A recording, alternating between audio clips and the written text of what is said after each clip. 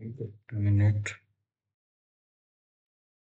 जय जगन्नाथ पिलामाने तुम समस्त की स्वागत करुच्ची आज आउ गोटे बहुत ही इंपोर्टाट भिडियो पिलामाने आज गोटे बहुत बढ़िया दिन भी तो आज गोटे पिलामाने आम स्टार्ट करवा ओटीईटी पेडागोजी थ्योरी क्लास आज आम स्टार्ट करवा ये जो सीरीजटा पिलामाने मु स्टार्ट करी ये ओटीईटी जो भी सिलेबस अच्छी पेपर 1 रे जो भी सिलेबस अच्छी तार कंप्लीट सिलेबस को मु पार्ट पार्ट पार्ट पार्ट करी आपन शेष करी आज पिलामाने क्लास 1 प्रथम क्लास तो आज प्रथम मुझे कहीदे कौन कौन स्ट्रक्चर रहा क्लासटा स्टार्ट करें देखो प्रथम आम टोटाल सीडीपी आम पाखापाखि 30 क्वेश्चन आसे इच क्वेश्चन आम 30 मार्क क्यारी करे ठीक अच्छे ना तापर यहाँ पे कौन CDP child development and pedagogy total 30टा क्वेश्चन 30 मार्क क्यारी करे देन आपंकर आउ जो पेडागोजी पढ़ुची अलग पेडागोजी पढ़ुची सब्जेक्ट पेडागोजी सेम 30 क्वेश्चन जो गोटे मिनिट 30टा नुह 40 क्वेश्चन पढ़ुची पाखापाखि 40 क्वेश्चन पे पढ़ुची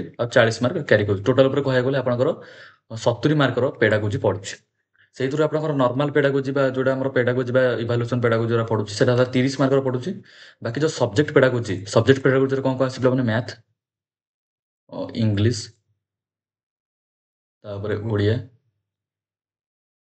देन आपंकर आईवीएस ठीक अच्छे एथर पे 10 पढ़ुचे मैथ रू 10टा पेडागोजी क्वेश्चन पढ़ुचे इंग्लिश रू 10टा पेडागोजी क्वेश्चन पढ़ुचे ओडिया भी 10टा ईवीएस रू भी 10टा तो टोटाल पूरा कह गले 70 क्वेश्चन आपंकर पेडागोजी पढ़ुची तो 70 क्वेश्चन आमर जो मैंने भल से प्रिपेरेसन कर जो मैंने थियोरी को भल से बुझुं plus previous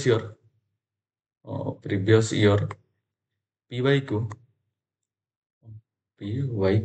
previous year PI को भल से एनालिसिस करुँच देन आप बहुत सारा क्वेश्चन प्रैक्टिस कर ठीक अच्छे बहुत सारा क्वेश्चन प्रैक्टिस करुँच ठीक अच्छे ना देन आपंकर मिनिमम अति कम 65 प्लस तो आराम से रहा यहाँ मुझे ग्यारंटी देवी जदि आपने मो क्लास जी सब थियोरी क्लास करें जी प्रीवियस ईयर पीआई को भल से एनालिसिस करी पढ़ेबी आदि क्वेश्चन गुड़ाक भी जो एनालिसिस करके आपको बुझेबी जब आप 3टा फेज जाऊँ ना ताहले आपंकर 65 प्लस तो जमीती रही ठीक अच्छे ना देन आप पेडागोजीटा भलसे पढ़ु दुई ये जो सीरीजटा पे स्टार्ट करुच्ची जो सीरीजटा पे आज जो स्टार्ट करो थियोरी कंप्लीट थियोरी आपको बुझेबार जो सीरीजटा स्टार्ट होची पे मिनिमम मत सब थियोरी कंप्लीट करने मिनिमम 10 ରୁ 15टा क्लास दरकार मे भी कम हो पारे अधिक हो पारे कि 10 ରୁ 15टा क्लास मिनिमम दरकार माने पाखापाखि 10 ରୁ 15 घंटा ठीक अच्छे जदि मुझे गोटे गोटे क्लास गुड़ा जब गोटे घंटा प्लस जब करे गोटे घंटा 1.5 घंटा भर रखे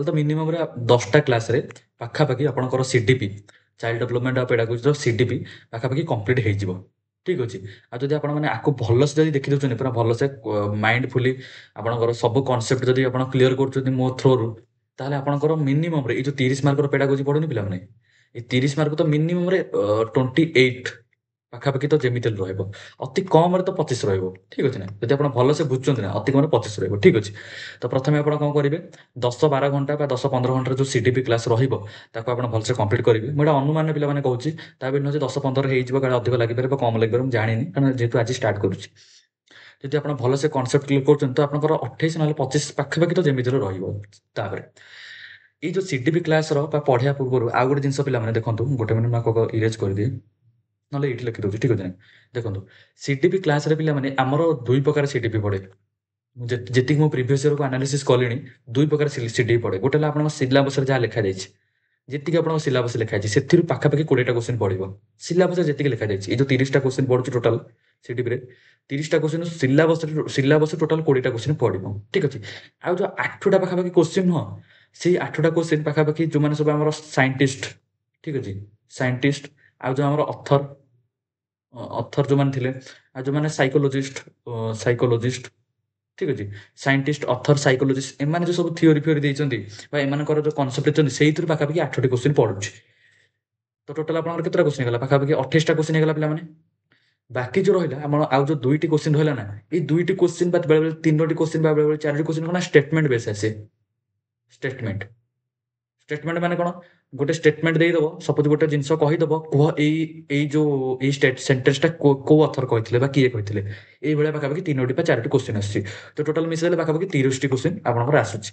ଏଇ ଯୋଉ 2ଟା ବା 3ଟି ବା 4ଟି କ୍ୱେଶ୍ଚିନ୍ ଯୋଉ ଷ୍ଟେଟମେଣ୍ଟ ବେସ୍ଡ, ତାକୁ ପିଲାମାନେ ପଢେଇବା ବା ତାକୁ ମାନେ କେହି ବି ପ୍ରେଡିକ୍ଟ କରିପାରିବେନି କଣ କହୁଛି, କୋଉଥିରୁ ପଚାରିବ, କୋଉ ଅଥର କଣ କହିଛନ୍ତି, ବା ଏତେ ଜିନିଷ ବହୁତ ଜିନିଷ ଅଛି ନା, କେତେ ଅଥର କେତେ କଥା କହିଛନ୍ତି, ସବୁ ଜିନିଷ କଭର କରିବା ବା ସମ୍ଭବ ନୁହଁ। କିନ୍ତୁ ମୁଁ ଆପଣଙ୍କୁ ଗ୍ୟାରେଣ୍ଟି ସହ ଦେଇଦଉଛି, ଯୋଉ 28 ମାର୍କର ଯୋଉ ପଢିବନି ପିଲାମାନେ, 28 ମାର୍କର, ଏଇ 28 ମାର୍କର ଯୋଉ କୋଶ୍ଚିନ୍, ଆର ସବୁତିକ କନସେପ୍ଟ ମୋ କ୍ଲାସ ବାହାରୁ ଆସିନଥିବ, ଏଇଟା ମୁଁ ଗ୍ୟାରେଣ୍ଟି ଦେବି। ମୁଁ ଯାହା ବି ୟୁଟ୍ୟୁବରେ ପଢେଇବି ଫ୍ରିରେ, ତା ବାହାରୁ ଏଇ 28ଟା କୋଶ୍ଚିନ୍ରୁ ବାହାରୁ ଜମା ଆସିନଥିବ। ଠିକ ଅଛି, ଆପଣ ଯେତେବେଳେ କୋଶ୍ଚିନ୍ ଆନାଲିସିସ୍ ଯେତେବେଳେ ମୁଁ କରିବି, ଆପଣଙ୍କୁ କହିବି କୋଉ କୋଉ ଜାଗାରେ ମୁଁ କୋଉ କୋଉ ଜିନିଷ ପଢେଇଛି, ଯୋଉଥିରୁ ଆସିଲା ମୁଁ କହିବି। ଠିକ ଅଛି ନା? ତ 28ଟା କୋଶ୍ଚିନ୍ ଆପଣଙ୍କୁ ନା ମୁଁ ପୁରା କମ୍ପ୍ଲିଟ୍ ପଢେଇବି। ଆଉ ଯଦି ଯୋଉ 2ଟି 3ଟି କୋଶ୍ଚିନ୍ ରହିଲା, ତାକୁ ବି ଆପଣ କମ୍ପ୍ଲିଟ୍ ପାଇଯିବେ। କେମିତି ପାଇବେ, ତାର ଗୋଟେ ଟ୍ରିକ୍ସ ଅଛି।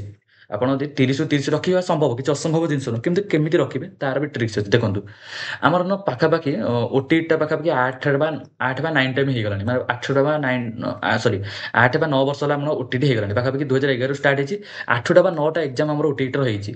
ତ ସେଇଥିରୁ ପାଖାପାଖି 70ଟା କୋଶ୍ଚିନ୍ ପାଖାପାଖି ଆମର କଣ ପ୍ରତି ପେଡାଗୋଜି 70ଟା କୋଶ୍ଚିନ୍ ଆସେ।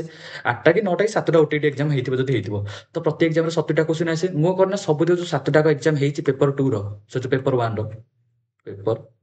1ର ଯେତିକି ଯୋଉ 7ଟା ଏକ୍ଜାମ୍ ହେଇଛି ବା 7ଟା କୋଶ୍ଚିନ୍ ପେପର ହେଇଛି, ତାକୁ ନା ପୁରା ଡିଟେଲରେ, ଏମିତି ନା ଯୋଉ ଉପରେ ପୁରା ଇନ୍ ଡିଟେଲ ମୁଁ ତାକୁ କଣ ମୋ ୟୁଟ୍ୟୁବ ଚ୍ୟାନେଲରେ ପୁରା ଫ୍ରିରେ ଆନାଲିସିସ୍ କରିଦେବି। ତାକୁ ପୁରା ଫ୍ରିରେ ଆନାଲିସିସ୍ ପିଲାମାନେ ଏଥିପାଇଁ କହୁଛି, ସଲ୍ଭ ତ କରିବି, ୱିଥ୍ ପ୍ରତିଟି କୋଶ୍ଚିନ୍କୁ ଭଲସେ ଆନାଲିସିସ୍ କରିବି, ଯାହାଦ୍ୱାରା କି ଆପଣ ଅନ୍ଦାଜ ଲଗେଇ ପାରିବେ, ଯେ ପ୍ରେଡିକ୍ଟ କରିପାରିବେ ଯେ କୋଉ କୋଉ କୋଶ୍ଚିନ୍ ଆସିପାରିବ। ଠିକ ଅଛି ନା? ଆଉ ଏଇ ଆନାଲିସିସ୍ଟା ଦେଖିବା ବହୁତ ଇମ୍ପୋର୍ଟାଣ୍ଟ, ବହୁତ ଇମ୍ପୋର୍ଟାଣ୍ଟ। ଏଇ ଯୋଉ 70ଟା ବା 7ଟା ପାଖାପାଖି ସେଟ୍ ଯୋଉ ଆନାଲିସିସ୍ କରିବି, ତାକୁ ଦେଖିବା ବହୁତ ଇମ୍ପୋର୍ଟାଣ୍ଟ। ଏଥିପାଇଁ ନୁହଁ ଯେ ପ୍ରିଭିୟସ୍ ଇୟର ପଚାରିଛି, କାରଣ ଆପଣମାନେ ଜାଣିଛନ୍ତି ଭଲ ଭାବରେ, ଯୋଉ ବିଏସସି ହଉ, ଆମର ଗୋଟେ ମିନିଟ୍, ବିଏସସି ହଉ କି ଓ ଡବଲ ଏସି ହଉ କି ଓ ଟ୍ରିପଲ ଏସି ହଉ, ଏମାନେ ସବୁ କରନ୍ତି ନା, କୋଶ୍ଚିନ୍ ଗୁଡା ସବୁ ରିପିଟ୍ କରନ୍ତି। ଠିକ ଅଛି ନା? ଏମାନେ ସବୁ କୋଶ୍ଚିନ୍ ଗୁଡା ରିପିଟ୍ କରନ୍ତି। ତ ଯେହେତୁ ବିଏସସି ଆମର କଣ୍ଡକ୍ଟ କରୁଛି କଣ, ଓଏସଟିଟି ଆଉ ଓଟିଇଟି କଣ୍ଡକ୍ଟ କରୁଛି, ତ ସିଏ କଣ ନା ପ୍ରାୟ କୋଶ୍ଚିନ୍ ରିପିଟ୍ କରିଦେବ। ଦେଖିବ ଏଇ 70 ଲାଖେ ଯୋଉ ପଢେଇବା, 749 ପାଖାପାଖି 490ଟା ଯୋଉ କୋଶ୍ଚିନ୍ ଆମେ ଯୋଉ କରେଇବା ନା, ଏଇ 490 କୋଶ୍ଚିନ୍ରୁ ବହୁତ ସାରା କୋଶ୍ଚିନ୍ ଆପଣଙ୍କର ଏଇ ଯୋଉ 2025 ଓଟିଇଟିରେ ଆପଣ ମାନେ ଡାଇରେକ୍ଟ ଦେଖିବାକୁ ପାଇବେ। ଠିକ ଅଛି, ଏଇଟା ପୁରା ଗ୍ୟାରେଣ୍ଟି, ଦେଖିବାକୁ ପଡିବ, ଡାଇରେକ୍ଟ ଦେଖିବାକୁ ପଡିବ। ଆଇଦର କିଛି ନୂଆ ଆଡ୍ କରି ଦେଖିବେ ପାଇବେ, ବା କହିବାକୁ ଗଲେ ପୁରୁଣା କୋଶ୍ଚିନ୍ ଗୁଡା ଡାଇରେକ୍ଟ ଦେଖିବାକୁ ପାଇବେ। ଠିକ ଅଛି, ତ ଆପଣ ମାନେ କଣ କରିବେ, ଗୋଟେ ମିନିଟ୍। ହଁ, ତ ଆପଣ ମାନେ ତଳକୁ ଆସ। ତ ଆପଣ ମାନେ କଣ କରିବେ, ପ୍ରଥମେ ଆପଣ ପ୍ଲାନିଂ ରହିବା ଦରକାର, ବା ଆମେ ଯେତେବେଳେ ଗୋଟେ ପାଠ ପଢୁଛେ, ଆଗ ପ୍ଲାନିଂ ସହକାରେ ପଢିବା ଦରକାର, ନା କି ଏମିତି ପଢିଦେବା ଦରକାର। ପ୍ରଥମେ ଆମର ଫାଷ୍ଟ ପ୍ଲାନିଂ ରହିବ କି ଆମେ ଯେତିକ ଥିଓରି ପୋର୍ସନ ଅଛି, ଥିଓରି ପୋର୍ସନ ଯେତିକି ଅଛି, ତାକୁ ପୁରା ଭଲସେ ବୁଝିବା, ତାକୁ କ୍ଲିୟର କରିବା, କନସେପ୍ଟ ତାକୁ କ୍ଲିୟର କରିବା, ଯେତିକି ଅଛି ଥିଓରି ତାକୁ ଭଲସେ କ୍ଲିୟର କରିବା। ସେକେଣ୍ଡ ଆମେ କଣ କରିବା, ପି ବାଇ କ୍ୟୁ, ଯେତିକି ସବୁ previous year P by Q ଅଛି, ତାକୁ ବି ଭଲସେ କ୍ଲିୟର କରିବା, ଆଉ ତାକୁ କମ୍ପ୍ଲିଟ୍ କରିବା, ୱିଥ୍ ରିଭିଜନ କରିବା। ଠିକ ଅଛି ନା? ତାକୁ ବି ରିଭିଜନ କରିବା, ଆକୁ ବି ପିଲାମାନେ ରିଭିଜନ କରିବେ। ଠିକ ଅଛି, ପ୍ରଥମେ କଣ କରିବେ ପିଲାମାନେ, ଥିଓରିଟାକୁ ଭଲସେ କମ୍ପ୍ଲିଟ୍ କରିବେ, ରିଭିଜନ କରିବେ, ପିୱାଇକୁ ଭଲସେ କମ୍ପ୍ଲିଟ୍ କରିବେ, ଦେନ୍ ରିଭିଜନ କରିବେ। ଥାର୍ଡ ମୁଁ ଆପଣଙ୍କର ଗୋଟେ ସିରିଜ ଷ୍ଟାର୍ଟ କରିବି, ଯେତେବେଳେ ଏଇ ଯୋଉ ମାନେ କନସେପ୍ଟ କ୍ଲିୟର କରିଦେଲା ପରେ ଯଦି ଆହୁରି 10-15 ଦିନ ଏକ୍ସଟ୍ରା ମିଳେ, ଏବେ ତ ପାଖାପାଖି 30 ଦିନ ହାତରେ ଅଛି ନା, 30 ଦିନ ମତେ ସିଲାବସ୍ ଆଉ ପିଆଇ କମ୍ପ୍ଲିଟ୍ କରୁ କରୁ ପାଖାପାଖି 20 ଦିନ ବା 15 ଦିନ ଲାଗିଯିବ। ଠିକ ଅଛି ନା? ଯଦି ମତେ ଆହୁରି ଏକ୍ସଟ୍ରା ସମୟ ମିଳେ, ଆଉ 10 ଦିନ 15 ଦିନ ଏକ୍ସଟ୍ରା ସମୟ ମିଳେ ମତେ, ତାହେଲେ ମୁଁ କଣ କରିବି ନା, ଯେତିକ ସବୁ ଏକ୍ସପେକ୍ଟେଡ ପିୱାଇକ୍ୟୁ, ତାକୁ ମୋ ଚ୍ୟାନେଲରେ ମୁଁ ଅପଲୋଡ କରିଦେବି, ଆଉ ତାକୁ ପୁରା ଭଲସେ ଆନାଲିସିସ୍ କରିବି ତମ ଆଗରେ। ଠିକ ଅଛି ନା? କେମିତି ତମେ କୋଶ୍ଚିନ୍ କରିବ, କେମିତି କୋଶ୍ଚିନ୍ ପଡୁଛି, ତାକୁ ବି ଭଲସେ ଆନାଲିସିସ୍ କରିଦେବି। ଏତିକି ମେଥଡ ଯଦି ଆପଣ ମାନେ ଯିବେ ନା, ତ ଏଇ ଯୋଉ ପେଡାଗୋଜିରେ 30ରୁ ପାଖାପାଖି ଗ୍ୟାରେଣ୍ଟେଡ ପାଖାପାଖି ଆପଣଙ୍କ ରଖିଦେବେ, ପାଖାପାଖି 30ରୁ 25ରୁ 28 ପାଖାପାଖି ଆପଣ ରଖିବେ, ଏଇଟା ଗ୍ୟାରେଣ୍ଟେଡ। ଠିକ ଅଛି, ଏତିକି ତ ସରିଗଲା 30 ମାର୍କର ପ୍ଲାନିଂ। ବାକି ଯୋଉ ରହିଲା 40 ମାର୍କର ଯୋଉ ପେଡାଗୋଜି ପଡୁଛି, ଆକୁ କେମିତି ପଢିବେ ପିଲାମାନେ? ଆ ପାଇଁ ନୁହଁ, ମୁଁ ପୁରାପୁରି ଏଇ ଯୋଉ ଓଡ଼ିଆ ପେଡାଗୋଜି ହଉ, ମ୍ୟାଥମେଟିକ୍ସ ପେଡାଗୋଜି ହଉ, ବା ଇଭିଏସ୍ ପେଡାଗୋଜି ହଉ, ଆଉ ଯୋଉ ରହିଲା ଇଂଲିଶ ପେଡାଗୋଜି, ଯେତିକ ପେଡାଗୋଜି ରହୁଛି, ତାକୁ କଣ ନା ଆଇଦର ଗୋଟେ କି ଦିଟା କ୍ଲାସ୍ ମତେ ଲାଗିବ କମ୍ପ୍ଲିଟ୍ କରିବା ପାଇଁ, ଗୋଟେ କି ଦିଟା କି ତିନିଟା ଏମିତି କ୍ଲାସ୍ରେ, ଗୋଟେ ଗୋଟେ ସବଜେକ୍ଟର ଗୋଟେ ଦିଟା କ୍ଲାସ୍ରେ ମୁଁ ତାକୁ ପେଡାଗୋଜି ବି, ତାର ବି ଥିଓରି କମ୍ପ୍ଲିଟ୍ କରେଇଦେବି, ଆଉ ତାର ଯେତିକି ପ୍ରିଭିୟସ୍ ଇୟର ପଚାରିଛି, ତାକୁ ବି ପିଲାମାନେ କମ୍ପ୍ଲିଟ୍ କରେଇଦେବି। ଠିକ ଅଛି ନା? ତ ସେଥିପାଇଁ ବେଶୀ, ଆଉ ଏଇ ଯୋଉ 40 ମାର୍କଟା ବେଶୀ ହାର୍ଡ ଆସେନି ପିଲାମାନେ, ବହୁତ ଇଜି ଆସୁଛି, ଏତିକ ବହୁତ ଇଜି ଆସେ, ସେତେଟା ହାର୍ଡ ଆସେନି, ବା ବହୁତ ପ୍ରାୟ ସମୟ ଇଜି ଆସେ।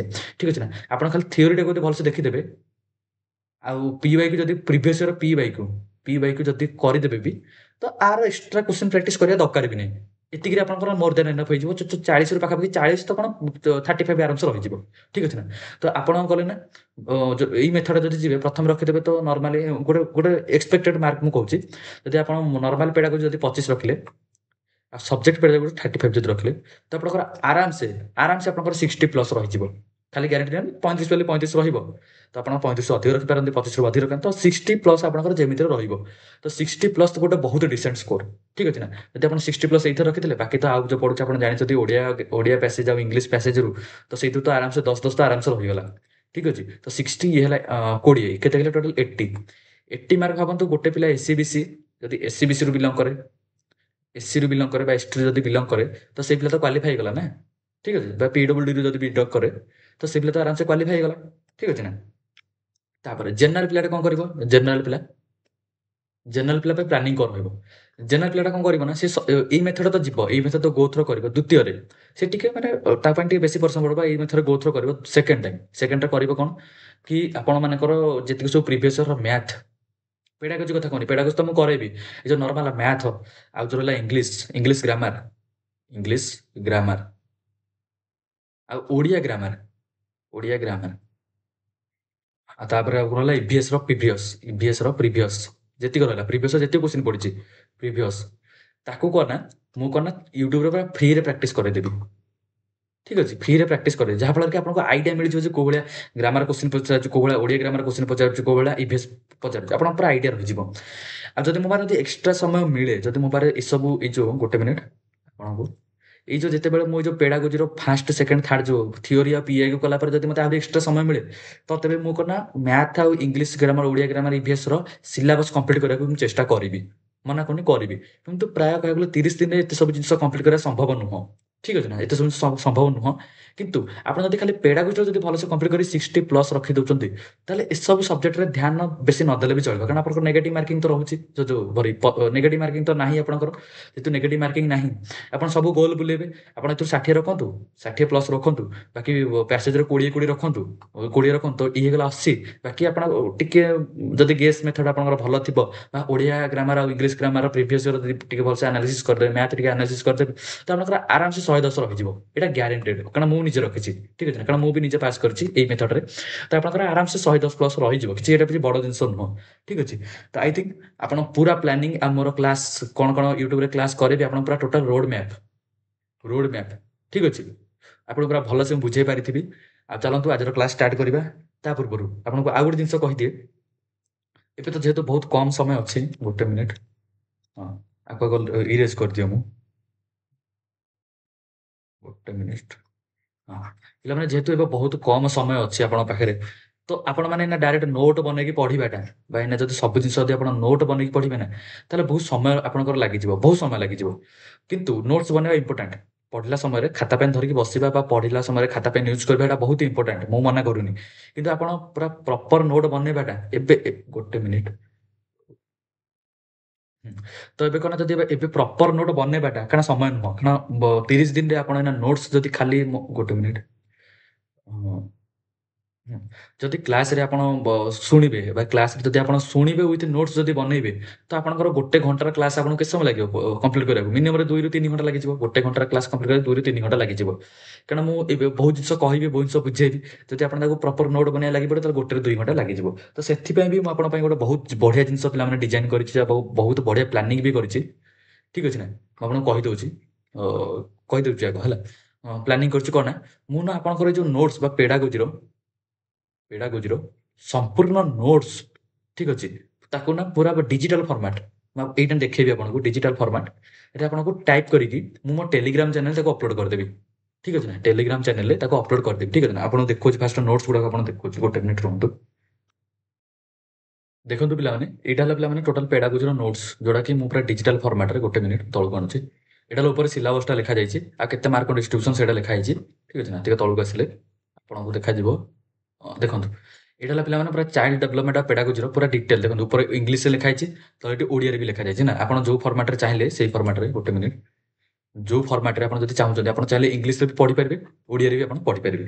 ମୁଁ ଟିକେ ତଳକୁ ଆସିଲେ ଆପଣ ଦେଖିପାରିବେ ଏଇଠି ବହୁତ ସାରା ପିକ୍ଚର ମେଥଡରେ ବା ବହୁତ ସାରା ପିକ୍ଚର ଏଠି ଆପଣ ଆଡ୍ କରିକି ହେଲା। କିଛି ନୋଟ୍ସ ଆପଣ ନ ବନେଇଲେ ବି ଚଳିବ, କାରଣ ପୁରା ଓଡ଼ିଆ ଆଉ ଇଂଲିଶ ଫର୍ମାଟ୍‌ରେ ପୁରା ବଢ଼ିଆ ସେ। ତାକୁ ପୁରା ପରେ ମୁଁ ତାକୁ ମୋ ଟେଲିଗ୍ରାମ ଚ୍ୟାନେଲରେ ଅପଲୋଡ଼ କରିଦେବି। ଏବେ ପିଲାମାନେ ଏ ନୋଟ୍ସଟା କମ୍ପ୍ଲିଟ୍ ହେଇନି। ପାଖାପାଖି 3ଟି କି 4ଟି ୟୁନିଟ୍ ମୁଁ ଭଲସେ ତାକୁ ଲେଖାଲେଖି କରିଛି, ବହୁତ ରିସର୍ଚ୍ଚ କରିକି। ଆଉ ଏଇଟା କମ୍ପ୍ଲିଟ୍ ହେଇନି। ଯେତେବେଳେ ତାର କମ୍ପ୍ଲିଟ୍ ୟୁନିଟ୍ ଯେତେବେଳେ କମ୍ପ୍ଲିଟ୍ ହେଇଯିବ ନା, ଏଇଟା ପେପର 1 ପାଇଁ, ଠିକ୍ ଅଛି ନା? ଯେତେବେଳେ କମ୍ପ୍ଲିଟ୍ ହେଇଯିବ, ତାପରେ ମୁଁ ତାକୁ ଅପଲୋଡ଼ କରିଦେବି କୋଉଠି ନା, ମୋ ଟେଲିଗ୍ରାମ ଚ୍ୟାନେଲରେ ଅପଲୋଡ଼ କରିଦେବି। ସେଥିରେ ଆପଣ ଏଇ ନୋଟ୍ସଟାକୁ ପୁରା ପାଇପାରିବେ, ଠିକ୍ ଅଛି? ନୋଟ୍ସଟା ଆପଣ ଟିକେ ଭଲସେ ଦେଖନ୍ତୁ। ପୁରା ଇଂଲିଶ ଆଉ ଓଡ଼ିଆ ଫର୍ମାଟ୍‌ରେ। ଗୋଟେ ମିନିଟ୍, ବେଶୀ ଜୁମ୍ ହେଇଗଲା। ଇଂଲିଶ ଆଉ ଓଡ଼ିଆ ଫର୍ମାଟ୍‌ରେ ଏଇ ନୋଟ୍ସଟା ଆପଣମାନେ ପାଇପାରିବେ କୋଉଠି? ମୋ ଟେଲିଗ୍ରାମ ଚ୍ୟାନେଲରେ ଆକୁ ଆପଣମାନେ ପାଇପାରିବେ। ବାସ୍ ଏଇ ନୋଟ୍ସଟାକୁ ନେଇକି ଆପଣ ସବୁଦିନ ସକାଳୁ ଉଠିଲା ମାନେ ଆକୁ କନା 2 ଘଣ୍ଟା ପାଖାପାଖି, ଗୋଟେ ମିନିଟ୍, ହଁ, ପାଖାପାଖି 2 ଆୱାର, 2 ଘଣ୍ଟା ଆପଣ କନା ତାକୁ ରିଭିଜନ କରିବେ। ନୋଟ୍ସଟାକୁ ସବୁଦିନ ମିନିମମରେ 2 ଘଣ୍ଟା ଆପଣ ସକାଳୁ ଉଠି ରିଭିଜନ କରିବେ। ତାପରେ PYQରୁ ଯୋଉ ନୋଟ୍ସ ଗୁଡ଼ା ବନେଇବେ, କାରଣ ମୁଁ ଆନାଲିସିସ୍ କଲାବେଳେ ଆପଣ ଯେମିତି ହେଲେ ନୋଟ୍ସ ବନେଇବେ, ଏଇଟା ଇମ୍ପୋର୍ଟାଣ୍ଟ। କାରଣ ମୁଁ ତ ଥିଓରି ନୋଟ୍ସ ପ୍ରୋଭାଇଡ଼ କରିଦେବି, PYQରୁ ତ ନୋଟ୍ସ ପ୍ରୋଭାଇଡ଼ କରିପାରିବି ନାହିଁ, କାରଣ ସେଇଟା ସେଇ ସମୟରେ ଯାହା ପଢ଼ିଲି। ତ PYQର ଯାହା ନୋଟ୍ସ ଆପଣ ବନେଇବେ, ତାକୁ ବି ଆପଣ ସବୁଦିନ ସକାଳୁ ଘଣ୍ଟେ କି 2 ଘଣ୍ଟା ରିଭିଜନ କରିଦେବେ। ଦେନ୍ ଆପଣ ପ୍ରାକ୍ଟିସ୍ କରିବେ। ପ୍ରାକ୍ଟିସ୍ ତ କୋଶ୍ଚିନ୍ ମୁଁ ଫ୍ରିରେ ପ୍ରାକ୍ଟିସ୍ କରେଇବି। ପ୍ରାକ୍ଟିସ୍ କରେଇବି, ଯଦି ମୋତେ ସମୟ ହୁଏ ତାହେଲେ ପ୍ରାକ୍ଟିସ୍ କରେଇବି, କାରଣ ଆପଣ ଭାବୁଛନ୍ତି ଦେଖୁତୁ ବହୁତ ସାରା ଜିନିଷ ଅଛି ପଢ଼ିବା ପାଇଁ, ତାକୁ ପ୍ରାକ୍ଟିସ୍ କରେଇବି। ତାପରେ ଯାଇକି ଆପଣ କଣ ନା ଦେଖିବେ ଆପଣଙ୍କର ସ୍କୋର କେତେ ଇମ୍ପ୍ରୁଭ୍ ହଉଛି ବା କେତେ ଇମ୍ପ୍ରୁଭ୍ ହଉଛି। ଆଉ ଯୋଉ ପିଲାମାନେ ଏବେ ନୂଆ ଅଛନ୍ତି ବା ବହୁତ ନୂଆ ଅଛନ୍ତି, ସେମାନଙ୍କ ପାଇଁ ତ ଏ କ୍ଲାସ୍‌ଟା ମାନେ ସେମାନଙ୍କ ପାଇଁ ତ ଇମ୍ପୋର୍ଟାଣ୍ଟ ରହିବ, କାରଣ ଗୋଟେ ଥରକରେ OTT କ୍ଲିୟର କରିଦେବାଟା ବହୁତ ଇମ୍ପୋର୍ଟାଣ୍ଟ। ନହେଲେ ବହୁତ ଦିନ ଲାଗିଲେ ମାନେ ଏଇ ଜିନିଷଟା ମାନେ ଇଚ୍ଛା ହୁଏନି ପଢ଼ିବାକୁ, ଠିକ୍ ଅଛି ନା? ଯଦି ଆପଣମାନେ 2-3 ଥର ଦେଲେଣି ଆପଣଙ୍କର କ୍ଲିୟର ହଉନି, ତ ଆପଣ ଏଇ 3ଟି ମେଥଡରେ ଗୋ ଥ୍ରୋ କରନ୍ତୁ। ତାପରେ ଆପଣ ଜାଣନ୍ତୁ, ତାପରେ ଆପଣ ଜାଣିବେ ଯେତେବେଳେ ଏକ୍ଜାମ ଦେଇକି ଆସିବେ, ତାପରେ ଆପଣ ନିଜେ ଆନାଲିସିସ୍ କରିବେ ଯେତେବେଳେ ତାପରେ ଆଉ କହିବେ ଆପଣ ମାନେ କେତେ ଆପଣଙ୍କର କଣ ହେଲ୍ପଫୁଲ୍ ହେଲା ବା କଣ ବେନିଫିଟ୍ ହେଲା, ଆପଣ ସେତେବେଳେ ମୋତେ କମେଣ୍ଟରେ ଜଣେଇବେ। ତ ଅଲରେଡି ବହୁତ ଡିସ୍କସନ୍ ହେଇଗଲା, କ୍ଲାସ୍ ତ ଚାଲନ୍ତୁ ଷ୍ଟାର୍ଟ କରିବା। ବହୁତ ଡିସ୍କସନ୍ ହେଇଗଲା, ଚାଲନ୍ତୁ ଷ୍ଟାର୍ଟ କରିବା ଆଜିର କ୍ଲାସ୍। ଚାଲନ୍ତୁ ଷ୍ଟାର୍ଟ କରିବା ଆଜିର କ୍ଲାସ୍। ଫାଷ୍ଟ ସବୁ ଇରେଜ୍ କରିଦିଏ ପିଲାମାନେ, ମୁଁ ଟିକେ ଲିଭେଇ ଦିଏ। ଫାଷ୍ଟ ଏଇଟା ଡାଇରେକ୍ଟ ଏଇଠୁ ଲିଭେଇ ଦେଉଛି, ଠିକ୍ ଅଛି? ତ ତାପର ସ୍ଲାଇଡ୍‌ଟା ବି ଇରେଜ୍ କରିଦେବି, ଠିକ୍ ଅଛି? ତ ଆପଣମାନେ ଆଇଡ଼ିଆ ଲଗେଇ ସାରିବେଣି ନା କୋଉ ଇଏରେ? ଟିକେ ଆଜି ଟିକେ ଲମ୍ବା ହେଇଗଲା ଟିକେ ସବୁ ଜିନିଷ କହୁ, କାରଣ କହିବା ଇମ୍ପୋର୍ଟାଣ୍ଟ। ଆପଣ ନ ଜାଣିଲେ କେମିତି ଷ୍ଟାର୍ଟ କରିବେ? ବିନା ପ୍ଲାନିଂରେ ଯୋଉ ଜିନିଷ କଲେ ସେଇଟା ଜିନିଷଟା ଟିକେ ସକ୍ସେସଫୁଲ୍ ହେଲା ବେଳକୁ ବହୁତ ସମୟ ଲାଗିଯାଏ ପିଲାମାନେ। ସବୁ ଜିନିଷ ପ୍ଲାନିଂର ସହକାରେ କରିବା ଦରକାର। ଆଉ କଣ ରହିଲା କି? ବାସ୍। ତ ଏଇଟା ବି ଲିଭେଇ ଦେବା, ଗୋଟେ ମିନିଟ୍। ଚାଲନ୍ତୁ ଷ୍ଟାର୍ଟ କରିବା। ପିଲାମାନେ ପ୍ରଥମେ ଆମେ ଫାଷ୍ଟ ଅଣ୍ଡରଷ୍ଟାଣ୍ଡ କରିବା ବା ଫାଷ୍ଟ ଆମେ ବୁଝିବା କ'ଣ ପିଲାମାନେ ଚାଇଲ୍ଡ ଡେଭଲପମେଣ୍ଟ ବା ପେଡାଗୋଜିଟା ଆମର କ'ଣ, ଠିକ୍ ଅଛି ନା? ତ ଚାଲନ୍ତୁ ପିଲାମାନେ ଚାଇଲ୍ଡ ଡେଭଲପମେଣ୍ଟ ମାନେ ଏବେ କ'ଣ? ପିଲାମାନେ ମନେ ରଖ, ଯେତେବେଳେ ଗୋଟେ ଛୁଆଟେ କିଶୋରାବସ୍ଥାରେ ଥିବ ବା ଛୋଟ ପିଲା ଯେତେବେଳେ ଥିବ, ଛୋଟ ପିଲାରୁ ବା ଶିଶୁରୁ, ଠିକ୍ ଅଛି? ଶିଶୁରୁ ଆମର କ'ଣ କିଶୋରାବସ୍ଥା, ଗୋଟେ ମିନିଟ୍, ଲିଭେଇ ଦିଏ। ଶିଶୁରୁ କିଶୋରାବସ୍ଥା, ପିଲାମାନେ ବେଶୀ ମୁଁ ଓଡ଼ିଆ ୱାର୍ଡ ୟୁଜ୍ କରିବି ଆଉ ଇଂଲିଶ ୱାର୍ଡ ବି ମିଶେଇକି ୟୁଜ୍ କରିବି, ଯାହାଫଳରେ କି ଆପଣଙ୍କୁ ବୁଝିବା ସହଜ ହେବ, ଠିକ୍ ଅଛି ନା? କିଶୋରାବସ୍ଥା ପର୍ଯ୍ୟନ୍ତ, ଠିକ୍ ଅଛି ନା? ଶିଶୁରୁ କିଶୋରାବସ୍ଥା ପର୍ଯ୍ୟନ୍ତ, ଠିକ୍ ଅଛି ନା? ଆପଣ ଗୋଟେ ଛୋଟ ଛୁଆଟେ ହେଲା, ସିଏ କ'ଣ ନା ବହୁତ ଛୋଟ ଛୁଆରୁ ଆଉ ଯେତେବେଳେ ବଡ଼ ହେଲା ଯାଏଁ, ଠିକ୍ ଅଛି ନା? ତାର emotional development, physical development, cognitive development ଆଉ ସୋସିଆଲ୍ ଡେଭଲପମେଣ୍ଟ, ଏସବୁ ଯୋଉ ଡେଭଲପମେଣ୍ଟଟା ହୁଏ ବା ଏସବୁ ଜିନିଷ ବା ଏଇସବୁରେ କେମିତି ସେ ଗ୍ରୋ କରିବ, କେମିତି ସେ ଭାବିବ, କେମିତି ସେ ଲୋକମାନଙ୍କ ସହ ରିଲେସନସିପ୍ ବିଲ୍ଡ କରିବ, କେମିତି ସେ ନିଜର ଆଇଡେଣ୍ଟିଟିକୁ ପ୍ରୁଭ୍ କରିବ, ତ ସେସବୁ ଜିନିଷ ପିଲାମାନେ ହେଲା ଡେଭଲପମେଣ୍ଟ, ଠିକ୍ ଅଛି ନା? ଆପଣମାନେ ବହୁତ ଭଲ ଭାବରେ ଜାଣିଛନ୍ତି ଗୋଟେ ଛୋଟ ଛୁଆଟେ ଛୋଟରୁ ବଡ଼ ହେଲା ଭିତରେ ସେ ବହୁତ ସାରା ଡିଫିକଲ୍ଟିଜ୍ ହଉ, ବହୁତ ସାରା ଜିନିଷ ହଉ, ଶିଖେ, ବଢ଼େ, ଭୁଲ କରେ, ଠିକ୍ କରେ, ସେସବୁ ଜିନିଷ ପିଲାମାନେ ଡେଭଲପମେଣ୍ଟରେ ବି ଆସେ, ଠିକ୍ ଅଛି ନା? ତ ଆମେ ଏଇଥିରୁ କ'ଣ ବୁଝିଲେ ପିଲାମାନେ? ଗୋଟେ ମିନିଟ୍ ମୁଁ ନୋଟ୍ସ ବନାଏ, ଏଠି ଟିକେ ଲେଖିବା ଷ୍ଟାର୍ଟ କରୁଛି। ଚାଇଲ୍ଡ ଡେଭଲପମେଣ୍ଟ କ'ଣ? କି ଗୋଟେ ଶିଶୁର ଇମୋସନାଲ୍ ଡେଭଲପମେଣ୍ଟ, ଏଠି ଇମୋସନାଲ୍ ଡେଭଲପମେଣ୍ଟ, ଠିକ୍ ଅଛି? ତାପରେ ଫିଜିକାଲ୍, ତାପରେ ହେଲା ମୋରାଲ, ଠିକ୍ ଅଛି? ଦେନ୍ ହେଲା ଆପଣଙ୍କର କ'ଣ? Physical, emotional, moral. ତାପରେ ଆପଣଙ୍କର ଯୋଉ ରହୁଛି ଲାଙ୍ଗୁଏଜ୍ ଡେଭଲପମେଣ୍ଟ ରହିବ, ଲାଙ୍ଗୁଏଜ୍, ଠିକ୍ ଅଛି? ଲାଙ୍ଗୁଏଜ୍, ଠିକ୍ ଅଛି? ଲାଙ୍ଗୁଏଜ୍ ଏସବୁ ଜିନିଷର ପିଲାମାନେ ଡେଭଲପମେଣ୍ଟ ବା ଏସବୁ ଜିନିଷର ଗ୍ରୋଥ୍ ହେଲା ପରେ ଏସବୁ ଜିନିଷ ଟିକେ ଟିକେ ଜାଣିବା, ଠିକ୍ ଅଛି? ଏସବୁ ଜିନିଷ ହେଲା ପିଲାମାନେ ଡେଭଲପମେଣ୍ଟ। ବା ଗୋଟେ ଛୁଆଟେ ଯେତେବେଳେ ଜନ୍ମ ହୁଏ, ସିଏ କ'ଣ କଥା କହି ଶିଖେ, କିନ୍ତୁ ବେଳେବେଳେ ସମୟ ଯେତେବେଳେ ବଢ଼ିବ ସେ କଥା କହିବା ଶିଖିବ, ଲୋକଙ୍କ ସହ ମିଶିବା ଶିଖିବ, ତାପରେ ଆଗରୁ ନିଜେ ହାତରେ ଖାଉନଥିଲା ଏବେ ନିଜ ହାତରେ ଖାଇବା ଶିଖିବ, ଠିକ୍ ଅଛି? ତାପରେ ଲୋକଙ୍କ ସହ ଇଣ୍ଟରାକ୍ସନ୍ କରିବା ଶିଖିବ। ଏସବୁ ଜିନିଷ ପିଲାମାନେ ଡେଭଲପମେଣ୍ଟ ଅଣ୍ଡରରେ ଆସେ, ଠିକ୍ ଅଛି ନା? ତ ଆମେ ଏସବୁ ଅଣ୍ଡରଷ୍ଟାଣ୍ଡ କରିକି ଲାଭ କ'ଣ ପାଇବା? ଠିକ୍ ଅଛି, ଆମେ ଏସବୁ ଜାଣିକି ଆମର ଲାଭ କ'ଣ ହବ? ପିଲାମାନେ ଆମେ ଯେହେତୁ ପେଡାଗୋଜି ପଢ଼ୁଛେ, ପେଡାଗୋଜି ପଢ଼ିବାର ମୁଖ୍ୟ ବା ପେଡାଗୋଜି ପଢ଼ିବାର ଆମର ମୋଟିଭଟା ଆମର କ'ଣ ହେବା ଦରକାର? ପିଲାମାନେ ମନେ ରଖ, ଆମର ପେଡାଗୋଜି ପଢ଼ିବାର ମୋଟିଭ୍ ଏଇଆ ହେବା ଦରକାର, ଯେତେବେଳେ ଆମେ ସ୍କୁଲରେ ଜବ୍ କରିବା, ଯେତେବେଳେ ଆମେ ଗୋଟେ ମିନିଟ୍ ଯେତେବେଳେ ଆମେ ଗୋଟେ ସ୍କୁଲରେ ଯେତେବେଳେ ଆମେ ଜବ୍ କରିବାକୁ ଯିବା ବା ଜବ୍ କରିବା ପିଲାଙ୍କୁ ପଢ଼େଇବା ତ ଆମେ ତା ପୂର୍ବରୁ ଜାଣିବା ଦରକାର ଯେ ସେ ପିଲାଟା କେତେ କାପାବୁଲ୍ ଅଛି। ଆମେ ଯେଉଁ ଜିନିଷ ପଢ଼ଉଛେ ସେ ତାକୁ ଗ୍ରହଣ କରିବାର ତାର ବୟସ ଅଛିଟି ବା ଆମେ ଯାହା ପଢ଼େଇବା ସେ ଗ୍ରହଣ କରିପାରିବଟି ଏସବୁ ଜିନିଷ କ'ଣ ନା ଏସବୁ ଜିନିଷ ପାଇଁ ନା ଆମେ ଚାଇଲ୍ଡ ଡେଭଲପମେଣ୍ଟକୁ ଅଣ୍ଡରଷ୍ଟାଣ୍ଡ କରିଥିବା ଦରକାର ବା ଚାଇଲ୍ଡ ଡେଭଲପମେଣ୍ଟକୁ ଆମେ ବୁଝିଥିବା ଦରକାର। ଯଦି ଆମେ ସେସବୁ ଯଦି ବୁଝିଥିବା ତାହେଲେ ଆମେ କ'ଣ ନା ଗୋଟେ ପିଲାର ଡେଭଲପମେଣ୍ଟରେ ବହୁତ ହେଲ୍ପ କରିପାରିବା। ଠିକ୍ ଅଛି ନା ତ ଏଥିପାଇଁ ନର୍ମାଲି ଆଉ ଗୋଟେ ଜିନିଷ ପିଲାମାନେ ଆମେ ଏବେ ମୁଁ ଯେଉଁ ଚାଇଲ୍ଡ ଡେଭଲପମେଣ୍ଟ କଥା ପଢ଼େଇବି ନା ବା ଯାହା ବି ପଢ଼େଇବି ତ 6ରୁ 12 ବର୍ଷର ପିଲା, କାରଣ 6ରୁ 12 ବର୍ଷ ପ୍ରାଇମେରୀ ଲେବୁଲରେ ଆସେ ନା ପ୍ରାଇମେରୀ, ଯେହେତୁ ଆମେ ପେପର 1 ପଢ଼ୁଛେ ତ ପ୍ରାଇମେରୀ ଲେବୁଲରେ ଆସେ।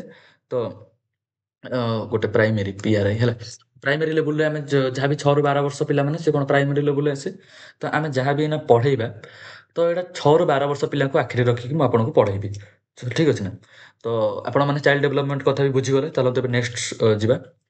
ହଁ, କ'ଣ ପାଇଁ ଆମେ ଚାଇଲ୍ଡ ଡେଭଲପମେଣ୍ଟକୁ ବା ଚାଇଲ୍ଡ ଡେଭଲପମେଣ୍ଟକୁ ଆମେ କ'ଣ ପାଇଁ ପିଲାମାନେ ଅଣ୍ଡରଷ୍ଟାଣ୍ଡ କରିବା। ଦେଖନ୍ତୁ, ଯେତେବେଳେ ଗୋଟେ ପିଲା ପ୍ରାଥମିକ ସ୍ତରରେ ଥାଏ ବା ପ୍ରାଇମେରୀ ଲେବୁଲରେ ଥାଏ ତାର ବେସିକ୍ ହ୍ୟାବିଟ୍ ତା ଏକାଡେମିକ୍ ଫଙ୍କସନ୍ସ ବା ତାର ବେସିକ୍ ହ୍ୟାବିଟ୍ ହଉ ଏକାଡେମିକ୍ ଫଙ୍କସନ୍ସ ହଉ ସିଏ କେମିତି ତା ନିଜ ବ୍ୟକ୍ତିତ୍ୱକୁ ଗଢ଼ିବ ଆଉ ପ୍ରାଥମିକ ସ୍ତରରେ କେମିତି ସେ ତାର ଗୋଟେ ପଠନ ଭିତ୍ତିକୁ ଗଢ଼ିବ ସେସବୁ ଜିନିଷକୁ ମାନେ ଆମେ ତାର ଗ୍ରୋ କରିବାକୁ ହେଲେ ଆମକୁ ନା ଚାଇଲ୍ଡ ଡେଭଲପମେଣ୍ଟ ପେଡାଗୋଜିକୁ ବୁଝିବାକୁ ପଡ଼ିବ। ଠିକ୍ ଅଛି, କ'ଣ କରିବାକୁ ପଡ଼ିବ ଯଦି ଗୋଟେ ଛୁଆଟେ ଆମର ଅଛି ସିଏ କ'ଣ ନା ଯଦି ଆମେ ତାର ଫାଉଣ୍ଡେସନ୍ ବା ତାର ପ୍ରାଇମେରୀ ଫାଉଣ୍ଡେସନ୍କୁ ଯଦି ଆମେ ତାକୁ ଷ୍ଟ୍ରଙ୍ଗ କରିବାକୁ ଚେଷ୍ଟା କରିବା ପ୍ରାଇମେରୀ ଫାଉଣ୍ଡେସନକୁ ଯଦି ଆମେ ତାର ଷ୍ଟ୍ରଙ୍ଗ କରିବା ତ ଆମେ କେମିତି ଷ୍ଟ୍ରଙ୍ଗ କରିବା ତାର ଚାଇଲ୍ଡ ଡେଭଲପମେଣ୍ଟକୁ ଆମେ ବୁଝିଲେ ହିଁ ଷ୍ଟ୍ରଙ୍ଗ କରିବା। ଚାଇଲ୍ଡ ଡେଭଲପମେଣ୍ଟଟା କ'ଣ, କେଉଁ ବର୍ଷର କେଉଁ ପିଲାଟା କ'ଣ କରିବାକୁ ଚାହେଁ ବା କେଉଁ ବର୍ଷର କେଉଁ ପିଲାଟା କେଉଁ ଲେବୁଲର କାମ କରିପାରିବ ସେସବୁ ଜିନିଷ ଜାଣିବାକୁ ହେଲେ ଆମେ କ'ଣ କରିବା କି ଚାଇଲ୍ଡ ଡେଭଲପମେଣ୍ଟକୁ ଆମେ ବୁଝିବାକୁ ପଡ଼ିବ। ଠିକ୍ ଅଛି ନା। ତାପରେ ପିଲାମାନେ ବହୁତ ପ୍ରକାର ଚାଇଲ୍ଡ ଡେଭଲପମେଣ୍ଟ ଅଛି, ବହୁତ ପ୍ରକାର, ତାପରେ ବହୁତ ଆସ୍ପେକ୍ଟ ବି ଅଛି ତାର ବା ବହୁତ ଏରିଆ ବି ଅଛି ତାର। ଠିକ୍ ଅଛି ନା। ଚାଲନ୍ତୁ ପ୍ରଥମେ ପିଲାମାନେ ଚାଇଲ୍ଡ ଡେଭଲପମେଣ୍ଟର ଏରିଆ କଥା କହିଛି। ଦେଖ, ଗୋଟେ ପିଲାର ଖାଲି ତ ଗୋଟେ ପ୍ରକାର ଡେଭଲପମେଣ୍ଟ ହେବ ବୋଲି ତ ଗ୍ୟାରେଣ୍ଟି ନାହିଁ ନା। ଖାଲି କ'ଣ ଗ୍ୟାରେଣ୍ଟି ଅଛି ଗୋଟେ ପିଲାଟା ଖାଲି ଫିଜିକାଲି ବଢ଼ିବ, ତାର ଇମୋସନାଲ ବି ଡେଭଲପମେଣ୍ଟ ହେବ, ତାର ମେଣ୍ଟାଲ ବି ଡେଭଲପମେଣ୍ଟ ହେବ, ତାର କଗ୍ନିଟିଭ୍ ବି ଡେଭଲପମେଣ୍ଟ ହେବ। ତ ଏସବୁ ଜିନିଷ ହେବ। ତ ସେସବୁ କ'ଣ ପିଲାମାନେ କହନ୍ତି ନା ଏରିଆଜ ଅଫ୍ ଚାଇଲ୍ଡ ଡେଭଲପମେଣ୍ଟ। ଠିକ୍ ଅଛି ନା। ମନେ କରନ୍ତୁ ଫାର୍ଷ୍ଟ ହେଲା ବହୁତ ସାରା ଏରିଆ ଅଛି। ପ୍ରଥମ ଏରିଆ ହେଲା ଚାଇଲ୍ଡ ଡେଭଲପମେଣ୍ଟର ସେଟା ହେଲା ଫିଜିକାଲ ଡେଭଲପମେଣ୍ଟ। ଠିକ୍ ଅଛି। ପ୍ରଥମେ ଗୋଟେ ଚାଇଲ୍ଡର ଫିଜିକାଲ ଡେଭଲପମେଣ୍ଟ ହେବ, ଫିଜିକାଲ ହେବ, କଗ୍ନିଟିଭ, କାରଣ ଡେଭଲପମେଣ୍ଟଟା ନା ସବୁ ଜିନିଷ ମିଶିକି ହିଁ ଡେଭଲପମେଣ୍ଟ ହୁଏ। ଠିକ୍ ଅଛି ନା। ତାର ଗୋଟିଏ ଏରିଆ ହେଲା କ'ଣ କି ଫିଜିକାଲ ଡେଭଲପମେଣ୍ଟ। ସେକେଣ୍ଡ ଏରିଆଟା ପିଲାମାନେ କ'ଣ କି ଆପଣଙ୍କର କଗ୍ନିଟିଭ୍ ଡେଭଲପମେଣ୍ଟ। କ'ଣ କଗ୍ନିଟିଭ୍, ଗୋଟେ ମିନିଟ୍ ଏଇଠି, କଗ୍ନିଟିଭ୍ ଡେଭଲପମେଣ୍ଟ। ଠିକ୍ ଅଛି। ଗୋଟେ ହେଲେ ପିଲାମାନେ କ'ଣ ଫିଜିକାଲ ଡେଭଲପମେଣ୍ଟ ହେବ, ଦ୍ୱିତୀୟରେ ପିଲାମାନେ କ'ଣ କଗ୍ନିଟିଭ୍ ଡେଭଲପମେଣ୍ଟ। କଗ୍ନିଟିଭ୍ ଡେଭଲପମେଣ୍ଟ ମାନେ କଗ୍ନିଟିଭ୍ ମାନେ କ'ଣ ବୁଝ କି ନାହିଁ। କଗ୍ନିଟିଭ୍ ମାନେ ହେଲା ବୁଦ୍ଧିମତ୍ତା ବା ବୁଦ୍ଧିର ବିକାଶ ମାନେ ହେଲା କଗ୍ନିଟିଭ୍। ଠିକ୍ ଅଛି। ଆଉ ଫିଜିକାଲ ମାନେ କ'ଣ ପିଲାମାନେ ଶାରୀରିକ, ଏଇଠି ମୁଁ ଲେଖିଦେଉଛି ଶାରୀରିକ। ଠିକ୍ ଅଛି ନା। ଫିଜିକାଲ ମାନେ ପିଲାମାନେ ଶାରୀରିକ ବୁଦ୍ଧି, ଆଉ କଗ୍ନିଟିଭ୍ ମାନେ କ'ଣ ଆମର ବୁଦ୍ଧିମତ୍ତା। ଠିକ୍ ଅଛି ନା। ତାପରେ ପିଲାମାନେ ଆଉ ଗୋଟେ ଡେଭଲପମେଣ୍ଟ ପିଲାମାନେ କ'ଣ ହେବ ଇମୋସନାଲ ଡେଭଲପମେଣ୍ଟ। ଏଇଟା 3 ନମ୍ବରରେ ଇମୋସନାଲ ଡେଭଲପମେଣ୍ଟ। ଏଇଟା ପିଲାମାନେ ସବୁ କ'ଣ ଏରିଆଜ ଅଫ୍ ଚାଇଲ୍ଡ ଡେଭଲପମେଣ୍ଟ। ଠିକ୍ ଅଛି ନା। ମୁଁ ଆ ଭିତରେ ନୁହଁ ବା ଏସବୁ ଜିନିଷକୁ ନୁହଁ ଡିଟେଲରେ ଆପଣଙ୍କୁ ଏଇନା ଏକ୍ସପ୍ଲାନେସନ୍ ଦେବି। ଏଇନା ହେଲା ତାପରେ ଆଉ ଗୋଟେ ଏରିଆ ହେଲା କ'ଣ ଇମୋସନାଲ ଡେଭଲପମେଣ୍ଟ। ଇମୋସନାଲ ମାନେ କ'ଣ କି ଭାବନାତ୍ମକ ହେଲା। ଗୋଟେ ପିଲା କେମିତି ଭାବୁଛି, ଗୋଟେ ପିଲାର କେମିତି ଇମୋସନ୍ ବା ରାଗିଗଲେ କେମିତି ସେ ଇମୋସନ୍ ଦେଖଉଛି, ରୁଷିଲେ କେମିତି ଇମୋସନ୍ ଦେଖଉଛି, ଲୋକମାନଙ୍କ ସହ କେମିତି ସେ ବ୍ୟବହାର କରୁଛି, ସେସବୁ କ'ଣ ନା ପିଲାମାନେ ଇମୋସନାଲ ଡେଭଲପମେଣ୍ଟ। କ'ଣ ଭାବନାତ୍ମକ। ଠିକ୍ ଅଛି ନା। ଏସବୁ ଜିନିଷ ପିଲାମାନେ ଟିକେ ସର୍ଟ ନୋଟ୍ କରୁଥିବେ। କମ୍ପ୍ଲିଟ୍ ନୋଟ୍ ଯଦି କରିବାକୁ ଚାହିଁବେ କରିବେ, କିଛି ଅସୁବିଧା ନାହିଁ, କିନ୍ତୁ ସର୍ଟ ନୋଟ୍ ବନଉଥିବେ, କାରଣ କମ୍ପ୍ଲିଟ୍ ନୋଟ୍ ମୋ ୟୁଟ୍ୟୁବ୍ ଚ୍ୟାନେଲ୍ ଆପଣଙ୍କୁ ଦେବି। ଆଉ ଗୋଟେ ଜିନିଷ ପିଲାମାନେ କହିବାକୁ ମୋ ଟେଲିଗ୍ରାମ ଚ୍ୟାନେଲ୍ ଦେବି। ଆଉ ଗୋଟେ ଜିନିଷ କହିବାକୁ ଭୁଲିଗଲି, ମୋ ଟେଲିଗ୍ରାମ ଚ୍ୟାନେଲ୍ ପିଲାମାନେ ଜଏନ୍ କରିବାକୁ ହେଲେ ନା ଗୋଟେ ପୋଷ୍ଟ ସେକ୍ସନ୍ ଅଛି, ଗୋଟେ ମୋର ୟୁଟ୍ୟୁବ୍ର ଗୋଟେ ପୋଷ୍ଟ ସେକ୍ସନ୍ ଅଛି, ସେଠି ପିଲାମାନେ ଗୋଟେ QR କୋଡ଼ ଦିଆହେଇଛି। ଠିକ୍ ଅଛି ନା। ସେ QR କୋଡ଼ରେ ମାତ୍ର 100 ଟଙ୍କା ଦେଲେ ଆପଣ ମୋ ଟେଲିଗ୍ରାମ ଚ୍ୟାନେଲ୍ର ସବସ୍କ୍ରିପସନ୍ ନେଇପାରିବେ। ଠିକ୍ ଅଛି। ଆଉ ଯେଉଁ 100 ଟଙ୍କା ଯେଉଁ ଆପଣ ଦେବେ ନା, ଏ 100 ଟଙ୍କା ଦେଲେ ଆପଣ life time subscription, life time. ଏମିତି ନୁହଁ ଯେ ଆପଣ 100 ଟଙ୍କା କେବଳ ଏଇ OTT ପାଇଁ, ଏଇ OTT ନୁହଁ, ଆଗକୁ ଯେତିକ OSTT ହଉ, OTT ହଉ, SSB TGT ହଉ, SSB TGT ହଉ, ଆଉ LTR ତ ଏବେ ଗଲା, ଆପଣଙ୍କର ଆରଏସଟି ଆଗକୁ ଆସିବ, ଆରଏସଟି ହଉ, ଜୁନିୟର ଟିଚର ହଉ, ଯାହା ବି ଆଗକୁ ବାହାରିବ ନା ସବୁଥର free classes with MCQ previous questions ସବୁ ଜିନିଷ ଆପଣ ହେଇଠିକିନା ପାଇପାରିବେ।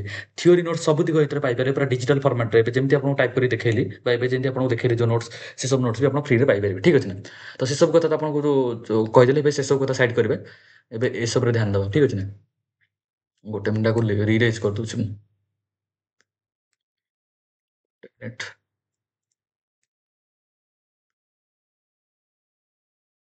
ଠିକ୍ ଅଛି ନା? ଦେଖନ୍ତୁ, ପ୍ରଥମେ ଆଉ ଗୋଟେ ଏରିଆ କ'ଣ ପିଲାମାନେ, ଇମୋସନାଲ ଡେଭଲପମେଣ୍ଟ। ଇମୋସନାଲ ଡେଭଲପମେଣ୍ଟ ମାନେ କ'ଣ କି ଭାବନାତ୍ମକ ବିକାଶ ହେଲା। ଠିକ୍ ଅଛି। ତାପରେ ଆଉ ଗୋଟେ 4ରେ ଆମର କ'ଣ ରହିବ, ଶାରୀରିକ ବିକାଶ। ଶାରୀରିକ ତ କହିଦେଲି, ଆଉ ଗୋଟେ ହେଲା ସୋସିଆଲ ଡେଭଲପମେଣ୍ଟ।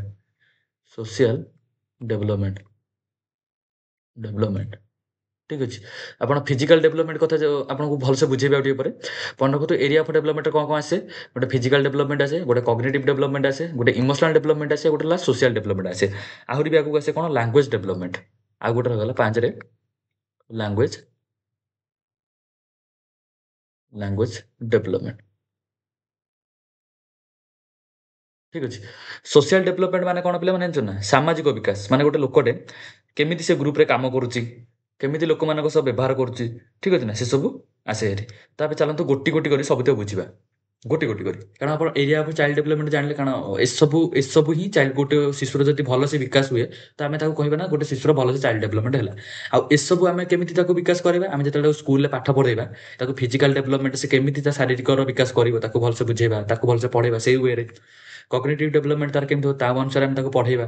ଇମୋସନାଲ କେମିତି ହେବ, ସୋସିଆଲ କେମିତି ହେବ, ଲାଙ୍ଗୁଏଜ କେମିତି ହେବ, ଲାଙ୍ଗୁଏଜର ଡେଭଲପମେଣ୍ଟ କେମିତି ହେବ, ସବୁ ଜିନିଷରେ ପିଲାମାନେ ଆମେ ସେ ପିଲାକୁ ଭଲସେ ବୁଝେଇବା ଆଉ ପଢ଼େଇବା। ତ ଏସବୁ ଜିନିଷ ଯଦି ଆମେ ଭଲସେ ବୁଝିଲେ ବା ଏସବୁ ଜିନିଷ ଯଦି ଆମେ ଭଲସେ ଅଣ୍ଡରଷ୍ଟାଣ୍ଡ କଲେ, ଠିକ୍ ଅଛି ନା, ତ ଆମେ ଅଲ୍ଟିମେଟଲି କହିବା କ'ଣ, ଆମେ ଗୋଟେ ଚାଇଲ୍ଡ ଡେଭଲପମେଣ୍ଟକୁ ଅଣ୍ଡରଷ୍ଟାଣ୍ଡ କଲେ। ଠିକ୍ ଅଛି। ବା ପ୍ରାଇମେରୀ ଲେବୁଲର ଚାଇଲ୍ଡ ଡେଭଲପମେଣ୍ଟକୁ ଆମେ ଅଣ୍ଡରଷ୍ଟାଣ୍ଡ କଲେ। ଚାଲନ୍ତୁ ଯିବା ଗୋଟେ ଗୋଟେ କରି ଭଲସେ ବୁଝିବା। ଦେଖନ୍ତୁ, ଫାର୍ଷ୍ଟ ହେଲା ପିଲାମାନେ ଫିଜିକାଲ ଡେଭଲପମେଣ୍ଟ। ଫିଜିକାଲ ଡେଭଲପମେଣ୍ଟ ମାନେ ପିଲାମାନେ ଆପଣ କ'ଣ ବୁଝୁଛ? ଗୋଟେ ଫିଜିକାଲ ଡେଭଲପମେଣ୍ଟ ମାନେ କ'ଣ ବୁଝୁଛ? ଫିଜିକାଲ ଡେଭଲପମେଣ୍ଟ ମାନେ ଜଷ୍ଟ ନର୍ମାଲ ତାର ଶରୀରରେ ବୃଦ୍ଧି ହେଉଥିବ ବା ଶାରୀରିକ ବୃଦ୍ଧି। ଶାରୀରିକ ବୃଦ୍ଧି, ଗୋଟେ ମିନିଟ୍। ହୁଁ, ଶାରୀରିକ ବୃଦ୍ଧି। ଠିକ୍ ଅଛି। ଶାରୀରିକ ବୃଦ୍ଧି ମାନେ ତାର ଓଜନ ବଢ଼ିବ। ଠିକ୍ ଅଛି, ଓଜନ ବଢ଼ିବ। ତାପରେ ତାର ଫାଇନ୍ ମଟର ସ୍କିଲ୍ ଗୁଡ଼ା ବଢ଼ିବ। ଫାଇନ୍ ମଟର ମାନେ ଜାଣିଛନ୍ତି ନା କ'ଣ? ଫାଇନ୍ ମଟର ହେଲା ଲେଖିବା।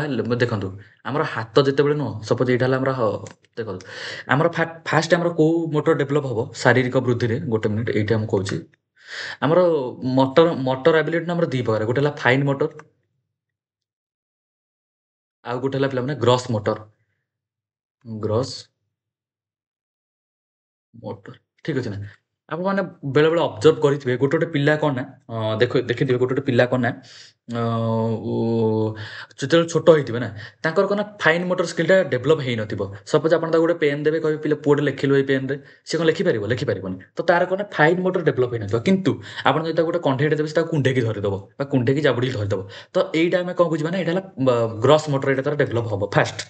ଦେନ୍ ଫାଇନ୍ ମୋଟର କ'ଣ? ଫାଷ୍ଟ ଯେତେବେଳେ ଗ୍ରସ୍ ମୋଟର ବା ହାତର, ବା ଆପଣ ଜାଣିଛନ୍ତି ହାତ ଯେତେବେଳେ ଫାଷ୍ଟ ଭଲସେ ଡେଭଲପ ହେଇଯିବ ବା ଗ୍ରୋଥ୍ ହେଇଯିବ, ଦେନ୍ ଆପଣଙ୍କର ଆଙ୍ଗୁଠିକୁ ଆପଣ କଣ୍ଟ୍ରୋଲ କରିପାରିବେ ବା ଲେଖିବାଟା ଆପଣ କଣ୍ଟ୍ରୋଲ କରିପାରିବେ।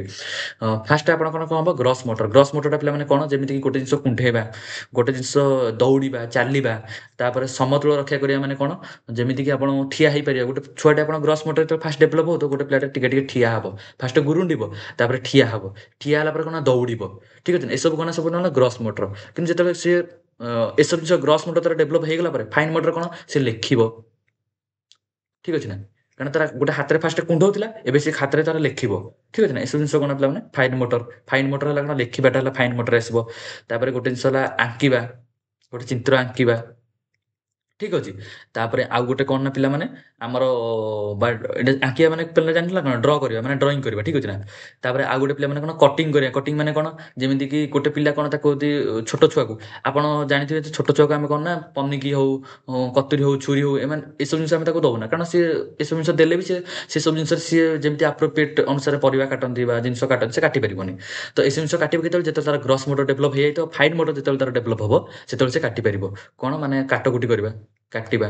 ଠିକ୍ ଅଛି। କାଟିବା କଥାରେ ଛୁରୀ ଫୁରୀରେ କାଟିବା, ଠିକ୍ ଅଛି ନା। ତାପରେ ଗ୍ରସ୍ ମୋଟରରେ କ'ଣ ଅଛି? ଫାଷ୍ଟ ଗ୍ରସ୍ ମୋଟର ଆପଣ ଜାଣିଥିବେ ଫାଷ୍ଟ ଗୁରୁଣ୍ଡିବା, ତାପରେ ହେଲା ରନିଂ କରିବା, ହେଲା ରନିଂ କରିବା, ତାପରେ ଜମ୍ପିଂ କରିବା, ତାପରେ ବାଲାନ୍ସ କରିବା, ଯୋଉ ଆପଣଙ୍କୁ ଏଇନା କହୁଥିଲି ବାଲାନ୍ସ କରିବା, ଯେତେବେଳେ ସେ ଠିଆ ହବ ତା ବଡିକି ବାଲାନ୍ସ କରିବ, ଠିକ୍ ଅଛି ନା। ଏସବୁ କ'ଣ ଡେଭଲପ୍ ନା ଗ୍ରସ୍ ମୋଟରରେ ଆସିବ। ଫାଇନ୍ ମୋଟରରେ କ'ଣ ଆସିବ? ଯେତେବେଳେ ଗ୍ରସ୍ ମୋଟରଟା ଭଲସେ ଡେଭଲପ୍ ହେଇଯିବ ନା, ତାପରେ ସେ ପିଲାଟା କ'ଣ ନା ଫାଇନ୍ ମୋଟର କାମ କରିପାରିବ, ଠିକ୍ ଅଛି ନା। ତ ଆପଣ ଜାଣିସାରିଥିବେ ଫିଜିକାଲ୍ ଡେଭଲପମେଣ୍ଟର ଫାଷ୍ଟ ହେଲା ଶାରୀରିକ ବୃଦ୍ଧି ଆସିବ, ଓଜନ ବୃଦ୍ଧି ହବ, ଫାଇନ୍ ମୋଟର ଆଉ ଗ୍ରସ୍ ମୋଟର ବି ତାର ଡେଭଲପ୍ ହବ। ଏଇଟା କୋଉଥିରେ ଆସିବ ପିଲାମାନେ? ଫିଜିକାଲରେ ଆସିବ, ଠିକ୍ ଅଛି ନା। ତାପରେ ଆଉ କ'ଣ ଫିଜିକାଲ୍ ଡେଭଲପମେଣ୍ଟରେ ଗୋଟେ ପିଲାଟେ କ'ଣ କରିପାରିବ ନା ବାହାରେ ଖେଳି ବି ପାରିବ, ବାହାରେ ଖେଳିପାରିବ। ଠିକ୍ ଅଛି। ବାହାରେ ଖେଳିବା ପାଇଁ, ବାହାରେ ବୁଲିବା ପାଇଁ ତାର କ'ଣ ଥିବା ଦରକାର? ଫିଜିକାଲ୍ ଗ୍ରୋଥ୍ ହବା ଦରକାର। ତାପରେ ଫିଜିକାଲ୍ ଡେଭଲପମେଣ୍ଟ ହେଲା ପରେ ଗୋଟେ ପିଲା ସପୋଜ୍ ଗୋଟେ ପିଲା ଛୋଟ ପିଲାମାନଙ୍କୁ ଆପଣମାନେ ଦେଖିଥିବେ, ସେମାନେ ନା ଫାଷ୍ଟ ମାନେ ପୁରା ଗୁରୁଣ୍ଡଟି ଚାଲନ୍ତି। ତାପରେ ଯାଇ ପିଲାମାନେ କ୍ରିକେଟ୍ ହଉ, ଫୁଟବଲ୍ ହଉ, ଭଲ ଭଲ ସ୍ପୋର୍ଟସ୍ ହଉ, ରନିଂ କରିବା ହଉ, ସେସବୁ ଜିନିଷ ତାପରେ ଶିଖନ୍ତି। ଏସବୁ ଜିନିଷ ପିଲାମାନେ କୋଉଥିରେ ଆସେ ପିଲାମାନେ? ଫିଜିକାଲ୍ ଡେଭଲପ୍ ବାଟେ। ତାପରେ ଆଉ ଗୋଟେ ଜିନିଷ, ଆପଣଙ୍କର ଫିଜିକାଲ୍ ଡେଭଲପମେଣ୍ଟ କେତେବେଳେ ଆପଣ କମ୍ପ୍ଲିଟ୍ ହେଲା ବୋଲି କେତେବେଳେ ଜାଣିବେ? କେତେବେଳେ ଜାଣିବେ? ପିଲାମାନେ ମନେ ରଖନ୍ତୁ ଯେତେବେଳେ ଆପଣଙ୍କର hand I hand I coordination ଯେତେବେଳେ କମ୍ପ୍ଲିଟ୍ ହବ ବା ହ୍ୟାଣ୍ଡ ଆଇ କୋର୍ଡିନେସନ୍ ମାନେ କ'ଣ? ଯେମିତିକି ଆପଣ ସପୋଜ୍ ଗୋଟେ ଜିନିଷଟେ, ହଁ ସପୋଜ୍ ଆପଣ ହାତରେ ଗୋଟେ ବଲଟେ ଧରୁଛନ୍ତି, ଗୋଟେ କ୍ରିକେଟ୍ ବଲଟେ ଧରୁଛନ୍ତି। ଆପଣ ତାକୁ ଲକ୍ଷ୍ୟ କରିକି ୱିକେଟ୍ ଆଡ଼କୁ ଯଦି ଫୋପାଡ଼ି ଦଉଛନ୍ତି, ୱିକେଟ୍ ଯଦି ସେଟା ହିଟ୍ କରୁଛନ୍ତି, ଆପଣ ଭଲସେ ଦେଖିଲେ ଆଉ ହ୍ୟାଣ୍ଡକୁ ଭଲସେ କୋର୍ଡିନେଟ୍ କରିକି ୱିକେଟ୍ ଆଡ଼େ ଲକ୍ଷ୍ୟ କଲେ ବା ଲକ୍ଷ୍ୟ କରିକି ୱିକେଟ୍‌ରେ ବଲଟା ମାରିଲେ, ତ ଏଇ ଜିନିଷଟା ପିଲାମାନେ କ'ଣ ନା ହ୍ୟାଣ୍ଡ ଆଇ କୋର୍ଡିନେସନ୍। ନହେଲେ ଆଉ ଗୋଟେ ଜିନିଷ, ଆପଣ ଯଦି ପେଣ୍ଟିଂ କଲେ, ପେଣ୍ଟିଂ କରିକି ଭଲସେ ସୁନ୍ଦର ପିଲାବେଳେ ଯୋଉ ଛୋଟ ଛୁଆମାନେ ପେଣ୍ଟିଂ କରନ୍ତି ବା ଅକ୍ଷର ଲେଖନ୍ତି, ସେମାନେ ଭଲସେ ଲେଖିପାରନ୍ତି? ବା ଏକୁ ଏମିତି ବଙ୍କାବଙ୍କି କରିକି ଲେଖିଥିବେ, ଠିକ୍ ଅଛି ନା। ଲେଖିପାରନ୍ତିନି। ସେ ଲେଖିବା କେତେବେଳେ ତାଙ୍କର କମ୍ପ୍ଲିଟ୍ ହବ? ଯେତେବେଳେ ତାଙ୍କର ହ୍ୟାଣ୍ଡ ଆଇ କୋର୍ଡିନେସନ୍ ତାଙ୍କର କମ୍ପ୍ଲିଟ୍ ହବ। ବେଳେବେଳେ ମାନେ କ୍ୱେଶ୍ଚିନ୍ ପଚାରିଦିଏ, ଫିଜିକାଲ୍ ଡେଭଲପମେଣ୍ଟ କେତେବେଳେ ଆମେ ତାକୁ କହିବା ଫିଜିକାଲ୍ ଡେଭଲପମେଣ୍ଟ ତାର କମ୍ପ୍ଲିଟ୍ ବୋଲି? ଯେତେବେଳେ ତାର ହ୍ୟାଣ୍ଡ ଆଇ କୋର୍ଡିନେସନ୍‌ଟା ସେ ଭଲସେ କରିପାରୁଥିବ, ସେତେବେଳେ ତାର କ'ଣ ନା ଫିଜିକାଲ୍ ଡେଭଲପମେଣ୍ଟ ଆମେ କମ୍ପ୍ଲିଟ୍ ବୋଲି ସେତେବେଳେ ଆମେ କହିବା। ତାପରେ ଆଉ ଗୋଟେ ପିଲାମାନେ କ'ଣ, ଏଇନା ଆପଣ ତ କହିଲେ ବାହାରେ ଖେଳିବାରେ ବା ଆଉଟଡୋର୍ ଆକ୍ଟିଭିଟିଜ୍, ଏଇଟାକୁ କହିବେ ନା ଆଉଟଡୋର୍ ଆକ୍ଟିଭିଟି। ଆଉଟଡୋର୍ ଆକ୍ଟିଭିଟି ମାନେ କ'ଣ? ବାହାରେ ଖେଳିବା, ବୁଲିବା ଏସବୁ ଜିନିଷ ପିଲାମାନେ କରିପାରିବେ ପିଲାମାନେ ଭଲସେ, ହେଲା। ଆଉ ପିଲାମାନେ କ'ଣ ଯେତେବେଳେ ସେ ଇଏ ହବ ଗେମ୍ ଖେଳିବ ବା ବାହାରେ ଯାଇକି ଗେମ୍ ଖେଳିବ, ଗେମ୍ ଖେଳିଲା ପରେ କ'ଣ ନା ସେ ଗେମ୍‌ର ବା ଯୋଉ ଗେମ୍‌ଟା ସେ ଖେଳିବ, ସେ ଗେମ୍‌ଟା ମାନେ କେମିତି ଖେଳନ୍ତି ସେସବୁ ଜିନିଷ ଅଣ୍ଡରଷ୍ଟାଣ୍ଡ କରିବ, ସେସବୁ ଜିନିଷ ବୁଝିବ। ଏଇରା ପିଲାମାନେ ଫିଜିକାଲ୍ ଡେଭଲପମେଣ୍ଟରେ ଆସେ। ଆଇ ଥିଙ୍କ୍ ଆପଣମାନେ ଭଲସେ ବୁଝିପାରିଥିବେ ଫିଜିକାଲ୍ ଡେଭଲପମେଣ୍ଟଟା କ'ଣ ବା ଯୋଉ ଏରିଆଜ୍ ଅଫ୍ ଡେଭଲପମେଣ୍ଟ ଆମର ଅଛି, ଡିଫରେଣ୍ଟ ଏରିଆ ଅଫ୍ ଡେଭଲପମେଣ୍ଟ ଅଛି। ସେଥିରେ ଯୋଉ ମେନ୍ ଡେଭଲପମେଣ୍ଟ ହେଲା ଫିଜିକାଲ୍ ଡେଭଲପମେଣ୍ଟ, ସେଇଟା ପିଲାମାନେ ଆପଣମାନେ ଭଲସେ ବୁଝିପାରିଥିବେ। ଠିକ୍ ଅଛି। ଏବେ ଚାଲୁଛି କଗ୍ନିଟିଭ୍ ଡେଭଲପମେଣ୍ଟ ଉପରେ। ଗୋଟେ ମିନିଟ୍ ଏସବୁ ଲିଭେଇ ଦିଏ। ଯାହାର ନୋଟ୍ସ ବନେଇବାର ଅଛି ବା ସ୍କ୍ରିନଶଟ୍ ନେବାର ଅଛି ନେଇଯାଅ। ନହେଲେ ନୋଟ୍ସ ପିଲାମାନେ ବନାଅନି ବି, କାରଣ ମୁଁ ଭଲସେ ଶୁଣିଦିଅ ଫାଷ୍ଟ। କାରଣ ଯଦି ଆପଣମାନେ ଖାଲି ନୋଟ୍ସ ବନେଇବାରେ ଫୋକସ୍ କରିବେ ନା, ନ ଶୁଣିକି ଭଲସେ, ମାନେ ଭଲସେ ଶୁଣିକି ନୋଟ୍ ବନଉଛନ୍ତି ତ ବହୁତ ଭଲ କଥା। କିନ୍ତୁ ଆପଣ ଯଦି ଖାଲି ନୋଟ୍ସ ବନେଇବାରେ ଫୋକସ୍ କରୁଛନ୍ତି ଆଉ ବୁଝିବାରେ ଢିଲା ରଖୁଛନ୍ତି, ଠିକ୍ ଅଛି ନା। କାରଣ ଆପଣଙ୍କୁ ସମୟ ବେଳେବେଳେ ନ ହେଇପାରେ ବି ଆପଣ ନୋଟ୍ସ ରିଭାଇଜ୍ କରିବାରେ। କିନ୍ତୁ ଆପଣ ଯଦି ଭଲସେ ବୁଝିଥିବେ ତ ନୋଟ୍ସ ରିଭାଇଜ୍ କରିବା ବି ଦରକାର ପଡ଼ିବ ନାହିଁ।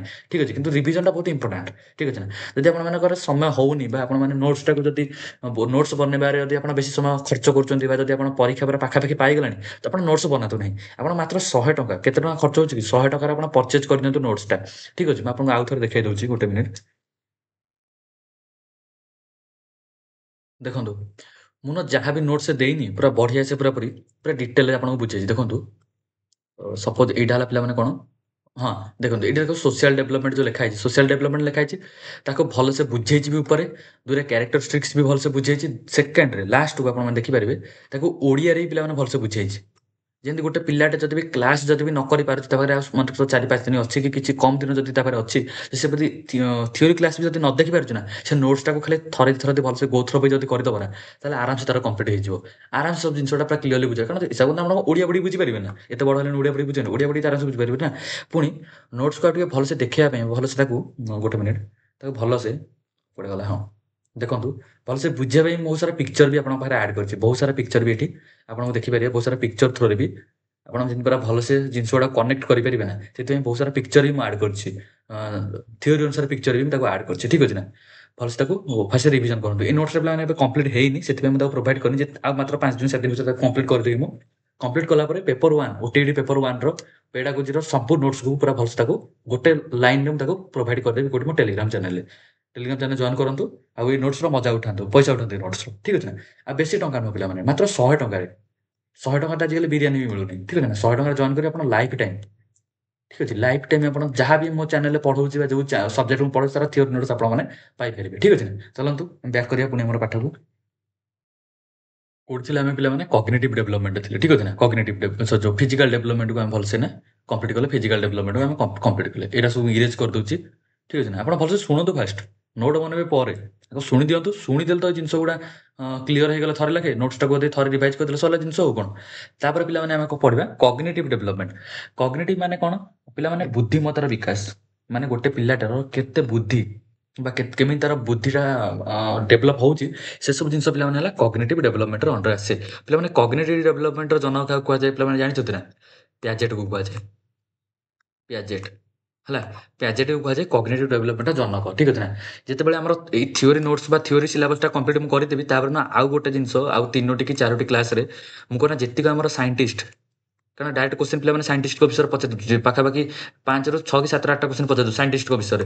ଯେଉଁ 3ଟି 4ଟି କ୍ଲାସ୍ରେ, ନହେଲେ ଯଦି ମୋତେ ସମୟ ହୁଏ ତାହେଲେ ଗୋଟେ ୱାନ୍ ସଟ୍ ଭିଡ଼ିଓ ଆଣିବି, 3 4 ଘଣ୍ଟା 5 ଘଣ୍ଟାର ଭିଡ଼ିଓ ଆଣିବି, ଯେଉଁଥିରେ ଯେତିକ ସବୁ ସାଇଣ୍ଟିଷ୍ଟ ଅଛନ୍ତି, ପ୍ୟାଜେଟ୍, ଭାଇଗୋଟ୍ସ୍କି, କୋହଲବର୍ଗ, ଆଲବର୍ଟ ବନ୍ଦୁରା, ଯେତିକ ବି ଅଛନ୍ତି ସାଇଣ୍ଟିଷ୍ଟ, ତାଙ୍କ ବିଷୟରେ ବି ପୁରା ଡିଟେଲ୍ ଆମେ କଥା ହେଇଯିବା। ତାଙ୍କ ଥିଓରି କ'ଣ କ'ଣ ଦେଇଥିଲେ ତା ବିଷୟରେ ଆମେ ଡିଟେଲ୍ କଥା ହେଇଯିବା, ଠିକ୍ ଅଛି ନା? ସେଥିପାଇଁ ଆପଣ ବ୍ୟସ୍ତ ହୁଅନ୍ତୁନି, ଏବେ ଆପଣ ଏଇଥିରେ ଧ୍ୟାନ ଦିଅନ୍ତୁ, ଠିକ୍ ଅଛି ନା? ଆଉ ତାର ନୋଟ୍ସ ବି ପିଲାମାନେ ମୁଁ ଆଡ଼୍ କରିଦେବି ଯେଉଁ ପେଡାଗୋଜି ପେପର୍ 1ର ଯେଉଁ ତା ନୋଟ୍ସରେ ମୁଁ ଆଡ଼୍ କରିଦେବି, ଠିକ୍ ଅଛି ନା? ଏସବୁ ଜିନିଷ ଠିକ୍ ଅଛି। ତାପରେ ଏତିକି ଲିଭେଇ ଦିଏ, ଠିକ୍ ଅଛି। ବାସ୍। ପିଲାମାନେ କଗ୍ନିଟିଭ୍ ଡେଭଲପମେଣ୍ଟ କ'ଣ?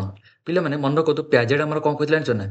କଗ୍ନିଟିଭ୍ ଡେଭଲପମେଣ୍ଟ କେବେଠୁ ଷ୍ଟାର୍ଟ ହୁଏ ବା କଗ୍ନିଟିଭ୍ ଡେଭଲପମେଣ୍ଟଟା ଆମର କେବେଠୁ ଷ୍ଟାର୍ଟ ହୁଏ ପିଲାମାନେ? ମନେ ରଖ ବା ପ୍ରାଇମେରୀ ସ୍କୁଲ ପିଲାଙ୍କର କଗ୍ନିଟିଭ୍ ଡେଭଲପମେଣ୍ଟଟା କେବେ ଷ୍ଟାର୍ଟ ହୁଏ ପିଲାମାନେ? କଗ୍ନିଟିଭ୍ ବା ଶିଶୁର ବିକାଶ ତ ଜନ୍ମରୁ ଷ୍ଟାର୍ଟ ହେଇଯାଏ। କିନ୍ତୁ ଆକ୍ଚୁଆଲି ସେମାନେ ଲଜିକାଲ୍ ଥିଙ୍କିଂ କେବେଠୁ ଷ୍ଟାର୍ଟ କରନ୍ତି ଜାଣିଛ ନା? 7 ବର୍ଷରୁ ଷ୍ଟାର୍ଟ କରନ୍ତି। 7ରୁ 13 ବର୍ଷ ବୟସରୁ ସେମାନେ ଲଜିକାଲ୍ ଥିଙ୍କିଂଟା ବା ଯୋଉ 13 ବର୍ଷ ନୁହଁ, ପୁରା 11 ବର୍ଷ ଏଇଟା। ଗୋଟେ ମିନିଟ୍, 11 ବର୍ଷ। 7ରୁ 11 ବର୍ଷ ବୟସ ଯୋଉ ଥିବ ତାଙ୍କର ସେଇଟା ହେଇ ଷ୍ଟେଜ୍‌ଟାକୁ ପିଲାମାନେ କହନ୍ତି କଂକ୍ରିଟ୍ ଅପରେସନାଲ୍। Concrete operational.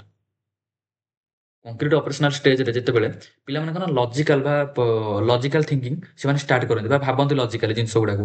ଯେମିତିକି ଲଜିକାଲ୍ ଥିଙ୍କିଂ ମାନେ କ'ଣ? କି ଗୋଟେ ଜିନିଷ ଯୁକ୍ତିଯୁକ୍ତ ଭାବରେ, ଗୋଟେ ଜିନିଷର କାରଣ ଖୋଜିବା, ଯୁକ୍ତିଯୁକ୍ତ ଭାବରେ ଭାବିବା, ସେସବୁ ଜିନିଷ କ'ଣ ଲଜିକାଲ୍ ଥିଙ୍କିଂ।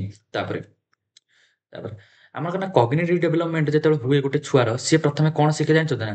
ସିଏ ପ୍ରଥମେ ସେଣ୍ଟ୍ରେସନ୍ ଶିଖେ। ସେଣ୍ଟ୍ରେସନ୍ ମାନେ କ'ଣ? ଯେମିତିକି ନମ୍ବର ସଂଖ୍ୟା ବୁଝିବ, ଠିକ୍ ଅଛି। ତାପରେ କ'ଣ ବୁଝିବ ପିଲାମାନେ? ମାସ୍ ବୁଝିବ, ଗୋଟେ ଜିନିଷର ମାସ୍ ବା ୱେଟ୍ ବୁଝିବ, ଠିକ୍ ଅଛି। ୱେଟ୍ ବୁଝିବ, ତାପରେ ଗୋଟେ ଜିନିଷର ଭଲ୍ୟୁମ୍ ବୁଝିବ, ଠିକ୍ ଅଛି। ତାକୁ ଆପଣ ଦେବେ ଗୋଟେ ଗ୍ଲାସରେ ତାକୁ ପାଣି ଦେବେ, ଆଉ ଗୋଟେ ଏତିକି ଛୋଟିଆ ବେଲାରେ ଅଜାଡ଼ିବାକୁ କହିବେ, ଠିକ୍ ଅଛି ନା? ସେ କ୍ଲାସିଫାଏ କରିପାରିବ କୋଉଥିରେ ଅଧିକ ପାଣି ଅଛି, କୋଉଥିରେ କମ୍ ପାଣି ଅଛି, ଠିକ୍ ଅଛି ନା? ବା ଯଦି ଆପଣ ଗୋଟେ ଗ୍ଲାସରେ ମନେକର ଏତିକି ପାଣି ଅଛି, ଆଉ ସେତିକ ପାଣିକୁ ଆପଣ ମନେକର ଗୋଟେ ବେଲାରେ ଅଜାଡ଼ି ଦେଇକି ତାକୁ ଦେଇଦେବେ, ତ ସିଏ ଜାଣିପାରିବ ଯେ ଏଇଥିରେ ଯେତିକି ପାଣି ଅଛି, ସେଥିରେ ବି ସେତିକି ପାଣି ଅଛି। ଏସବୁ ଜିନିଷ ପିଲାମାନେ ସେ କେତେବେଳେ କ୍ଲାସିଫାଏ କରିବା ଶିଖିବ? ଏଇ ଯୋଉ କଂକ୍ରିଟ୍ ଅପରେସନାଲ୍ ଷ୍ଟେଜ୍‌ରେ ଶିଖିବ। ଆଉ ତାର ଯେତେବେଳେ ପୁରା କମ୍ପ୍ଲିଟ୍ କଗ୍ନିଟିଭ୍ ଡେଭଲପମେଣ୍ଟ ଯେତେବେଳେ ତାର ହେଇଯିବ, ସିଏ କ'ଣ ନା ଲଜିକାଲ୍ ଥିଙ୍କିଂ ତ କରିବ। ପ୍ରପର୍ ଲଜିକାଲ୍ ଥିଙ୍କିଂ ଯେମିତି ଆମେମାନେ ଲଜିକାଲ୍ ଥିଙ୍କିଂ କରୁଛେ, ଲଜିକାଲ୍ ଥିଙ୍କିଂ କରିବ। ତାପରେ ଆମର ସବୁ ଯୋଉ ମ୍ୟାଥମେଟିକାଲ୍ ଯୋଉ ଅପରେସନ୍ ଗୁଡ଼ା ଅଛି, ତାକୁ ଭଲସେ ବୁଝିବ। ଆଉ ଆଉ ଦେଖନ୍ତୁ ଆଉ ଗୋଟେ ଜିନିଷ କ'ଣ ବୁଝିବ? କି ମନେକର ଯୋଉ ଅବଜେକ୍ଟ ଗୁଡ଼ା ଆମର ଅଛି, ତାକୁ ବି କ୍ଲାସିଫାଏ କରିବା ଶିଖିପାରିବ, ଠିକ୍ ଅଛି ନା? ତାପରେ କୋଶ୍ଚିନ୍ ପଚାରିବାକୁ କ୍ୟୁରିୟସ୍ ହବ। ଯେତେବେଳେ ତାର କଗ୍ନିଟିଭ୍ ଥିଙ୍କିଂ ଯେତେବେଳେ ତାର ଭଲସେ ଡେଭଲପ୍ ହବ ନା, ସେ କୋଶ୍ଚିନ୍ ପଚାରିବ। କୋଶ୍ଚିନ୍ ଭଲସେ ପଚାରିବ, ମାନେ ଟିଚର ମାନଙ୍କୁ ପଚାରିବ, ସାର୍ ଏଇଟା କ'ଣ ପାଇଁ ହେଲା, ଏଇଟା କ'ଣ ପାଇଁ ହେଲା? ତ ସେଇଟା କେତେବେଳେ ହବ? ଯେତେବେଳେ ତାର କଗ୍ନିଟିଭ୍ ଡେଭଲପମେଣ୍ଟଟା ଭଲସେ ହଉଥିବ, ବା ଆମେ ଯେ ତାର କଗ୍ନିଟିଭ୍ ଡେଭଲପମେଣ୍ଟଟା ଯଦି ହବ ତାର, ଠିକ୍ ଅଛି ନା? ତାପରେ ଇଗୋସେଣ୍ଟ୍ରିକ୍ ତାର କମିବ। ଇଗୋସେଣ୍ଟ୍ରିକ୍ କେତେବେଳେ ହୁଏ ଜାଣିଛ ନା? ଇଗୋସେଣ୍ଟ୍ରିକ୍ ମାନେ କ'ଣ? ଗୋଟେ ଛୁଆଟେ ଯେତେବେଳେ ସିଏ କେବଳ ତା ପର୍ସପେକ୍ଟିଭ୍ ଭାବେ, ସିଏ ଅଲଗା ଲୋକଙ୍କୁ ଭାବୁଛନ୍ତି, ସିଏ ମାନେ ତାର ସେଥିରେ କିଛି ମତଲବ ନାହିଁ, ଠିକ୍ ଅଛି ନା? ସେଇ ଜିନିଷଟା ଯେତେବେଳେ ତାର କମିବ, ଆଉ ସିଏ ହେଇ ଜିନିଷ ନ ଭାବିକି ଭାବିବ ଯେ କ'ଣ, କି ଏଇ ଲୋକଟା ମୁଁ ଯଦି ଏଇ ଜିନିଷଟା କହିଦେବି, ସେଇ ଲୋକଟା କ'ଣ ଭାବିବ? ଏସବୁ ଜିନିଷ କେତେବେଳେ ଡେଭଲପ୍ ହବ? ଯେତେବେଳେ ତାର କଗ୍ନିଟିଭ୍ ଡେଭଲପମେଣ୍ଟ ଯେତେବେଳେ ତାର ହବ, ଏଇ ଜିନିଷ ତାର ଭାବନା ଆସିବ କି ମୁଁ ଭଲ କଥା କହିବି ଲୋକଙ୍କୁ, କାଳେ କିଏ ମୋ କଥା ଭାବି ମୋ ବ୍ୟବହାରର କ'ଣ, ବୁଝୁଛନ୍ତି ନା? ଏସବୁ ଜିନିଷ ଯେତେବେଳେ ହବ, ତାର କଗ୍ନିଟିଭ୍ ଡେଭଲପମେଣ୍ଟ ହବ। ତାପରେ ଆଉ ଗୋଟେ ପିଲାମାନେ କଗ୍ନିଟିଭ୍ ଡେଭଲପମେଣ୍ଟ ଆଉ କ'ଣ ହବ ପିଲାମାନେ? ତାର ମେମୋରି ମେମୋରି ପାୱାରଟା ବଢ଼ିବ। ମେମୋରି ପାୱାରଟା ମାନେ କ'ଣ? ସପୋଜ୍ ମୁଁ ଏଇନା ଯୋଉ ଆପଣଙ୍କୁ ସବୁ ଜିନିଷ କହୁଛି, ଆପଣ ତାକୁ ମନେ ରଖୁଛନ୍ତି। କ'ଣ ପାଇଁ ମନେ ରଖୁଛନ୍ତି? କାରଣ ଆପଣଙ୍କର କଗ୍ନିଟିଭ୍ ଡେଭଲପମେଣ୍ଟଟା ଭଲସେ ଅଛି ବୋଲି ତାକୁ ମନେ ରଖିପାରୁଛନ୍ତି, ଠିକ୍ ଅଛି ନା? ତାପରେ ତାର ଆଟେନସନ୍ ସ୍ପାନ୍ ବଢ଼ିବ। ଆଟେନସନ୍ ସ୍ପାନ୍ ମାନେ ସିଏ କ'ଣ ନା ସପୋଜ୍ ତାକୁ ଗୋଟେ ଘଣ୍ଟା ତାକୁ ଗୋଟେ ଜାଗାରେ ବସେଇବାଟା ବହୁତ କଷ୍ଟ ହେଉଥିଲା। କିନ୍ତୁ ଯେ ତାର କଗ୍ନିଟିଭ୍ ଡେଭଲପମେଣ୍ଟ ଯେ ତାର ହେଇଯାଇଛି, ସେ କ'ଣ ନା 4 ଘଣ୍ଟା 5 ଘଣ୍ଟା ଗୋଟେ ଜାଗାରେ ବସିକି ପାଠ ପଢ଼ି ପାରୁଛି। ଏଇ ଜିନିଷଟା ପିଲାମାନେ କ'ଣ କଗ୍ନିଟିଭ୍ ଡେଭଲପମେଣ୍ଟ ହେଇପାରିବ। ଠିକ୍ ଅଛି ନା? ଆଉ ବାସ୍ ଏତିକି ଥିଲା କଗ୍ନିଟିଭ୍ ଡେଭଲପମେଣ୍ଟ। ତାପରେ ଆଉ କ'ଣ ରହିଲା? ହଁ, ଏତିକି ହିଁ ପ୍ରାୟ କଗ୍ନିଟିଭ୍ ଡେଭଲପମେଣ୍ଟ ରହିବ। ଆଉ ମନେ ରଖିଥିବୁ, କଗ୍ନିଟିଭ୍ ଡେଭଲପମେଣ୍ଟ ହେଲା ପରେ ନା ଗୋଟେ ପିଲା ନା ସବୁ ଜିନିଷର କାରଣ ଖୋଜିବ। ଠିକ୍ ଅଛି? ମାନେ ଖୋଜିବ ଏଇ ଜିନିଷଟା କ'ଣ ପାଇଁ ହେଲା? କେମିତି ହେଲା? କ'ଣ ପାଇଁ ହେଲା? ଠିକ୍ ଅଛି? ଏସବୁ ଜିନିଷ ମାନେ କ'ଣ କଗ୍ନିଟିଭ୍ ଡେଭଲପମେଣ୍ଟ ଯେତେବେଳେ ତାର ହବ ଏସବୁ ଜିନିଷ ସେ କରିବ। ଠିକ୍ ଅଛି? ତାପରେ ଚାଲ ନେକ୍ସଟ ଯିବା ପିଲାମାନେ କ'ଣ ଅଛି ଆମର? ଗୋଟେ ମିନିଟ୍। ଆମର ଇମୋସନାଲ୍ ଡେଭଲପମେଣ୍ଟ, ଭାବନାତ୍ମକ। ଏଇଟା ଟିକେ ନାକୁ ବା ଟାଇପ୍ କଲାବେଳେ ଟିକେ ନାକୁ ଏଇଟା ଟିକେ ଏରର୍ ରହିଯାଏ। ମୁଁ ଆଉ ଥରେ ଟିକେ ଓଡ଼ିଆରେ ଲେଖିଦେଉଛି ପିଲାମାନେ। ଗୋଟେ ମିନିଟ୍। ଭାବନା, ପେନ୍‌ଟା କ'ଣ? ଗୋଟେ ମିନିଟ୍। ଭାବନାତ୍ମକ ବିକାଶ। ଠିକ୍ ଅଛି ନା? ଏଇଟା ମୁଁ ଆଉଥରେ ଲେଖିଦେଉଛି ବିକାଶ। ପିଲାମାନେ ଭାବନାତ୍ମକ ବିକାଶ କେତେବେଳେ ହବ? ଗୋଟେ ଛୁଆର ଭାବନାତ୍ମକ ବିକାଶ କେତେବେଳେ ହବ? ମନେକର ଯେତେବେଳେ ସେ ତା ଇମୋସନକୁ କଣ୍ଟ୍ରୋଲ କରିବା ଶିଖିବ। କେମିତି ସେ କଣ୍ଟ୍ରୋଲ କରିବ? ସପୋଜ୍ ରାଗ ସମୟ ତାକୁ ରାଗ ଲାଗୁଥିବ, କିନ୍ତୁ ସେ ଦେଖୁଥିବ ଯେ ଭାଇ ସିଏ ବା ବହୁତ ଲୋକ ଅଛନ୍ତି ବା ଏମିତି ଗୋଟେ ପୁଣ୍ୟପର୍ବାଣି ଚାଲିଛି, ମୁଁ ଏଇ ଟାଇମ୍‌ରେ ରାଗଟା ମୋର ଦେଖେଇବିନି, ତାକୁ ମୁଁ କଣ୍ଟ୍ରୋଲ କରି ରଖିଦେବି। ଠିକ୍ ଅଛି ନା? ଏସବୁ ଜିନିଷ ଯେତେବେଳେ କଣ୍ଟ୍ରୋଲ କରିବା ଶିଖିବ ନା, ଏଇସବୁ ଜିନିଷ କେତେବେଳେ ହବ ତାର? ବା ଭାବନାତ୍ମକ ବିଷୟ। ଠିକ୍ ଅଛି ନା? ତାପରେ ଯେତେବେଳେ ତାର ଇମୋସନାଲ୍ ଡେଭଲପ୍ ହବ ନା, ବା ଇମୋସନାଲ୍ ଡେଭଲପମେଣ୍ଟ ଯେତେବେଳେ ତାର ହବ ନା, ସେତେବେଳେ ସେ ପିଲାଟା କ'ଣ କରିବ ପିଲାମାନେ? ସେ କ'ଣ ନିଜର ସେଲ୍ଫ ଏଷ୍ଟିମ୍ ମାନେ ସେଲ୍ଫ ସେଲ୍ଫ ଏଷ୍ଟିମ୍ ଯେତେବେଳେ ତାର ସେଲ୍ଫ ଏଷ୍ଟିମ୍‌ଟା ନୁହଁ, ତାର ଡେଭଲପ୍ ହବ। ସେଲ୍ଫ ଏଷ୍ଟିମ୍ ମାନେ କ'ଣ? ନିଜର ମୂଲ୍ୟବୋଧ। ଏଇଟାକୁ କୁହନ୍ତି ନିଜର ମୂଲ୍ୟବୋଧ।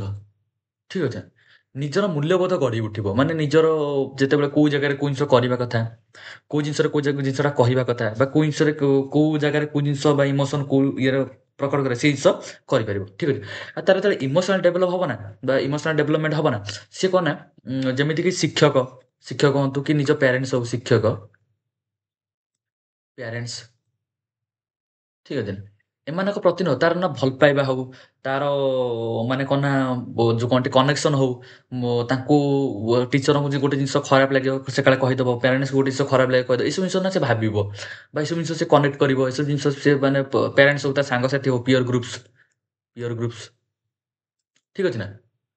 ଠିକ୍ ଅଛି। ଏସବୁ ଜିନିଷ ଏସବୁ ଉପରେ ସେ ଧ୍ୟାନ ଦବ। ଯେତେବେଳେ ତାର ଇମୋସନାଲ୍ ଡେଭଲପମେଣ୍ଟ ଯେତେବେଳେ ତାର ହବ ବା ହଉଛି ବା ହବ ଯେତେବେଳେ, ସେସବୁ ଦିନ କ'ଣ ନା ସିଏ କ'ଣ ନା ତାଙ୍କ ପିୟର୍ ଗ୍ରୁପ୍ ହଉ, ଶିକ୍ଷକ ହଉ, ପ୍ୟାରେଣ୍ଟସ୍ ହଉ, ତାଙ୍କର ଅଭିଭାବକ ହଉ, ଯାହା ବି ହଉ, ସେମାନଙ୍କ ପ୍ରତି କ'ଣ ନା ତାଙ୍କର ଆଟାଚମେଣ୍ଟ ହଉ, ତାଙ୍କର କନେକ୍ସନ୍ ହଉ, ସେସବୁ ଜିନିଷ ଫିଲ୍ କରିବ। କେତେବେଳେ? ତାର ଯେତେବେଳେ ଇମୋସନାଲ୍ ଡେଭଲପମେଣ୍ଟ ହବ। ଠିକ୍ ଅଛି? ତାପରେ ଯେତେବେଳେ ଗୋଟେ ପିଲାର ଇମୋସନାଲ୍ ଡେଭଲପମେଣ୍ଟ ହବ ନା, ସେ ଗୋଟେ ପିଲାର ଯେତେବେଳେ ଇମୋସନାଲ୍ ଡେଭଲପମେଣ୍ଟ ହବ, ଆଉ ଗୋଟେ ଜିନିଷ ପିଲାମାନେ ହବ କ'ଣ? ତାର ନା ଦାୟିତ୍ୱବାନଟା ବଢ଼ିଯିବ। ମାନେ ଯେମିତିକି ନିଜ କାମ ପ୍ରତି ତାର ଦାୟିତ୍ୱ ଭାବନା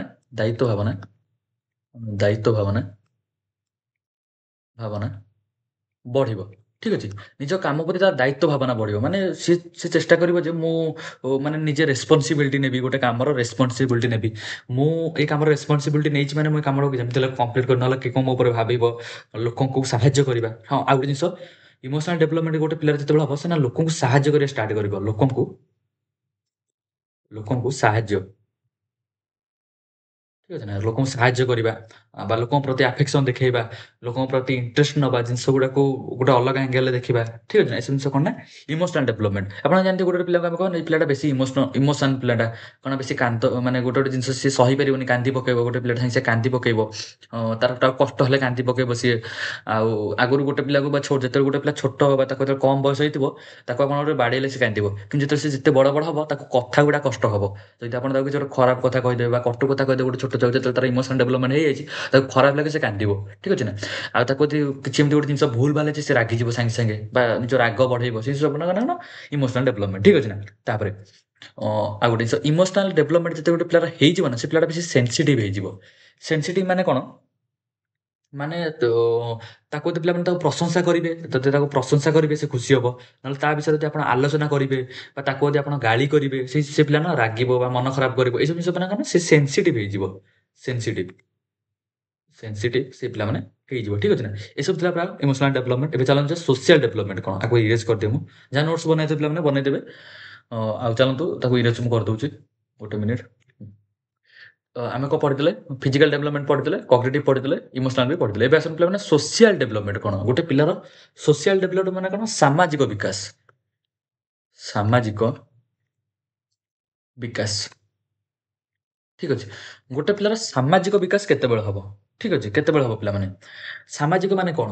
ସମାଜ। ଯେତେବେଳେ ଗୋଟେ ପିଲା ଯାଇକି ସମାଜରେ ଚଳିବ, ଯେତେବେଳେ ତା ସାଙ୍ଗସାଥି ସହ ମିଶିବ, ସମାଜରେ ଯେତେବେଳେ ଚଳିବ, ତାର କ'ଣ ସାମାଜିକ ବିକାଶ ହବ। ତ ପିଲାମାନେ ମନେ ରଖିଥିବ ଗୋଟେ ପିଲାର ସାମାଜିକ ବିକାଶ ମାନେ ଆମେ କ'ଣ ବୁଝିବା ପିଲାମାନେ? ଯେମିତିକି ସିଏ ଯଦି ତାର ପିୟର ଗ୍ରୁପ୍ ବା ତାର ସାଙ୍ଗସାଥି group, peer group. Peer group ମାନେ କ'ଣ? ସାଙ୍ଗସାଥି ଗ୍ରୁପ୍। ତା ସାଙ୍ଗସାଥି ଗ୍ରୁପ୍‌ରେ ତାର ଭଲ ସମ୍ପର୍କ ସମସ୍ତିଙ୍କ ସହ ଅଛି। ଗୋଟେ ପିଲା ଥିବେ ନା, ଗୋଟେ ପିଲା ଥିବେ ଭାରି ମିଶାଣିଆ। ମାନେ ଗୋଟେ ପିଲା ଥିବେ ଯିଏ ନା କ୍ଲାସ୍‌ର ସବୁ ପିଲାଙ୍କ ସହ ବହୁତ ଭଲସେ ମିଶୁଥିବେ। ତ ତାର କୋଉ ଜିନିଷ ଡେଭଲପମେଣ୍ଟ ହେଇଛି? ତାର ସୋସିଆଲ୍ ଡେଭଲପମେଣ୍ଟ ହେଇଛି। ତାର ସୋସିଆଲ୍ ଡେଭଲପମେଣ୍ଟ ହେଇଛି ବୋଲି ସିନା ସେ ମାନେ ତା କ୍ଲାସ୍‌ର ସବୁ ପିଲାଙ୍କ ସହ ଭଲସେ ମିଶୁଛି। ତ ସେ ପିୟର ଗ୍ରୁପ୍ ବା ତା ସାଙ୍ଗସାଥି ମାନଙ୍କ ସହ ସେ ବହୁତ ଭଲସେ ମିଶୁଥିବ। ଠିକ୍ ଅଛି ନା? ତାପରେ ସାମାଜିକ ବିକାଶ କେତେବେଳେ ଘଟିବ ଜାଣିବା, ଯେତେବେଳେ ସେ ଯୋଉ କାମ ସମୂହରେ ହଉଥିବ, ଯେମିତିକି ଗାଁ ଭୋଜି, ଆମ ସ୍କୁଲରେ ଭୋଜି ହଉଥିବ, ସ୍କୁଲରେ ଡେକୋରେସନ୍ ହଉଥିବ, ଠିକ୍ ଅଛି ନା? ଏସବୁରେ କ'ଣ ନା ସେ ଭଲସେ ପାର୍ଟିସିପେସନ୍ କରି, ଭଲସେ ସାହାଯ୍ୟ କରିବ, ଲୋକଙ୍କୁ ସାହାଯ୍ୟ କରିବ, ଲୋକମାନଙ୍କ ସହ ମିଶିକି ମିଳିମିଶି କାମ କରିବ। ଆଉ ମାନେ ସମୂହ କାମ ଯେତେବେଳେ ମାନେ ସମୂହ କାମ କ'ଣ? ଯୋଉ କହିଲେ ଆପଣଙ୍କର ଗାଁ ପୂଜା ହଉ, ଗାଁ ଭୋଜି ହଉ, ସ୍କୁଲରେ ଭୋଜି ହଉ, ସ୍କୁଲରେ ପୂଜା ହଉ, ଏସବୁ ଜିନିଷରେ ଯେତେବେଳେ ସମୂହ କାମ, ଏସବୁ ଜିନିଷ ଗ୍ରୁପ୍ କାମ ନା, ଏସବୁ ଜିନିଷରେ କ'ଣ ନା ସେ ଲୋକଙ୍କୁ ସାହାଯ୍ୟ କରିବ, ଲୋକଙ୍କ ସାହାଯ୍ୟରେ କରିବ, ନିଜେ ବି ଲୋକଙ୍କ କଥା ମାନି କାମ କରିବ, ଲୋକଙ୍କ କଥା ଶୁଣିକି କାମ କରିବ। ଏସବୁ ଜିନିଷ କେତେବେଳେ ହବ? ଯେତେବେଳେ ତାର ସୋସିଆଲ୍ ଡେଭଲପମେଣ୍ଟଟା ଭଲସେ ହେଇଥିଲେ ସେ ସବୁ ଜିନିଷ ଭଲସେ କରିବ। ଠିକ୍ ଅଛି ନା? ତାପରେ ସୋସିଆଲ୍ ଡେଭଲପମେଣ୍ଟରେ ଆଉ ଗୋଟେ ଜିନିଷ ପିଲାମାନେ, ଗୋଟେ ମିନିଟ୍। ଆଉ ଗୋଟେ ଜିନିଷ ପିଲାମାନେ ସୋସିଆଲ୍ ଡେଭଲପମେଣ୍ଟ କ'ଣ? ସେ କ'ଣ ନା ତାଠୁ ବଡ଼ ମାନେ ସପୋଜ୍ ଗୋଟେ ଶିଶୁଠୁ ବା ଗୋଟେ ପିଲାଠୁ ବଡ଼, ଯୋଉ ବଡ଼ ହୁଅନ୍ତୁ ତାଙ୍କର ପରିବାର ହୁଅନ୍ତୁ, ପରିବାର ବା ଗୁରୁଜନ, ଶିକ୍ଷକ, ଠିକ୍ ଅଛି ନା? ବା ନିଜଠୁ ବୟସରେ ବଡ଼ ଲୋକମାନଙ୍କୁ ସେ କ'ଣ ନା ସମ୍ମାନ ଦେବା ଶିଖିବ। ସୋସିଆଲ୍ ଡେଭଲପମେଣ୍ଟ ହେଲେ କ'ଣ? ମାନେ ସିଏ ଯୋଉ ନିଜଠୁ ବଡ଼ ଲୋକମାନେ, ନିଜଠୁ ବୟସର ବଡ଼ ହଉ, ନିଜଠୁ ପରିବାର ହୁଅନ୍ତୁ, ଗୁରୁଜନ ହୁଅନ୍ତୁ, ବଡ଼ ଭାଇ ଭଉଣୀ ହୁଅନ୍ତୁ, ସେମାନଙ୍କୁ ନା ଭଲସେ ରେସପେକ୍ଟ ଦେବା ଶିଖିବ। ଯଦି ସେଇ ଜିନିଷ ସେ କରୁଛି ନା, ତାହେଲେ ତାର ସୋସିଆଲ୍ ଡେଭଲପମେଣ୍ଟଟା ବହୁତ ବଢ଼ିଆ ସେ ହେଇଛି। ଠିକ୍ ଅଛି। ଆଉ ଗୋଟେ ଜିନିଷ କ'ଣ? ଏସବୁ ତ କରିବ। ତାପରେ ନିଜଠୁ ସାନ ଭାଇ ଭଉଣୀମାନେ ଥିବେ, ନିଜଠୁ ସହପାଠୀ ବା ନିଜ ସାଙ୍ଗସାଥି ଥିବେ, ସେମାନଙ୍କ ସହ ଭଲ ସମ୍ପର୍କ ରଖିଥିବ। ସାନ ଭାଇ ଭଉଣୀମାନଙ୍କୁ ସ୍ନେହ କରୁଥିବ ଭଲସେ। ସାନ ଭାଇ ଭଉଣୀମାନଙ୍କୁ ଭଲସେ ବା ତାଙ୍କ ସହ ମିଶୁଥିବ, ଖେଳୁଥିବ। ସାନମାନଙ୍କ ସହ ସାନ, ବଡ଼ମାନଙ୍କ ସହ ବଡ଼, ସାଙ୍ଗମାନଙ୍କ ସହ ସାଙ୍ଗ ହେଇକି ଯଦି ସେ ଚଳୁଥିବ ନା, ତାହେଲେ ତାର ସୋସିଆଲ୍ ଡେଭଲପମେଣ୍ଟଟା ବହୁତ ବଢ଼ିଆ ସେ ହେଇଥିବ। ଠିକ୍ ଅଛି ନା? ତାପରେ ଆଉ କ'ଣ ରହିଲା? ହଁ। ତାପରେ ଆଉ ସୋସିଆଲ୍ ଡେଭଲପମେଣ୍ଟ ଆଉ ଗୋଟେ ପିଲାମାନେ କ'ଣ? କି ଲୋକମାନଙ୍କର ମନୋଭାବକୁ ବୁଝିପାରୁଥିବ। ମାନେ ଯେତେବେଳେ ସିଏ ବାହାରେ ଏନଭାୟରମେଣ୍ଟରେ ଚଳୁଥିବ ନା, ଲୋକମାନଙ୍କର ମନୋଭାବକୁ ଯଦି ସେ ଭଲସେ ବୁଝୁଛି ନା, ତାହେଲେ କ'ଣ ନା ସିଏ ସୋସିଆଲ୍ ଡେଭଲପମେଣ୍ଟ ଭଲସେ କରୁଛି। ଠିକ୍ ଅଛି ନା? ତ ଆମେ ବହୁତ ଜିନିଷ ଇଏ କଲେ, ଆକୁ ସର୍ଟରେ ମୁଁ ଆଉ ଟିକେ ଲେଖିଦିଏ। କ'ଣ ମୁଁ କହିଲି। ଆକୁ ଇରେଜ୍ ଫାଷ୍ଟ କରିଦିଅନ୍ତୁ। ଗୋଟେ ମିନିଟ୍। ହଁ। ସୋସିଆଲ୍ ଡେଭଲପମେଣ୍ଟ ଏଇଟା ହେଲା। ଠିକ୍ ଅଛି। ତେବେ ଚାଲନ୍ତୁ ଆମେ ସୋସିଆଲ୍ ଡେଭଲପମେଣ୍ଟ ଗଲା। ଏବେ ଲାଙ୍ଗୁଏଜ୍ ଡେଭଲପମେଣ୍ଟ। ଲାଙ୍ଗୁଏଜ୍ ଡେଭଲପମେଣ୍ଟ ମାନେ କ'ଣ? ଭାଷା ବିକାଶ। ଭାଷା ବିକାଶ ମାନେ କ'ଣ? ଗୋଟେ ପିଲା ଦେଖିଥିବେ ଆପଣମାନେ, ସିଏ କଣ ନା ବହୁତ ଶୋଧାଶୋଧି କରୁଥିବେ। ଛୋଟ, ଛୋଟ ପିଲାଗୁଡା ମାନେ ଏବେ ଏଇ ଜିନିଷଟା ବେଶୀ ବଢିଗଲାଣି ଏବେ, ଠିକ୍ ଅଛି ନା? ମୁଁ ବି ବହୁତ ଦେଖୁଛି ସ୍କୁଲରୁ ଯେତେବେଳେ ମାନେ ଆପଣ ଦେଖିଥିବେ ରିଟର୍ନ କରୁଥିବେ ପିଲାଗୁଡା, ସେମାନେ କଣ ନା ଗୋଟେ, ଗୋଟେ ଛୁଆ ଥିବେ ସ୍କୁଲରେ ବହୁତ ଭଲ ଥିବେ, ମାନେ ବହୁତ ଭଲସେ ବ୍ୟବହାର କରିବେ ସାରମାନଙ୍କ ସହ, କିନ୍ତୁ ଯେତେବେଳେ ବାହାରକୁ ଆସିବେ ନା ବହୁତ ଶୋଧାଶୋଧି କରନ୍ତି। ଠିକ୍ ଅଛି ନା? ମାନେ ଏଇ ଜିନିଷଟା ତ ନୁହଁ, ଠିକ୍ ଅଛି ନା? ମାନେ ଶୋଧାଶୋଧି କରନ୍ତି, ମାନେ ଅପଭାଷା ବ୍ୟବହାର କରନ୍ତି, ଠିକ୍ ଅଛି ନା? ଆମେ ଏଥିରୁ କଣ ବୁଝିବା ପିଲାମାନେ? ତାର ଲାଙ୍ଗୁଏଜ ଡେଭଲପମେଣ୍ଟଟା ପିଲାମାନେ ଭଲସେ ହେଇନି। ସେ ଜାଣିପାରୁନି ଯେ ମାନେ ସେ ଯାହା କହୁଛି ଏଇଟା ଭୁଲ କହୁଛି। ଏ ଜିନିଷ କହିବା କଥା ନୁହଁ। ସମାଜରେ ଏଇଟା ଗ୍ରହଣଯୋଗ୍ୟ ନୁହଁ। ଠିକ୍ ଅଛି ନା? ଏସବୁ ସେ ଜାଣିପାରୁନି। ଠିକ୍ ସେ ମାନେ ତାକୁ ଆଇଦର ସେ ଟିଚରଙ୍କ ଥ୍ରୋରୁ, ବାପା ମାଙ୍କ ଥ୍ରୋରୁ ତ ତାକୁ କେହି ବୁଝେଇ ନାହାନ୍ତି କି ସେ ଜିନିଷଟା ମାନେ ଜାଣିନି। ଠିକ୍ ଅଛି ନା? ତ ଏଇଟା ଆମର କଣ ଜାଣିବା? ଏଇଟା ମାନେ ଜାଣିବା ଯେ ସେ ଲାଙ୍ଗୁଏଜ ଡେଭଲପମେଣ୍ଟଟା ଗୋଟେ ଛୁଆର ଭଲସେ ହେଇନି। ହେଲା? ଏବେ ତ ମୁଁ ଦେଖୁଛି ବହୁତ ଛୋଟ, ଛୋଟ ଛୁଆ ଗୁଡା ମାନେ ପଞ୍ଚମ, ଷଷ୍ଠ ଭିତରେ ପଢୁଥିବେ ପିଲାମାନେ, ମାନେ ପ୍ରଥମରୁ ପଞ୍ଚମ ଭିତରେ ଥିବେ, କିନ୍ତୁ ସେମାନେ ମାନେ ବହୁତ କୋର୍ସ ୱାର୍ଡ ୟୁଜ୍ କରୁଛନ୍ତି। ଠିକ୍ ଅଛି ନା? ଠିକ୍ ଅଛି। ତ ଲାଙ୍ଗୁଏଜ ଡେଭଲପମେଣ୍ଟ ଆମେ କେତେବେଳେ ହବ? ଯେତେବେଳେ ଆପଣଙ୍କର ଗ୍ରାମାଟିକାଲ ବା ଗ୍ରାମାର ଉପରେ ହଉ, ଭୋକାବୁଲାରି।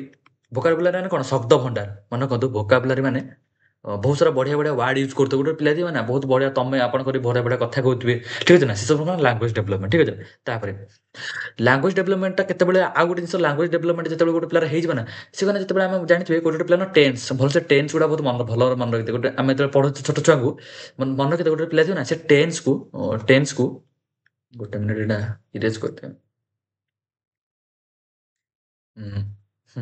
ଯେତେବେଳେ ଆପଣମାନେ ପଢ଼ୁଥିବେ ଗୋଟେ ଏବେ ଆପଣମାନେ ତ କୋଚିଂ ସେଣ୍ଟର ଯାଉଥିବେ କି ପଢ଼ୁଥିବେ ମନେ ଦେଖିଥିବେ ବି ଆପଣମାନେ ଗୋଟେ ପିଲା ଥିବେ ମାନେ ବହୁତ କମ୍ ବୟସ ହେଇଥିବ ଚତୁର୍ଥ ପଞ୍ଚମ ହେଇଥିବ କିନ୍ତୁ କ'ଣ ସେମାନେ ଟେନ୍ସକୁ ଭଲସେ ମନେ ରଖିଦେଇଥିବେ ଟେନ୍ସକୁ ହଉ ଟେନ୍ସ ହଉ ତାଙ୍କର ଗ୍ରାମାର ବି ଭଲସେ ହେଉଥିବ ଗ୍ରାମାର ଓଡ଼ିଆ ଗ୍ରାମାର ଯଦି ଆପଣମାନେ ବେସିକ୍ ଲେଭେଲ୍ ଓଡ଼ିଆ ଗ୍ରାମାର ପଢ଼ୁଥିବେ ଛୋଟ ଛୁଆଙ୍କୁ ସେମାନଙ୍କର ଭଲସେ ହେଉଥିବ ତ କିପରି ହୁଏ ତାଙ୍କର ଲାଙ୍ଗୁଏଜ୍ ଡେଭଲପମେଣ୍ଟ ଯଦି ତାଙ୍କର ଭଲସେ ଅଛି ନା ଲାଙ୍ଗୁଏଜ୍ ଡେଭଲପମେଣ୍ଟ ଯଦି ତାଙ୍କର ହେଇଛି ଭଲସେ ତାହେଲେ ତାଙ୍କର ଟେନ୍ସ ହଉ ଗ୍ରାମାର ହଉ ବା ଗ୍ରାମାଟିକାଲ ଜିନିଷ ହଉ ତାଙ୍କର ଭଲସେ ହେଉଥିବ ଆଉ ଗୋଟେ ଜିନିଷ ଭାଷାର ବିକାଶ ହେଲା ନା ଗୋଟେ ପିଲା କେମିତି କରିବ ଗପ ଲେଖିବା ବା ଗପ ପଢ଼ିବା ଗପ ଲେଖିବା ସରଳାର୍ଥ ଲେଖିବା ଆଉ ଗୋଟେ ପିଲା ଲେଖିଛି ନା ବଢ଼ିଆ ବଢ଼ିଆ ସରଳାର୍ଥ ଲେଖିବେ ବଢ଼ିଆ ବଢ଼ିଆ ସଜେଇ ସଜେଇ ମଜେଇ ବଢ଼ିଆ ବଢ଼ିଆ ସରଳାର୍ଥ ବଢ଼ିଆ ସେ ୱାର୍ଡ଼ ଲଗେଇକି ବଢ଼ିଆ ସରଳାର୍ଥ ଲେଖନ୍ତି ଠିକ୍ ଅଛି ନା ଏସବୁ ଜିନିଷ ତାଙ୍କର ରହିବ ବା ଏସବୁ ଜିନିଷ ତାଙ୍କର ବିକାଶ ହେବ ଗପ ବି ଲେଖନ୍ତି ଗୋଟେ ପିଲା ଥିବେ ଗପ ବଢ଼ିଆ ବଢ଼ିଆ ଗପ କହିବେ ଲେଖିବେ ଠିକ୍ ଅଛି ତାପରେ ଲାଙ୍ଗୁଏଜ୍ ଡେଭଲପମେଣ୍ଟ ହେଲା ନା ଗୋଟେ ପିଲା ବା ଗୋଟେ ପିଲା ଯଦି ଲାଙ୍ଗୁଏଜ୍ ଡେଭଲପମେଣ୍ଟ ହେବ ନା ସେ ପିଲା ନା ଭଲ ଗ୍ରାମାର ହଉ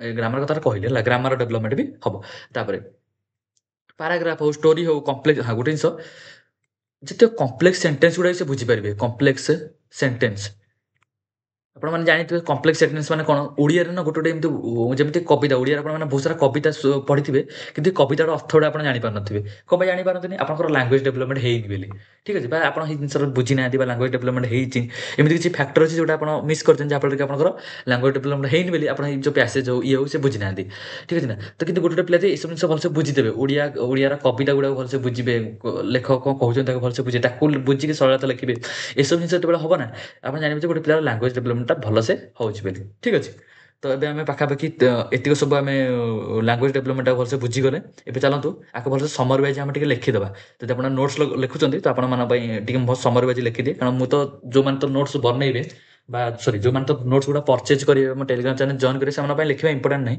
କାରଣ ଏସବୁ ଜିନିଷ ଆପଣ ମାନେ ମୋ ନୋଟ୍ସ ପାଇଯିବେ କିନ୍ତୁ ଯେଉଁମାନେ ନୋଟ୍ସ କିଣି ପାରୁନାହାନ୍ତି ବା କିଣିନାହାନ୍ତି ସେମାନଙ୍କ ପାଇଁ ଟିକେ ଲେଖିଦେଉଛି ଠିକ୍ ଅଛି ନା ଫାର୍ଷ୍ଟ ଜିନିଷ ଫିଜିକାଲ୍ ଡେଭଲପମେଣ୍ଟରେ ପିଲାମାନେ ପ୍ରଥମେ ହୁଏ କ'ଣ ଗୋଟେ ମିନିଟ୍ ଫିଜିକାଲ୍ ଡେଭଲପମେଣ୍ଟରେ ଫାର୍ଷ୍ଟ ହେଲା ୱେଟ୍ ଆଉ ହାଇଟ୍ ବଢ଼ିବ ୱେଟ୍ ଆଣ୍ଡ ହାଇଟ୍ ବଢ଼ିବ ଠିକ୍ ଅଛି ନା ତାପରେ କ'ଣ କହିଥିଲି ମୁଁ ମଟର ସ୍କିଲ୍ ଡେଭଲପମେଣ୍ଟ ହେବ ମଟର ସ୍କିଲ୍ ଡେଭଲପମେଣ୍ଟ ହେବ ଯେମିତିକି fine motor and gross motor ଠିକ୍ ଅଛି ଫାଇନ୍ ମୋଟର ବା ଗ୍ରସ୍ ମୋଟର ଏଟା ସବୁ ଡେଭଲପମେଣ୍ଟ ହେବ ଠିକ୍ ଅଛି ତାପରେ କ'ଣ ହ୍ୟାଣ୍ଡ ଆଇ କୋର୍ଡ଼ିନେସନ୍ ବେଟର୍ ହେବ ହ୍ୟାଣ୍ଡ ଆଇ କୋର୍ଡ଼ିନେସନ୍ ବେଟର୍ ହେବ ଠିକ୍ ଅଛି ନା ତାପରେ ଗୋଟେ ପିଲା ଯେତେବେଳେ ତାର ଫିଜିକାଲ୍ ସେ ଆଉଟଡୋର୍ ଗେମ୍ସ ଖେଳିବ ଆଉଟଡୋର୍ ଗେମ୍ସ ବା ଆକ୍ଟିଭିଟିଜ୍ ଏସବୁ ଜିନିଷ ସେ କରିବ ବା ଖେଳିବ ଠିକ୍ ଅଛି ନା ତାପରେ ବାସ୍ ଏତିକି ଜିନିଷ ଏତିକି ହେଲେ ମେନ୍ ଏତିକି ଜିନିଷ ଠିକ୍ ଅଛି ନା ତାପରେ ଆସନ୍ତୁ ତାପରେ ଆମେ ଚାଲ କଗ୍ନିଟିଭ୍ ଡେଭଲପମେଣ୍ଟ ବିଷୟରେ ବୁଝିବା ଏତେ ଉପରେ ସ୍କ୍ରିନଶଟ୍ ନେଇଯାଆନ୍ତୁ ଆଉ ଟିକେ ବୁଝି ଦିଅନ୍ତୁ ବା ଲେଖି ଦିଅନ୍ତୁ ଯଦି ଆପଣମାନେ ନୋଟ୍ସ ଯଦି ମୋର ପରଚେଜ୍ କରିଛନ୍ତି ତାହେଲେ କିଛି ବି ଲେଖିବା ଦରକାର ବି ନାହିଁ କାରଣ ସେ ଜିନିଷ ନୋଟ୍ରେ ଅଛି ତାପରେ ଆସନ୍ତୁ କଗ୍ନିଟିଭ୍ ଡେଭଲପମେଣ୍ଟ ହେଲେ କ'ଣ ହେବ କଗ୍ନିଟିଭ୍ ଡେଭଲପମେଣ୍ଟ ହେଲେ ଠିକ୍ ଅଛି ନା ଫିଜିକାଲ୍ ଗଲା କଗ୍ନିଟିଭ୍ ଡେଭଲପମେଣ୍ଟ ହେଲେ କ'ଣ ହେବ ସେ ଲଜିକାଲ୍ ଥିଙ୍କ ଷ୍ଟାର୍ଟ କରିବ ଲଜିକାଲ୍ ଥିଙ୍କିଂ ତାର ଡେଭଲପ୍ ହେବ ଡେଭଲପ୍ ଠିକ୍ ଅଛି ତାପରେ ନମ୍ବର ବିଷୟରେ ଜାଣିବ ଯଦି ତାର ଲଜିକ୍ କଗ୍ନିଟିଭ୍ ଥିଙ୍କିଂ ଯଦି ତାର ଡେଭଲପ୍ ହେଲା ନମ୍ବର୍ସ ବିଷୟରେ ଜାଣିବ ତାପରେ ୱେଟ୍ ବିଷୟରେ ଜାଣିବ ଗୋଟେ ମିନିଟ୍ ୱେଟ୍ ମାସ୍ କ'ଣ ଠିକ୍ ଅଛି ମାନେ ବହୁତ ଯେଉଁ ଜିନିଷର ମାନେ ଲଜିକ୍ ଦରକାର ଯେମିତି ମ୍ୟାଥମେଟିକ୍ସ ଭଲସେ ବୁଝିବ ମ୍ୟାଥମେଟିକ୍ସକୁ ଭଲସେ ବୁଝିବ ଠିକ୍ ଅଛି ତାପରେ ଆସନ୍ତୁ ତାପରେ କ'ଣ ହଁ ତାପରେ ଯଦି କଗ୍ନିଟିଭ୍ ଡେଭଲପମେଣ୍ଟ କ'ଣ ଛୋଟ ପିଲାଟା ନା କ'ଣ ଅବଜେକ୍ଟଟା କ୍ଲାସିଫାଇ କରିପାରିବ ହେଲା ସେ ଅବଜେକ୍ଟକୁ କ୍ଲାସିଫାଇ କରିପାରିବ ଅବଜେକ୍ଟକୁ କ୍ଲାସିଫାଇ କରିପାରିବ ଠିକ୍ ଅଛି ତାପରେ କୋଶ୍ଚିନ୍ ପଚାରିବ ତାର କୋଶ୍ଚିନ୍ ପଚାରିବ ଠିକ୍ ଅଛି ତାପରେ କ୍ୟୁରିୟସ୍ ହେବ କ୍ୟୁରିୟସ୍ ବା ଜିଜ୍ଞାସୁ ହେବ ଠିକ୍ ଅଛି ନା ତାପରେ ଗୋଟେ ଜିନିଷ ଯଦି କାମ କରୁଛି ବା କାମ କରିବାକୁ ଯାଉଛି ସେ କାମଟା କଲେ କ'ଣ ପରିଣାମ ହେବ ବା କଜ୍ ଆଣ୍ଡ ଇଫେକ୍ଟ କଜ୍ ବା ଇଫେକ୍ଟକୁ ଆଗ ଅନୁଧ୍ୟାନ କରିବ କାଳେ ମୁଁ କାମଟା କଲେ ହେବ କି କାଳେ କାମଟା କଲେ ନ ହେବ କି ଯଦି ହେବ ତାହେଲେ ମୁଁ କ'ଣ କଲେ ହେବ ଯଦି ନ ହେବ ତାହେଲେ ମୁଁ କେଉଁଟା ଜିନିଷ ଭୁଲ କରୁଛି ବୋଲି ହେଉନି ଏସବୁ ଜିନିଷ ସେ ବୁଝିବ ଠିକ୍ ଅଛି ନା ଏଇଟା ହେଲା କ'ଣ କଗ୍ନିଟିଭ୍ ଡେଭଲପମେଣ୍ଟ ତାପରେ ଆସନ୍ତୁ ଏତିକି ଇରେଜ୍ କରିଦେବେ ବା ସ୍କ୍ରିନଶଟ୍ ନେଇଯାଆନ୍ତୁ ଯୋଉମାନେ ନେବା କଥା। ତାପରେ ଆସନ୍ତୁ ହଁ, ତାପରେ ପିଲାମାନେ ଇମୋସନାଲ୍ ଡେଭଲପମେଣ୍ଟ କ'ଣ କି ନିଜ ଇମୋସନକୁ କଣ୍ଟ୍ରୋଲ କରିବା ଶିଖିବ। କଣ୍ଟ୍ରୋଲ କରିବା ସେ ଶିଖିବ। ଠିକ୍ ଅଛି ନା? ତାପରେ ଗୋଟେ ମିନିଟ୍ ଏଇଠି ହଁ। ତାପରେ ହଁ, ଇମୋସନାଲ୍ ଡେଭଲପମେଣ୍ଟ ମାନେ କ'ଣ? ନିଜ ଇମୋସନକୁ କଣ୍ଟ୍ରୋଲ କରିବ। ତାପରେ ଆଉ କ'ଣ ରହିବ? ନିଜ ଆକ୍ସନକୁ ଗୋଟେ ମିନିଟ୍ ନିଜ ଆକ୍ସନ ଛାଡ଼। ରେସ୍ପନ୍ସିବିଲିଟି ନବ। ରେସ୍ପନ୍ସିବିଲିଟି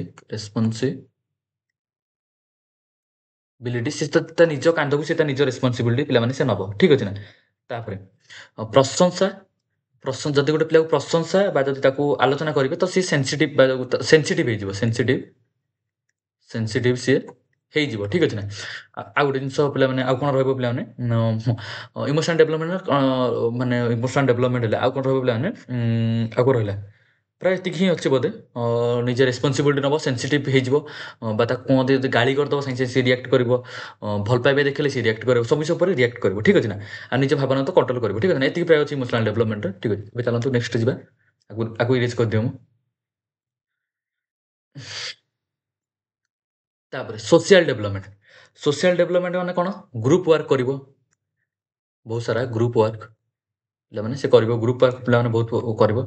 ତାପରେ ଡିସିପ୍ଲିନ୍ ନିଜେ ଡିସିପ୍ଲିନ୍ ହବ। ଗୋଟେ ମିନିଟ୍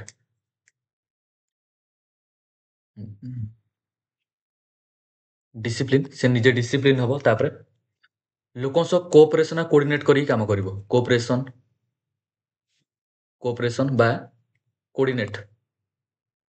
କୋଅର୍ଡିନେଟ୍ କରିବ ବା ଲୋକମାନଙ୍କ ସହ କୋଅପରେସନ୍ କରିକି କାମ କରିବ ବା କୋଅର୍ଡିନେଟ୍ କରିକି କାମ କରିବ। ଠିକ୍ ଅଛି ନା? ବା ଟିମ୍ ୱାର୍କ କରିବ। ଟିମ୍ ୱାର୍କ ଠିକ୍ ଅଛି। ତାପରେ ପିଲାମାନେ ହଁ, ସୋସିଆଲ୍ ଡେଭଲପମେଣ୍ଟରେ ଆଉ କୋଉ ପିଲାମାନେ ଆସିବ? ବଡ଼ ଲୋକଙ୍କୁ ରେସ୍ପେକ୍ଟ ଦବ। ନିଜଠୁ ବଡ଼ ଲୋକଙ୍କୁ ରେସ୍ପେକ୍ଟ ଦବ। ଠିକ୍ ଅଛି ନା? ନିଜଠୁ ବଡ଼ଙ୍କୁ ରେସ୍ପେକ୍ଟ ଦେବ। ଠିକ୍ ଅଛି। ତାପରେ ଆଉ କ'ଣ? ହଁ, ତାପରେ ଫ୍ରେଣ୍ଡସିପ୍ ଡେଭଲପ୍ କରିବ। ଏଇଠି ମୁଁ ଲେଖିଦଉଛି ଫ୍ରେଣ୍ଡସିପ୍ ଡେଭଲପ୍ କରିବ। ଠିକ୍ ଅଛି ନା? ଏଇଟା ପିଲାମାନଙ୍କର ସୋସିଆଲ୍ ଡେଭଲପମେଣ୍ଟ। ଏବେ ଚାଲନ୍ତୁ ଆପଣ ଲାଙ୍ଗୁଏଜ୍ ଡେଭଲପମେଣ୍ଟ ଉପରେ ଯିବା। ଆଶା କରୁଛି ପିଲାମାନେ ଆପଣଙ୍କୁ ସବୁ ଜିନିଷ କ୍ଲିୟର ହେଉଥିବ, କାରଣ ଆପଣ ଭଲସେ ବୁଝନ୍ତୁ। ନୋଟ୍ସ କରିବା ଇମ୍ପୋର୍ଟାଣ୍ଟ ନୁହଁ। ହୁଏତ ଆପଣ ସ୍ପିଡରେ ପଛେ ଟିକେ ଦେଖନ୍ତୁ ବା ଟିକେ ନାକୁ ଭିଡ଼ିଓ ଟିକେ ସ୍ପିଡ୍ କରି ଦେଖନ୍ତୁ ଚଳିବ, କିନ୍ତୁ ଆପଣ ଟିକେ ଭଲସେ ବୁଝନ୍ତୁ। ଠିକ୍ ଅଛି ନା? ଗୋଟେ ମିନିଟ୍। ତାପରେ ଲାଙ୍ଗୁଏଜ୍ ଡେଭଲପମେଣ୍ଟ ପିଲାମାନେ କ'ଣ ଆସିବ? ତାର ଭୋକାବୁଲାରି ଇନକ୍ରିଜ୍ ହବ। ଇନକ୍ରିଜ୍। ଠିକ୍ ଅଛି ନା? ଭୋକାବୁଲାରି ମାନେ କ'ଣ? ଶବ୍ଦ ଭଣ୍ଡାର। ମନେ ରଖନ୍ତୁ, ଶବ୍ଦ ଭଣ୍ଡାର ମାନେ ସେ ବହୁତ ସାରା ୱାର୍ଡ ନୂଆ ୱାର୍ଡ ଶିଖିକି ବହୁତ ୱାର୍ଡ ୟୁଜ୍ କରିବ। ଠିକ୍ ଅଛି ନା? ତାପରେ ଆପଣଙ୍କର କମ୍ପ୍ଲେକ୍ସ ସେଣ୍ଟେନ୍ସ ଗୁଡ଼ାକୁ ବି ଅଣ୍ଡରଷ୍ଟାଣ୍ଡ କରିବ। କମ୍ପ୍ଲେକ୍ସ ସେଣ୍ଟେନ୍ସକୁ ଅଣ୍ଡରଷ୍ଟାଣ୍ଡ ଠିକ୍ ଅଛି ନା? କମ୍ପ୍ଲେକ୍ସ ସେଣ୍ଟେନ୍ସକୁ ବି ଅଣ୍ଡରଷ୍ଟାଣ୍ଡ କରିବ। ତାପରେ ନିଜେ ବହୁତ ସାରା ପାରାଗ୍ରାଫ ପଢ଼ିବ ଆଉ ବହୁତ ସାରା ପାରାଗ୍ରାଫ ବି ଲେଖିପାରିବ। ଠିକ୍ ଅଛି ନା? ତାପରେ ଆଉ କ'ଣ? ବାସ୍ ଭୋକାବୁଲାରିକୁ ଗ୍ରାମାର ତାର ଇନକ୍ରିଜ୍ ହେବ। ଗ୍ରାମାର ନଲେଜ ସେ ଇଂଲିଶ ହଉ କି ଓଡ଼ିଆ ହଉ, ଗ୍ରାମାର ନଲେଜ ତାର ଇନକ୍ରିଜ୍ ହେବ। ଠିକ୍ ଅଛି ନା? ଇନକ୍ରିଜ୍ ତାର ହେବ। ଠିକ୍ ଅଛି।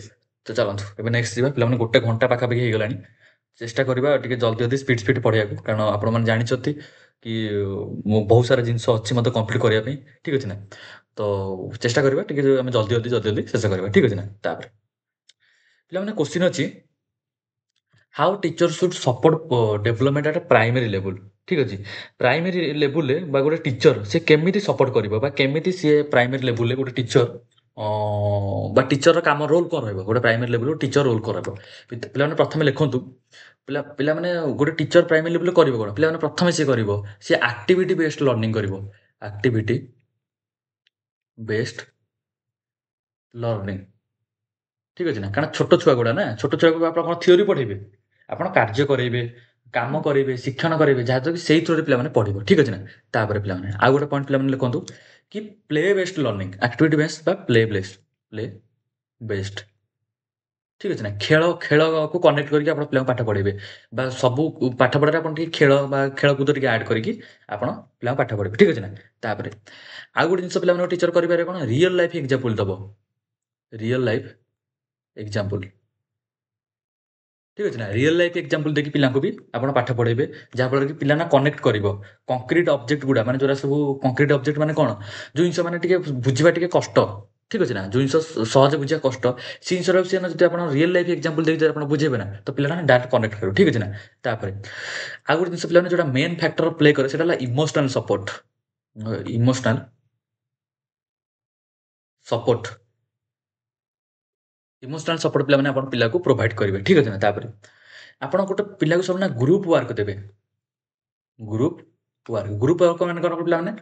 ମାନେ ଯୋଉ ଛୋଟ ଛୁଆ ଥିବେ ନା, ତାକୁ ପାଠ ପଢ଼େଇବେ କିନ୍ତୁ ତାଙ୍କୁ ଗ୍ରୁପ୍ ୱାର୍କ ଦେବେ। ତ ସବୁ ମିଶିକି ଏଇ କାମଟା କର, ମିଶିକି ସେଇ କାମଟା କର, ମିଶିକି ଯାଅ ଗଛ ଲଗେଇବା। ହେଲା ଗ୍ରୁପ୍ ୱାର୍କ ଦେଲେ ତାଙ୍କର କଣ ନା ସୋସିଆଲ ଡେଭଲପମେଣ୍ଟ ହଉ, ତାଙ୍କର ଏଇ ଜିନିଷଟା ପିଲାମାନେ ଡେଭଲପ୍ ହବ। ଠିକ୍ ଅଛି ନା?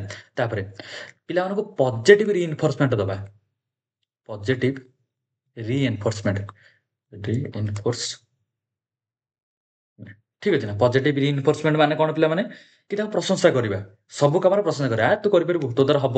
ଠିକ୍ ଅଛି ନା? ତୋ ଦ୍ୱାରା ସବୁ ଜିନିଷ ହବ ବା ତାକୁ ସପୋର୍ଟ କରିବା ମାନେ ତାକୁ ପୁରା ପ୍ରଶଂସା କରିବା, ପ୍ରେଜ୍ କରିବା। ଠିକ୍ ଅଛି ନା? ଯଦି ସେ ଗୋଟେ ଛୋଟ କାମ ଯଦି ଟିକେ କରିଦିଏ, ତାକୁ ମାନେ ତୋ ଦ୍ୱାରା ହବ। ଯାହାଦ୍ୱାରା କି ସେ ମନରେ ଭାବିବ କି ମୁଁ ଛୋଟ କାମଟା କରିଦେଲି, ତାହେଲେ ବଡ଼ କାମଟା ଆରାମସେ କରିଦେବି ନା। ତ ପଜିଟିଭ୍ ରିଇନଫୋର୍ସମେଣ୍ଟ ଦବା। ତାପରେ ହଁ, ଆଉ ଗୋଟେ ଜିନିଷ ସବୁଠୁ ଇମ୍ପୋର୍ଟାଣ୍ଟ କଣ ନା, ତାକୁ ନା ପନିଶମେଣ୍ଟ ହିଁ ଦବାନି। No punishment. ପନିଶମେଣ୍ଟ ହିଁ ତାକୁ ଦବାନି। ପନିଶମେଣ୍ଟଟାକୁ ଟୋଟାଲ ଆଭଏଡ୍ କରିବା। କଣ ପାଇଁ? ଯଦି ଆମେ ତାକୁ ପନିଶମେଣ୍ଟ ଦବା, ନେଗେଟିଭ୍ ରିଇନଫୋର୍ସମେଣ୍ଟ ଦବା, ତ ପିଲାଟା କଣ ନା ଭାଇ ତାର ଆଉ ମୋରାଲ ଡାଉନ୍ ହେଇଯିବ। ଆଉ ଗୋଟେ ଥର ମୋରାଲ ଡାଉନ୍ ହେଲେ ନା ତାକୁ ପୁଣି ତାର ମୋରାଲଟାକୁ ଇଏ କରିବାକୁ ନା ବହୁତ କଷ୍ଟ। ଠିକ୍ ଅଛି ନା? ତ ଆମ ପଜିଟିଭ୍ ରିଇନଫୋର୍ସମେଣ୍ଟ ପିଲାଙ୍କୁ ଦବା। ଠିକ୍ ଅଛି? ତ ପ୍ରାଇମେରୀ ଲେଭେଲରେ ଟିଚରମାନେ ଏଇଆ ସବୁ କରିବେ। ଚାଲନ୍ତୁ ଯିବା ନେକ୍ସଟ। ତାପରେ ପିଲାମାନେ ଏବେ ଆସନ୍ତୁ ମେନ୍ ଜିନିଷ ପଳେଇ ଆସିଲା ନା, କନସେପ୍ଟ ଅଫ୍ ଚାଇଲ୍ଡ ଡେଭଲପମେଣ୍ଟ। ଠିକ୍ ଅଛି? ହଁ, ଆଉ ଗୋଟେ ଜିନିଷ ପିଲାମାନେ ଆଉ ଗୋଟେ ସବୁ କହିଦିଏ। ହଁ, କନକ୍ଲୁଜନଟା ତ ମୁଁ କହିଲିନି। ଏଇ ସରିଲା କନକ୍ଲୁଜନ ମୁଁ ଆଉ ଗୋଟେ କହିଥିଲି ହେଲା। କନକ୍ଲୁଜନ ଏଇଟା ଗୋଟେ ନୋଟ୍ ବନେଇଦେବେ। ଠିକ୍ ଅଛି ନା? କନକ୍ଲୁଜନ ଲେଖିଛି ନା ଲେଖିନି? ନାଇଁ ଲେଖିନି। କନକ୍ଲୁଜନ ବା ଆମେ ଯୋଉ ଏତେ ସମୟରେ ଯୋଉ ଅଣ୍ଡରଷ୍ଟାଣ୍ଡିଂ ବା ଚାଇଲ୍ଡ ଡେଭଲପମେଣ୍ଟ ଯୋଉ ଅଣ୍ଡରଷ୍ଟାଣ୍ଡ କଲେ, କଣ ଅଣ୍ଡରଷ୍ଟାଣ୍ଡ କଲେ ବା ତାର କଣ କନକ୍ଲୁଜନ ପିଲାମାନେ ମନେ ରଖ। ଆମେ ଯେତେବେଳେ ଗୋଟେ ବା ଏତେ ସବୁ ଯୋଉ ପଢିଲା ପରେ ଆମେ ଗୋଟେ ଜିନିଷ ବୁଝିଲେ କି ଆମେ ଯାହାବି ପଢେଇବା, ଯାହାବି ପଢେଇବା କାହାକୁ ପିଲାଙ୍କୁ ଯାହାବି ପଢେଇବା ଆମେ, ସେଇଟା କଣ ତାଙ୍କର ଲେବୁଲ ଅନୁସାରେ ପଢେଇବା। ମାନେ ତାଙ୍କ ଯାହାବି ପଢେଇବା ଲେବୁଲ ଅନୁସାରେ। ମାନେ ଲେବୁଲ ଅନୁସାରେ ମାନେ କଣ? ସପୋଜ ଆମେ ତାଙ୍କୁ ସେମାନେ ପଢୁଛନ୍ତି ଫାଷ୍ଟ କ୍ଲାସରେ ବା ପ୍ରଥମ ଶ୍ରେଣୀ ସେମାନେ ପଢୁଛନ୍ତି, କିନ୍ତୁ ଆମେ ତାକୁ ସପ୍ତମ ଶ୍ରେଣୀର ପାଠ ପଢେଇବା।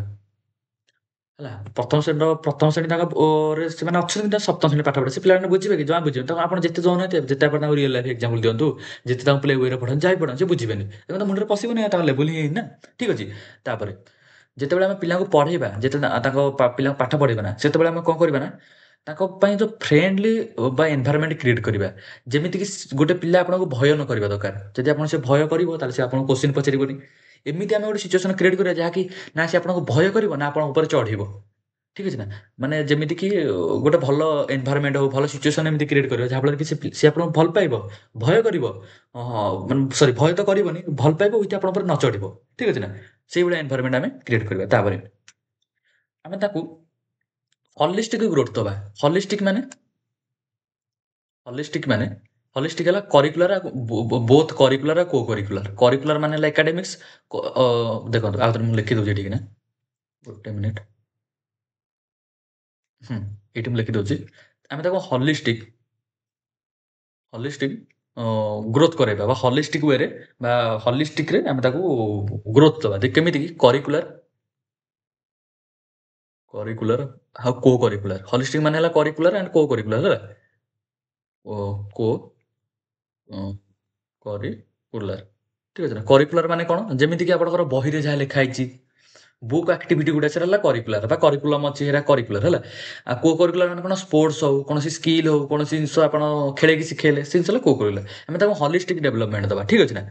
ତାପରେ ଫ୍ରେଣ୍ଡଲି କ୍ଲାସ ରୁମ୍ କଲେ। ହଁ, ଆଉ ଗୋଟେ ଜିନିଷ ବହୁତ ଇମ୍ପୋର୍ଟାଣ୍ଟ କନକ୍ଲୁଜନରେ, ଆଉ ତ ଜାଗା ନାହିଁ, ଟିକେ ତାକୁ ଲିଭେଇକି ମୁଁ ଲେଖିଦଉଛି। ଯାହା ସ୍କ୍ରିନଶଟ ତ ଆପଣ ନେଇସାରିବେ ନା, ଲିଭେଇକି ଏଇଠି ଲେଖିଦଉଛି। ଦେଖନ୍ତୁ ଆମେ କରିବା ନା, ଫାଷ୍ଟ ଆଇଡେଣ୍ଟିଫାଏ କରିବା। ଆଇଡେଣ୍ଟିଫାଏ କଣ କରିବା ପିଲା ମାନେ ସ୍ଲୋ ଲର୍ଣ୍ଣର ମାନେ ଯୋଉ ଛୁଆ ଗୁଡା ମାନେ ତାଙ୍କୁ ମାନେ ଟିକେ କମ ବା ସ୍ଲୋ ଲର୍ନ କରନ୍ତି ବା କଣ ନା ସ୍ପିଡଲି ପଢେ ମାନେ ପାଠଟାକୁ ସାଙ୍ଗେ ସାଙ୍ଗେ ଧରି ପାରନ୍ତିନି ସ୍ଲୋ ଲର୍ଣ୍ଣର ତାକୁ କୁହନ୍ତି ହେଲା ସ୍ଲୋ ଲର୍ଣ୍ଣର। ସ୍ଲୋ ଲର୍ଣ୍ଣର ଯୋଉମାନେ ଅଛନ୍ତି ନା ସେମାନଙ୍କୁ ଆଇଡେଣ୍ଟିଫାଇ କରିକି ତାଙ୍କ ଉପରେ ଟିକେ ବେଶୀ ଫୋକସ୍ କରିବା କାରଣ ପ୍ରାଇମେରୀ ଲେବୁଲ ସେମାନେ ଅଛନ୍ତି ନା ଯଦି ଆମେ ପ୍ରାଇମେରୀ ଲେବୁଲ ଯଦି ଆମେ ତାକୁ ଆଇଡେଣ୍ଟିଫାଇ ଯଦି ଫୋକସ୍ ନ କଲେ ସେମାନେ କ'ଣ ନା ମାନେ ମେ ବି ହାଇସ୍କୁଲ ଲେବୁଲ ହଉ ମାନେ ଆହୁରି ଅପର ଲେବୁଲ ହଉ ସେମାନେ ଟିକେ ପହଞ୍ଚି ପାରିବେନି ଠିକ୍ ଅଛି ନା କାରଣ ଆମର ପିଲାବେଳଟା ହିଁ ବେଷ୍ଟ ଆପଣମାନେ ପ୍ରାଇମେରୀ ସ୍କୁଲଟା ନା ପ୍ରାଇମେରୀ ଲେବୁଲଟା ହିଁ ବହୁତ ଇମ୍ପୋର୍ଟାଣ୍ଟ ଲେବୁଲ ଆପଣ ଭାବନ୍ତୁନି ସେକେଣ୍ଡାରୀ ଲେବୁଲ ବା ସେକେଣ୍ଡାରୀ ଟିଚର ଗୁଡ଼ା ବହୁତ ଇମ୍ପୋର୍ଟାଣ୍ଟ ନା ପ୍ରାଇମେରୀ ଲେବୁଲଟା ହିଁ ବହୁତ ଇମ୍ପୋର୍ଟାଣ୍ଟ ଲେବୁଲ ଗୋଟେ ଷ୍ଟୁଡେଣ୍ଟର ଯଦି ଆପଣ ପ୍ରାଇମେରୀ ବା ତାର ମୂଳଦୁଆ ଯଦି ଆପଣ ଠିକ୍ସେ ରଖିଛନ୍ତି ନା ତାହେଲେ ଭାବନ୍ତୁ ଯେ ସେ ପିଲାଟା ଆଗକୁ ବହୁତ ଯିବ ଯେମିତି ଜାଣିଛ ନା ଯୋଉ ଘରର ମୂଳଦୁଆ ଷ୍ଟ୍ରଙ୍ଗ ଥାଏ ସେଇ ଘର ଉପରେ ଆପଣ 4 ମହଲା ପକାନ୍ତୁ 5 ମହଲା କରନ୍ତୁ କି 10 ମହଲା କରନ୍ତୁ ସେ ଘର ଷ୍ଟ୍ରଙ୍ଗ ଥିବ ତ ପ୍ରାଇମେରୀ ଲେବୁଲଟା ହିଁ ସେ ମୂଳଦୁଆ ଯଦି ଆପଣ ମୂଳଦୁଆ ଠିକ୍ ରଖିଛନ୍ତି ନା ସେ ପିଲାଟା ବହୁତ ଆଗକୁ ଯିବ ଠିକ୍ ଅଛି ତ ଆଇ ଥିଙ୍କ ଆପଣମାନେ ବୁଝିପାରିଥିବେ କ'ଣ ପାଇଁ ଆମେ ଯୋଉ କ୍ୱାଣ୍ଟିଟି ଟପିକ୍ କ'ଣ ଥିଲା ଆମର ଯୋଉ ଗୋଟେ ମିନିଟ୍ ହଁ ଚାଇଲ୍ଡ ଡେଭଲପମେଣ୍ଟକୁ ଆମେ କ'ଣ ପାଇଁ ଅଣ୍ଡରଷ୍ଟାଣ୍ଡ କରିବା ଠିକ୍ ଅଛି ନା ତ ଆପଣମାନଙ୍କୁ ଭଲସେ ବୁଝେଇଦେଲି ଚାଇଲ୍ଡ ଡେଭଲପମେଣ୍ଟ କ'ଣ ପାଇଁ ଅଣ୍ଡରଷ୍ଟାଣ୍ଡ କରିବା ଏବେ ଚାଲନ୍ତୁ ଯିବା ନେକ୍ସଟ আমার টপিক এটা ୟୁନିଟ୍ 1 ପିଲାମାନେ ସରିନି ଠିକ୍ ଅଛି ନା ଏଇଟା ୟୁନିଟ୍ 1ର ସେକେଣ୍ଡ ଟପିକ୍ ଏଇଟା ଟାଇମ୍ କେତେ ହେଲା ମୁଁ ଟିକେ ଚେକ୍ କରିଦିଏ ଗୋଟେ ମିନିଟ୍ ତ ପିଲାମାନେ ଆମେ ଅଲରେଡି ଗୋଟେ ଘଣ୍ଟା ପାଖାପାଖି କ୍ଲାସ୍ କରିଦେଲେଣି ଗୋଟେ ଘଣ୍ଟା ଠିକ୍ ଅଛି ନା ଗୋଟେ ଘଣ୍ଟାର କ୍ଲାସ୍ କରିଦେଲେଣି ତ ମୁଁ ଭାବୁଛି ଆର ସେକେଣ୍ଡ ଟପିକ୍ଟାକୁ ମୁଁ ଶେଷ କରିଦେବି କାରଣ ସେକେଣ୍ଡ ଟପିକ୍ଟା ହେଲା ପିଲାମାନେ କ'ଣ କନସେପ୍ଟ ଅଫ୍ ଚାଇଲ୍ଡ ଡେଭଲପମେଣ୍ଟ ଠିକ୍ ଅଛି ନା ଏଇ କନସେପ୍ଟଟାକୁ ପିଲାମାନେ ଆଜି ଶେଷ କରିଦେଉଛି ଦୁଇଟା ଟପିକ୍ ଶେଷ କରିଦେଉଛି କାଲି ଆଉ ଟିକେ ସ୍ପିଡ୍ରେ ପଢ଼େଇକି ମାତ୍ର 10ଟା କି 15ଟା କ୍ଲାସ୍ ଭିତରେ ଠିକ୍ ଅଛି ନା 10ଟା 15ଟା କ୍ଲାସ୍ ତାକୁ ମୋତେ ଦେବାକୁ ମିନିମମ୍ 10 ଦିନ ଲାଗିବ 10 ଦିନରେ ପାଖାପାଖି ଆମେ ସିଲାବସଟାକୁ ଶେଷ କରିଦେବା ଠିକ୍ ଅଛି ନା କାରଣ ବେଶୀ ସମୟ ନାହିଁ ଆପଣଙ୍କ ପାଖରେ କି ମୋ ପାଖରେ ବି ଠିକ୍ ଅଛି ନା ତ ଆଜି ଆଉ ଚାଲନ୍ତୁ କନସେପ୍ଟ ଅଫ୍ ଚାଇଲ୍ଡ ଡେଭଲପମେଣ୍ଟଟାକୁ ଆଉ ଟିକେ ପଢ଼ିଦେବା ଚାଲନ୍ତୁ ଗୋଟେ ମିନିଟ୍ ଆକୁ ଲିଭେଇ ଦିଏ କନସେପ୍ଟ ଅଫ୍ ଚାଇଲ୍ଡ ଡେଭଲପମେଣ୍ଟ ଠିକ୍ ଅଛି ନା ପିଲାମାନେ କନସେପ୍ଟ ମାନେ କ'ଣ ବୁଝୁଛନ୍ତି ନା ମାନେ ଚାଇଲ୍ଡ ଡେଭଲପମେଣ୍ଟଟା କେମିତି ହୁଏ ଠିକ୍ ଅଛି ଏସବୁ ଜିନିଷ ଯଦି ଆମେ ବୁଝିବା ସେଇଟା ହେଲା କନସେପ୍ଟ ଅଫ୍ ଚାଇଲ୍ଡ ଡେଭଲପମେଣ୍ଟ ଠିକ୍ ଥିଲା ଯେମିତିକି ଆମେ ଗୋଟେ ପିଲାଟେ କେମିତି ଗ୍ରୋ କରେ କେମିତି ବୁଝେ କେମିତି ଜିନିଷଟାକୁ ଆଡପ୍ଟ କରେ ଠିକ୍ ଅଛି ନା କେମିତି ନିଜେ ଇଣ୍ଡିପେଣ୍ଡେଣ୍ଟ ଲିଭିଂ ବା ନିଜେ ନିଜର ଭାଇ ବଞ୍ଚିବ ବା ନିଜେ ନିଜର ସ୍ୱୟଂ ନିର୍ଭର ବା ଆତ୍ମନିର୍ଭର କେମିତି ହବ ସେଇ ଜିନିଷଟାକୁ ଆମେ ବୁଝିବା ସେଇ ଜିନିଷଟା ଆମେ ବୁଝିବା ମାନେ ସେଇଟା ହେଲା ପିଲାମାନେ କ'ଣ କନସେପ୍ଟ ଠିକ୍ ଅଛି ନା ଯେମିତିକି ଆପଣମାନେ ଭଲସେ ଜାଣିଥିବେ ଏଇନା ଆପଣ ଯେଉଁ କହିଲେ ଡେଭଲପମେଣ୍ଟ ଠିକ୍ ଅଛି ନା ଏଇନା ଆପଣଙ୍କୁ କହିଲି ନା ମୋତେ କହିନି ହେଲା ଠିକ୍ ଅଛି ମନେ କରନ୍ତୁ ଡେଭଲପମେଣ୍ଟଟା ଆମର କ'ଣ ବହୁତ ସାରା ପିଲାମାନେ ଏଇଟା ମନେ ରଖନ୍ତୁ ଡେଭଲପମେଣ୍ଟଟା କ'ଣ ଡେଭଲପମେଣ୍ଟ ହେଲା ବୋଥ୍ ଗ୍ରୋଥ୍ ଗୋଟେ ମିନିଟ୍ ହେଲା ଗୋଟେ ହେଲା ଶାରୀରିକ ଡେଭଲପମେଣ୍ଟ ହେଲା ଶାରୀରିକ ପ୍ଲସ୍ ମାନସିକ ଠିକ୍ ଅଛି ଠିକ୍ ଅଛି ଡେଭଲପମେଣ୍ଟ ହେଲା ବହୁତ ଶାରୀରିକ ଆଉ ମାନସିକ ଯେମିତିକି ଆପଣ ଯଦି କନସେପ୍ଟ ଅଫ୍ ଡେଭଲପମେଣ୍ଟକୁ ବୁଝିବାକୁ ହେଲେ ଫାଷ୍ଟ ବୁଝନ୍ତୁ ଡେଭଲପମେଣ୍ଟଟା କ'ଣ ଚାଇଲ୍ଡ ଡେଭଲପମେଣ୍ଟକୁ ବୁଝିବାକୁ ହେଲେ ଫାଷ୍ଟ ବୁଝନ୍ତୁ ଡେଭଲପମେଣ୍ଟଟା କ'ଣ ଠିକ୍ ଅଛି ନା ଡେଭଲପମେଣ୍ଟ ହେବାକୁ ହେଲେ ଫାଷ୍ଟ ଶାରୀରିକ ଡେଭଲପମେଣ୍ଟ ଯେତିକି ହେବା ଦରକାର ବା ଫିଜିକାଲ ଯେମିତି ହେବା ଦରକାର ଫିଜିକାଲ ଡେଭଲପମେଣ୍ଟ ମାନେ ଯେତିକି ହେବା ଦରକାର ସେମିତି କଗ୍ନିଟିଭ୍ ଡେଭଲପମେଣ୍ଟ ବି ପୁରା ସେତିକି ରେଟ୍ରେ ହେବା ଦରକାର ଯଦି ହେଉଛି ତାହେଲେ ଆପଣ ଜାଣିବେ ଯେ ଗୋଟେ ପିଲା ଡେଭଲପମେଣ୍ଟ ବା ଗୋଟେ ପିଲାର ଚାଇଲ୍ଡ ଡେଭଲପମେଣ୍ଟ ହେଇଛି ଠିକ୍ ଅଛି ନା ଆଉ ଟିକେ ଲେଖିଦେଉଛି ବା ଇଂଲିଶ ଲାଙ୍ଗୁଏଜ ଲେଖିଦେଉଛି ଡେଭଲପମେଣ୍ଟ ଇଜ୍ ଇକ୍ୱାଲ୍ ଟୁ ଠିକ୍ ଅଛି ଡେଭଲପମେଣ୍ଟଟା କ'ଣ ପିଲାମାନେ ପ୍ରଥମେ ହେଲା ଶାରୀରିକ ମାନସିକ ମାନେ ହେଲା ଗ୍ରୋଥ୍ ହେବ ତାର ଗ୍ରୋଥ୍ ହେବ ପ୍ଲସ୍ ସେ ମ୍ୟାଚୋର ହେବ ପ୍ଲସ୍ ତାର ଲର୍ଣ୍ଣିଂ ବି ହେଉଥିବ ଯଦି ଏଇ ତିନିଟାକ ଆସ୍ପେକ୍ଟ ଯଦି ସମାନ ଭାବରେ ଯଦି ହେଉଛି ପିଲାମାନେ ତାହେଲେ ଆପଣ କ'ଣ ଜାଣିବେ ପିଲାମାନେ ତାର ବିକାଶ ହେଉଛି ଡେଭଲପମେଣ୍ଟ ମାନେ କ'ଣ ବିକାଶ ଠିକ୍ ଅଛି ଡେଭଲପମେଣ୍ଟ ମାନେ ହେଲା ବିକାଶ ତାର ବିକାଶ ହେଉଛି ଆମେ ଜାଣିବା କେତେବେଳେ ଯେତେବେଳେ ଯେତେବେଳେ ତାର ଶାରୀରିକ ପରିବର୍ତ୍ତନ ହେଉଥିବ ମାନସିକ ପରିବର୍ତ୍ତନ ହେଉଥିବ ଗ୍ରୋଥ୍ ହେଉଥିବ ସେ ପିଲାଟା ମ୍ୟାଚୋର ହେଉଥିବ ସେ ପିଲାର ଲର୍ଣ୍ଣିଂ ହେଉଥିବ ଠିକ୍ ଅଛି ନା ଏସବୁ ଜିନିଷ ଯେତେବେଳେ ତାର ଆଟ୍ ଏ ଟାଇମ୍ ହେଉଥିବ ନା ତାର ଡେଭଲପମେଣ୍ଟ ହେଲା ଆଉ ଡେଭଲପମେଣ୍ଟଟା ପିଲାମାନେ ନିରନ୍ତର ପ୍ରକ୍ରିୟା ଆପଣ ଜନ୍ମରୁ ମୃତ୍ୟୁ ଯାଏଁ ଚାଲେ ନିରନ୍ତର ପ୍ରକ୍ରିୟା ହେଲା କିନ୍ତୁ କିଛି କିଛି ଜଣ ସାଇଣ୍ଟିଷ୍ଟ ଅଛନ୍ତି ସେମାନେ ମାନନ୍ତି କ'ଣ ଯେମିତିକି ପିଆଜେଟ୍ ପିଆଜେଣ୍ଟ କ'ଣ ମାନନ୍ତି ପିଲାମାନେ ପିଆଜେଟ୍ ଜଣେ ସାଇଣ୍ଟିଷ୍ଟ ସେ କ'ଣ ମାନନ୍ତି ପିଆଜେଣ୍ଟଙ୍କ ବିଷୟରେ ପିଲାମାନେ କହିବି କେତେବେଳେ କହିବି ପିଲାମାନେ ଆପଣ କିଛି ଆଇଡ଼ିଆ ନାହିଁ ନା ପିଆଜେଟ୍ କ'ଣ ଇଏ କ'ଣ ଦେଇଥିଲେ ନା ଆଙ୍କ ପାଇଁ ଗୋଟେ ସେପାରେଟ୍ ଭିଡ଼ିଓ ଆସେ ଯେଉଁଥିରେ ପ୍ୟାଜେଟ୍ ହଉ, ଭ୍ୟାଗୋଟ୍ସ୍କି ହଉ, କୋହଲବର୍ଗ ହଉ, ଆଲବର୍ଟ ବାନ୍ଦୁରା ହୁଅନ୍ତୁ, ତାପରେ ଆଉ ଯେତିକ ସବୁ ସାଇଣ୍ଟିଷ୍ଟ ମାନେ ଥିଲେ ସମସ୍ତିଙ୍କର ପାଖାପାଖି 7ଟା ସାଇଣ୍ଟିଷ୍ଟ ପାଖାପାଖି ଆପଣଙ୍କର ଇମ୍ପୋର୍ଟାଣ୍ଟ। କାରଣ ସେମାନଙ୍କ ଥିଓରିରୁ ପାଖାପାଖି 7ରୁ 8ଟା କ୍ୱେଶ୍ଚିନ୍ ପଚାରିଦିଏ। ଠିକ୍ ଅଛି ନା? ପାଖାପାଖି 7ରୁ 8ଟା କ୍ୱେଶ୍ଚିନ୍ ପଚାରିଦିଏ। ସେମାନଙ୍କ ବିଷୟରେ ଆମେ କ'ଣ ପଢ଼ିବା ସେପାରେଟ୍ ମୁଁ 2ଟି 3ର କ୍ଲାସ୍ ଆଣିବି ଯେଉଁଥିରେ ସେମାନଙ୍କୁ ପୁରା କମ୍ପ୍ଲିଟ୍ କରିଦେବା। ଠିକ୍ ଅଛି ନା? ଦେଖନ୍ତୁ ଆଜି ତ ହେଇଗଲାଣି ପାଖାପାଖି ଘଣ୍ଟେ ପ୍ଲସ୍ ହେଲାଣି। ମୁଁ 1.5 ଘଣ୍ଟା ନା 1.5 ଘଣ୍ଟା ଟିକେ ଅଧିକ କ୍ଲାସ୍ କରିକି ବନ୍ଦ କରିଦେବି ଆଜିର କ୍ଲାସ୍। ତାପରେ ଆର ନେକ୍ସଟ ପାର୍ଟ ଆସିବ। ଠିକ୍ ଅଛି ନା? ଦେଖନ୍ତୁ ଗୋଟେ ପିଲାଟା କେମିତି ଭାବିବ, କେମିତି ତାର ଲର୍ଣ୍ଣିଂ ହବ, କେମିତି ସେ ଜିନିଷ ଗୁଡ଼ାକୁ କେମିତି ମାନେ ସମାଜକୁ କେମିତି ବୁଝିବ, ଠିକ୍ ଅଛି ନା? ସିଏ କେମିତି ନିଜେ ବା ନିଜେ କେମିତି ମାନେ କ'ଣଟି ମନେ ପଡ଼ୁନି, ସ୍ୱୟଂ ନିର୍ଭର ହବ ବା ଆତ୍ମନିର୍ଭର ହବ। ଠିକ୍ ଅଛି ନା? ଏସବୁ ଜିନିଷ ପିଲାମାନେ କ'ଣ ଡେଭଲପମେଣ୍ଟ। ଠିକ୍ ଅଛି ନା? ଆଇ ଥିଙ୍କ ଆପଣମାନେ ସବୁ ବୁଝିସାରିଥିବେ ଡେଭଲପମେଣ୍ଟଟା କ'ଣ। ଏବେ ଚାଲନ୍ତୁ ଯିବା ଆମର ପ୍ରିନ୍ସିପଲ୍ସ ଅଫ୍ ଚାଇଲ୍ଡ ଡେଭଲପମେଣ୍ଟ। ଠିକ୍ ଅଛି? ଏବେ ଏଇଟା ପିଲାମାନେ ଇମ୍ପୋର୍ଟାଣ୍ଟ। ଏଇଟା ମୁଁ ଏବେ ଯେତିକି ସବୁ ପ୍ରିନ୍ସିପଲ୍ସ କହିବି ଏସବୁ ପିଲାମାନେ ବହୁତ ହି ଇମ୍ପୋର୍ଟାଣ୍ଟ ପିଲାମାନେ। ଠିକ୍ ଅଛି ନା? ତାକୁ ପିଲାମାନେ ଭଲସେ ଧ୍ୟାନ ସହକାରେ ଶୁଣିବ। ଆଉ ତୁମମାନେ ନୋଟ୍ସ ବନଉଛ ନା, ଟିକେ ନୋଟ୍ସଟାକୁ ବନ୍ଦ କରିକି ଆଗ ଶୁଣ, ତାପରେ ନୋଟ୍ସ ବନା। ଠିକ୍ ଅଛି ନା? ଭଲସେ ଶୁଣ। ଦେଖନ୍ତୁ ପ୍ରିନ୍ସିପଲ୍ସ ଅଫ୍ ଡେଭଲପମେଣ୍ଟ ମାନେ କ'ଣ? ଶିଶୁର ଯେଉଁ ବିକାଶ ହେଉଛି ନା, ଏଇଟା ନୀତି। ଠିକ୍ ଅଛି ନା? ମୂଳ ନୀତି। ଏଇଟା ଟିକେ ଟାଇପ୍ କଲାବେଳେ ଟିକେ ମିଶିଲା ବହୁତ ସାରା ଏରର ହେଇଯାଏ। ଠିକ୍ ଅଛି ନା? ନୀତି। ଠିକ୍ ଅଛି ନା? ଶିଶୁ ବିକାଶ କେମିତି ହୁଏ, କେଉଁ ପ୍ରୋସେସ୍ରେ ହୁଏ, କେଉଁ ପ୍ରକ୍ରିୟାରେ ହୁଏ। ଠିକ୍ ଅଛି ନା? ବହୁତ ସାରା ପ୍ରକ୍ରିୟାରେ ହୁଏ ନା, ଖାଲି ଗୋଟେ ପ୍ରକ୍ରିୟାରେ ହବ କି? ବହୁତ ସାରା ଆସ୍ପେକ୍ଟ ତାର ଅଛି ପ୍ରକ୍ରିୟା ହବ। ତ ସବୁତ ପ୍ରିନ୍ସିପଲ୍କୁ ବା କେଉଁ ପ୍ରିନ୍ସିପଲ୍ ଯୋଗୁଁ ତାର ଡେଭଲପମେଣ୍ଟ ହୁଏ, ସବୁତ ପ୍ରିନ୍ସିପଲ୍କୁ ଆମେ ଆଲୋଚନା କରିବୁ। ମୁଁ ଲାଇନ୍ ବାଇ ଲାଇନ୍ ସବୁତ ପ୍ରିନ୍ସିପଲ୍ ଲେଖିବି। ଆଉ ଗୋଟେ ପେଜ୍ରେ, ଏଇ ପେଜ୍ଟାରେ ତାକୁ ପୁରା ଡେସ୍କ୍ରାଇବ୍ କରିବି। ଆପଣ ସ୍କ୍ରିନ୍ସଟ୍ ବା ଆପଣ ଯାହା ବି ନେବା କଥା ନେବେ। ଠିକ୍ ଅଛି? ଚାଲନ୍ତୁ ପ୍ରଥମ ପ୍ରିନ୍ସିପଲ୍ ହେଲା ଡେଭଲପମେଣ୍ଟ ଇଜ୍ କଣ୍ଟିନ୍ୟୁଅସ୍। ଲେଖିଦେଉଛି ଡେଭଲପମେଣ୍ଟ ଇଜ୍ କଣ୍ଟିନ୍ୟୁଅସ୍। ଠିକ୍ ଅଛି ନା? ଡେଭଲପମେଣ୍ଟ କଣ୍ଟିନ୍ୟୁଅସ୍ ମାନେ କ'ଣ? ଠିକ୍ ଅଛି? ମନେ ରଖନ୍ତୁ ଡେଭଲପମେଣ୍ଟଟା ନୁହଁ ଆପଣଙ୍କର ଜନ୍ମରୁ ମୃତ୍ୟୁ ଯାଏଁ ଚାଲିଥାଏ। ମାନେ ତାର ଷ୍ଟପ୍ ହିଁ ନାହିଁ। ଡେଭଲପମେଣ୍ଟର ଏମିତି କିଛି ନାହିଁ ଯେ ଡେଭଲପମେଣ୍ଟଟା ଷ୍ଟପ୍ ହେଇଯିବ କି ଆପଣଙ୍କର ଏତିକି ସର୍ଟନ୍ ଏଜ୍ ଯାଏଁ ଡେଭଲପମେଣ୍ଟ ହେବ ତାପରେ ଆଉ ହେବନି। ଠିକ୍ ଅଛି ନା? ଆଉ କିଛି ଏମିତି ବୟସ ଯାଏଁ ହେବ ତାପରେ ହେବନି। ଏମିତି କିଛି ସିଷ୍ଟମ୍ ନଥାଏ। ଆପଣଙ୍କ ଡେଭଲପମେଣ୍ଟ ଆଜି ହେଉଛି, କାଲି ହେଉଛି, ଯେତେ ଆପଣ ବଞ୍ଚିଛନ୍ତି ଆପଣ ଡେଭଲପମେଣ୍ଟ ହେଉଥିବ। ବା ଆପଣ ଆଜି କିଛି ଜିନିଷ ନୂଆ ଶିଖିଲେ, କାଲି ଜିନିଷ ପୁଣି କିଛି ନୂଆ ଶିଖିବେ, ପୁଣି ପୁରୁଣାଟା ଭୁଲିଯିବେ, ପୁଣି ନୂଆ ଶିଖିବେ, ପୁଣି ପୁରୁଣା ଭୁଲିଯିବେ। ଏଇଭଳିଆ ଆପଣଙ୍କ ଚାଲିଥିବ ଡେଭଲପମେଣ୍ଟ। କେବେ ଯାଏଁ? ଆପଣ ଯେତେବେଳେ ବଞ୍ଚିଛନ୍ତି, ଯେତେ ଆପଣଙ୍କର ଜୀବନ ଅଛି। ଗୋଟେ ଶିଶୁ ଯେତେବେଳେ ମାନେ ଜନ୍ମରୁ କିଶୋରାବସ୍ଥାରେ ଯିବ, ତାପରେ ସେ ବୁଢ଼ା ହେବ। ଠିକ୍ ଅଛି ନା? ଡେଭଲପମେଣ୍ଟ ତାର ହେଉଥିବ। ତାର ଏଇଟା କଣ୍ଟିନ୍ୟୁଅସ୍ ପ୍ରୋସେସ୍, କେବେ ବି ବନ୍ଦ ହେବନି। ଠିକ୍ ଅଛି ନା? ଓଲଟି ସେ ବଢ଼ି ବଢ଼ି ଚାଲିଥିବ। ସପୋଜ୍ ଛୋଟ ଛୁଆ ସମୟରେ ସେ ଯଦି କିଛି ଅଳପ ଅଳପ ଶିଖୁଥିଲା, ଆଉ ଟିକେ ବଡ଼ ବଡ଼କା ଟିକେ ବେଶୀ ବେଶୀ ଶିଖିବ। ତାପରେ ଆଉ ଟିକେ ବେଶୀ ବେଶୀ ଶିଖିବ। ଠିକ୍ ଅଛି ନା? ଆଡୋଲେସେନ୍ସରେ ତ ବହୁତ ଜିନିଷ ଶିଖିବ। ଆଟ୍ ଏ ଟାଇମ୍ ବହୁତ ଜିନିଷ ତାକୁ ଶିଖିବାକୁ ପଡ଼ିବ। ଠିକ୍ ଅଛି ନା? ତ ଡେଭଲପମେଣ୍ଟ ପିଲାମାନେ କ'ଣ କଣ୍ଟିନ୍ୟୁଅସ୍, ମାନେ କଣ୍ଟିନ୍ୟୁଅସ୍ ମ୍ୟାନର୍ରେ ଚାଲେ। ଠିକ୍ ଅଛି? ତାପରେ ଆଉ ଗୋଟେ ଜିନିଷ ପିଲାମାନେ କ'ଣ ଡେଭଲପମେଣ୍ଟରେ ଆଉ ଗୋଟେ ଜିନିଷ ପିଲାମାନେ କ'ଣ ଅଛି, ମନେ ରଖ ଡେଭଲପମେଣ୍ଟଟା ନୁହଁ ଆମର ଗୋଟେ ପାଟର୍ନ ଫଲୋ କରେ। ମାନେ ଡେଭଲପମେଣ୍ଟ ଫଲୋଜ୍ ଏ ପାଟର୍ନ। ଠିକ୍ ଅଛି ନା? ପାଟର୍ନ ଫଲୋ କରେ ମାନେ କୋଉ ପାଟର୍ନ ଫଲୋ କରେ? ଠିକ୍ ଅଛି ନା? କୋଉ ପାଟର୍ନ ଫଲୋ କରେ? ମନେ ରଖନ୍ତୁ ଆମର ନର୍ମାଲି ଦୁଇଟି ପାଟର୍ନରେ ଡେଭଲପମେଣ୍ଟ ହୁଏ। ଠିକ୍ ଅଛି ନା? ଦୁଇଟି ପାଟର୍ନ ହୁଏ। ଏଇ କୋଶ୍ଚିନ୍ଟା ଏଇଟା ମାନେ ଏକ୍ଜାମରେ ଆସିବ, ପୁରା ଆସିବ ହିଁ ଆସିବ। ଏଇଟା ପୁରା ଇମ୍ପୋର୍ଟାଣ୍ଟ। ଏଇ ଜିନିଷଟା ପୁରା ଭଲସେ ଶୁଣନ୍ତୁ ହେଲା। ଏଇଟା ବହୁତ ଇମ୍ପୋର୍ଟାଣ୍ଟ କାରଣ ଡେଭଲପମେଣ୍ଟ ଯେଉଁ ପାଟର୍ନଟା ଫଲୋ କରେ ନା, ଯେଉଁ ଦୁଇଟି ପାଟର୍ନ ଫଲୋ କରେ, ଗୋଟେ ହେଲା ସେଫାଲୋ କଡ଼ାଲ, ଗୋଟେ ମିନିଟ୍, ସେଫାଲୋ କଡ଼ାଲ, ଆଉ ଗୋଟେ ହେଲା ପ୍ରକ୍ସିମୋ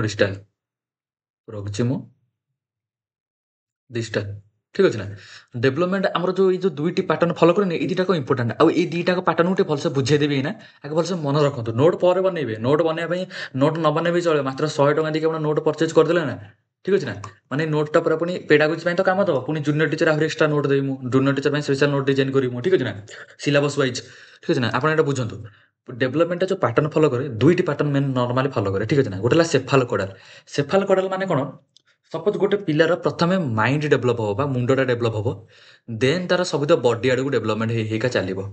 ଠିକ୍ ଅଛି ନା? ଫାଷ୍ଟ ମୁଣ୍ଡର ଡେଭଲପମେଣ୍ଟ ହେବ, ତାପରେ ତାର ବଡି ଡେଭଲପମେଣ୍ଟ ହେଇ ଚାଲିବ। ସେଇ ଜିନିଷ ପିଲାମାନେ କ'ଣ? ସେଫାଲୋ କଡ଼ାଲ। ଠିକ୍ ଅଛି? ପ୍ରକ୍ସିମୋ ଡିଷ୍ଟାଲ କ'ଣ? ତାର ମାଇଣ୍ଡ ଫାଷ୍ଟ ଡେଭଲପମେଣ୍ଟ ନ ହେଇକି ତାର ଫାଷ୍ଟ ସେଣ୍ଟର ମାନେ ତାର ବଡିଟା ଫାଷ୍ଟ ଡେଭଲପମେଣ୍ଟ ହେବ। ବଡିରୁ ବାହାର ଆଡ଼କୁ, ଠିକ୍ ଅଛି ନା? ଡେଭଲପମେଣ୍ଟ ହେଇ ଚାଲିବ। ଏଇଟା ହେଲା ପିଲାମାନେ କ'ଣ? ପ୍ରକ୍ସିମୋ ଡିଷ୍ଟାଲ। ଠିକ୍ ଅଛି? ମୁଁ ଆଉ ଥରେ ଆପଣଙ୍କୁ ବୁଝେଇ ଦେଉଛି, ଗୋଟେ ମିନିଟ୍ ଦେଖନ୍ତୁ। ଗୋଟେ ମିନିଟ୍, ଠିକ୍ ଅଛି ନା? ଦେଖନ୍ତୁ ପ୍ରଥମେ ଯଦି ଆପଣଙ୍କର ମୁଣ୍ଡରୁ ବା ହେଡ୍ରୁ, କୁଆଡ଼େ ଗଲା ଏଇଠି ନା, ହେଡ୍ରୁ ଟୋ ମାନେ କ'ଣ? ପାଦ। ଠିକ୍ ଅଛି ନା? ହେଡ୍ ମାନେ କ'ଣ? ମୁଣ୍ଡ। ଯଦି ମୁଣ୍ଡରୁ ପାଦ ଯାଏଁ ଠିକ୍ ଅଛି ନା, ଏଇଟା ହେଲା ଗୋଟେ ପିଲାର ଏଇଟା ହେଲା ମୁଣ୍ଡ, ଠିକ୍ ଅଛି ନା, ଏଇଟା ହେଲା ପିଲାମାନେ ତାର ପାଦ, ଏଇଟା ହେଲା ତାର ପାଦ, ଠିକ୍ ଅଛି ନା। ଗୋଟେ ପିଲାର ମୁଣ୍ଡରୁ ଯଦି ପାଦ ଯାଏଁ ତାର ଡେଭଲପମେଣ୍ଟ ହଉଛି ନା, ତାହେଲେ ସେଇଟା ପିଲାମାନେ କ'ଣ ସେଫାଲୋକୋଡାଲ ତାର ଡେଭଲପମେଣ୍ଟ ତାର ହେଲା, ଠିକ୍ ଅଛି ନା। ପ୍ରୋକ୍ସିମା ଡିଷ୍ଟାଲ ଡେଭଲପମେଣ୍ଟ ପିଲାମାନେ କ'ଣ, ପ୍ରୋକ୍ସିମା ଡିଷ୍ଟାଲ କ'ଣ, ତାର ସେଣ୍ଟର ମାନେ ଏଇଟା ତାର ବଡି, ଏଇଟା ତାର ବଡି, ଠିକ୍ ଅଛି ନା, ଏଇଟା ବଡି, ଏଇଟା ତାର ହେଡ୍, ତାର ବଡିରୁ ଆଉଟର ଆଡକୁ ଡେଭଲପମେଣ୍ଟ ହବ, ମାନେ ତାର ଏଇଟା ବଡିରୁ ଏଇଟା ହେଲା ଆଉଟର ଆଡକୁ, ମାନେ ତା ଦେହରୁ ତାର ହାତ ଡେଭଲପମେଣ୍ଟ ହବ, ତାର ମୁଣ୍ଡ ଆଡକୁ ଡେଭଲପମେଣ୍ଟ ହବ, ପୁଣି ତାର ଏପଟ ହାତକୁ ଡେଭଲପମେଣ୍ଟ ହବ, ତାର ଗୋଡ଼ ଆଡକୁ ଡେଭଲପମେଣ୍ଟ ହବ, ଠିକ୍ ଅଛି ନା। ତାର ସେଣ୍ଟର ବା ତାର ବଡିରୁ ଆଉଟର ଆଡକୁ ଯେତେବେଳେ ଡେଭଲପମେଣ୍ଟ ହବ ନା, ସେଇଟା ହେଲା ପ୍ରୋକ୍ସିମା ଡିଷ୍ଟାଲ, ଠିକ୍ ଅଛି। ଏଇଟା ହେଲା କ'ଣ ପିଲାମାନେ, ସେଣ୍ଟର ଟୁ ଆଉଟୱାର୍ଡ বা ଆଉଟୱାର୍ଡ କହିପାରିବେ, ପେରିଫେରି କହିପାରିବେ, ପେରିଫେରି କହିଲେ ବି ଚଳିବ, ପେରିଫେରି, ସେଣ୍ଟରରୁ ପେରିଫେରି, ଯଦି ସେଣ୍ଟରରୁ ପେରିଫେରି ତାର ଡେଭଲପମେଣ୍ଟ ହେଉଛି ତାହେଲେ ଏଇଟା କ'ଣ ପ୍ରୋକ୍ସିମା ଡିଷ୍ଟାଲ। ଆଉ ଯଦି ହେଡ୍ରୁ ଟୋକୁ ଡେଭଲପମେଣ୍ଟ ହେଉଛି ବା ମୁଣ୍ଡରୁ ପାଦ ଆଡ଼କୁ ଯଦି ଡେଭଲପମେଣ୍ଟ ହେଉଛି ତାହେଲେ ପ୍ରୋକ୍ସିମା ଡିଷ୍ଟାଲ। ପିଲାମାନେ ଏଇଟା ଡାଇରେକ୍ଟ କ୍ୱେଶ୍ଚିନ୍ ପଡ଼ିବ, ଡାଇରେକ୍ଟ ଏମିତି ପଚାରିବ, ପିଲାମାନେ କୁହ, ମାନେ କ୍ୱେଶ୍ଚିନ୍ ପଡ଼ିଥିବ ସେଫାଲୋକୋଡାଲ ମାନେ କ'ଣ, ଅପସନ୍ ଦିଆହେଇଥିବ ହେଡ୍ରୁ ଟୋ, ସେଣ୍ଟରରୁ ପେରିଫେରି, ନହେଲେ ଆଉ କ'ଣ ଅପସନ୍ ଦେଇଥିବ, ଠିକ୍ ଅଛି ନା। ଏଇ ଜିନିଷଟା ମାନେ ଧ୍ୟାନ ରଖିଥିବେ, ଟିକେ ହାଇଲାଇଟ୍ କରିଦେବି, ଏଇଟା ପଡ଼େ କ୍ୱେଶ୍ଚିନ୍, ଠିକ୍ ଅଛି ନା। ଚାଲନ୍ତୁ ଆଉ ଗୋଟେ ପିଲାମାନେ ଯିବା କ'ଣ, ଏଇଟା ଇରେଜ୍ କରିଦେବି ପିଲାମାନେ, ମୁଁ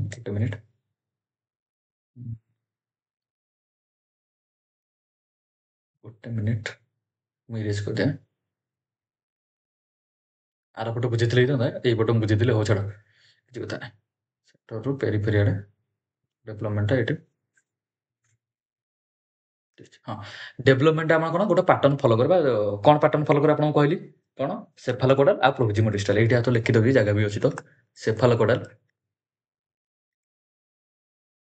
ଆଉ ପ୍ରୋକ୍ସିମା ଡିଷ୍ଟାଲ, ପ୍ରୋକ୍ସିମା ଡିଷ୍ଟାଲ, ଠିକ୍ ଅଛି ନା। ବୁଝିଲେ, ଦୁଇଟି ପାଟର୍ନ ପିଲାମାନେ ଫଲୋ କରେ। ତାପରେ ଆସନ୍ତୁ ଆଉ ଗୋଟେ ପିଲାମାନେ ପ୍ରିନ୍ସିପଲ ଅଛି, କ'ଣ ଡେଭଲପମେଣ୍ଟଟା କ'ଣ ଜେନେରାଲ ସ୍ପେସିଫିକ ଆଡ଼କୁ ହୁଏ, ଯେମିତିକି ଡେଭଲପମେଣ୍ଟଟା ଆମର ଜେନେରାଲରୁ ସ୍ପେସିଫିକ,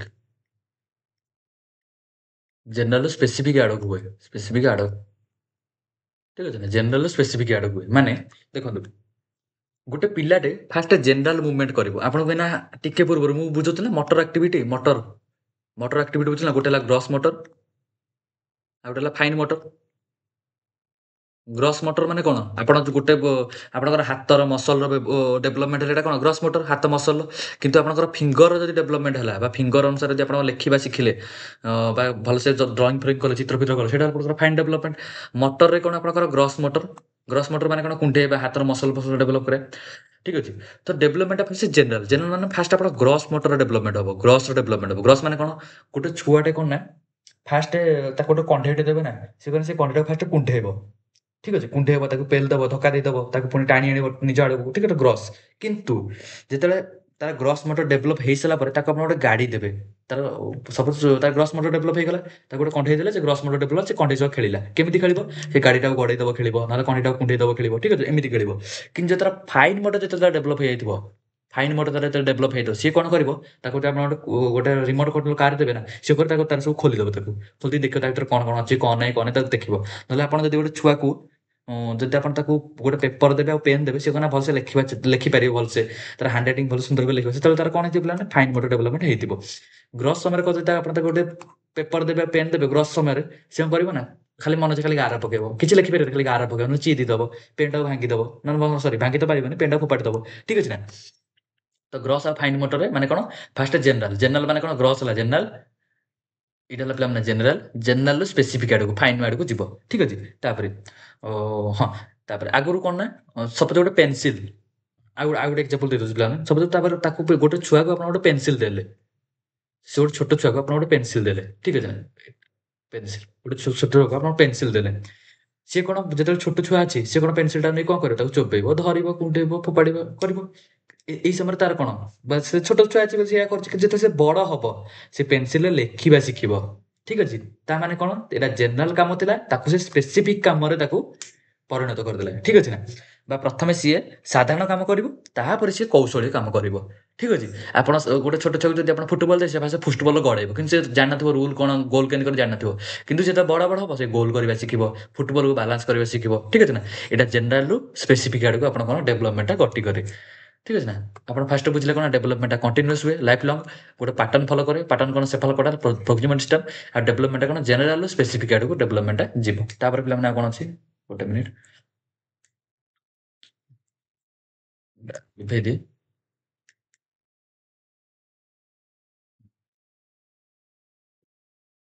तापर तापर हाँ एतिक प्राय एतिक ही तीनटा प्राय प्रिंसिपल अछि आहुरी भी अछि गोटे मिनिट मु कहूछि प्रिंसिपल गुडा आहुरी थिला प्रिंसिपल तापर आ गोटे जिंस पिला माने एटा बहुत इंपोर्टेंट डेवलपमेंट डेवलपमेंट भ्यारीज भ्यारीज माने कोन पिला माने भ्यारीज गोटे मिनिट पैटर्न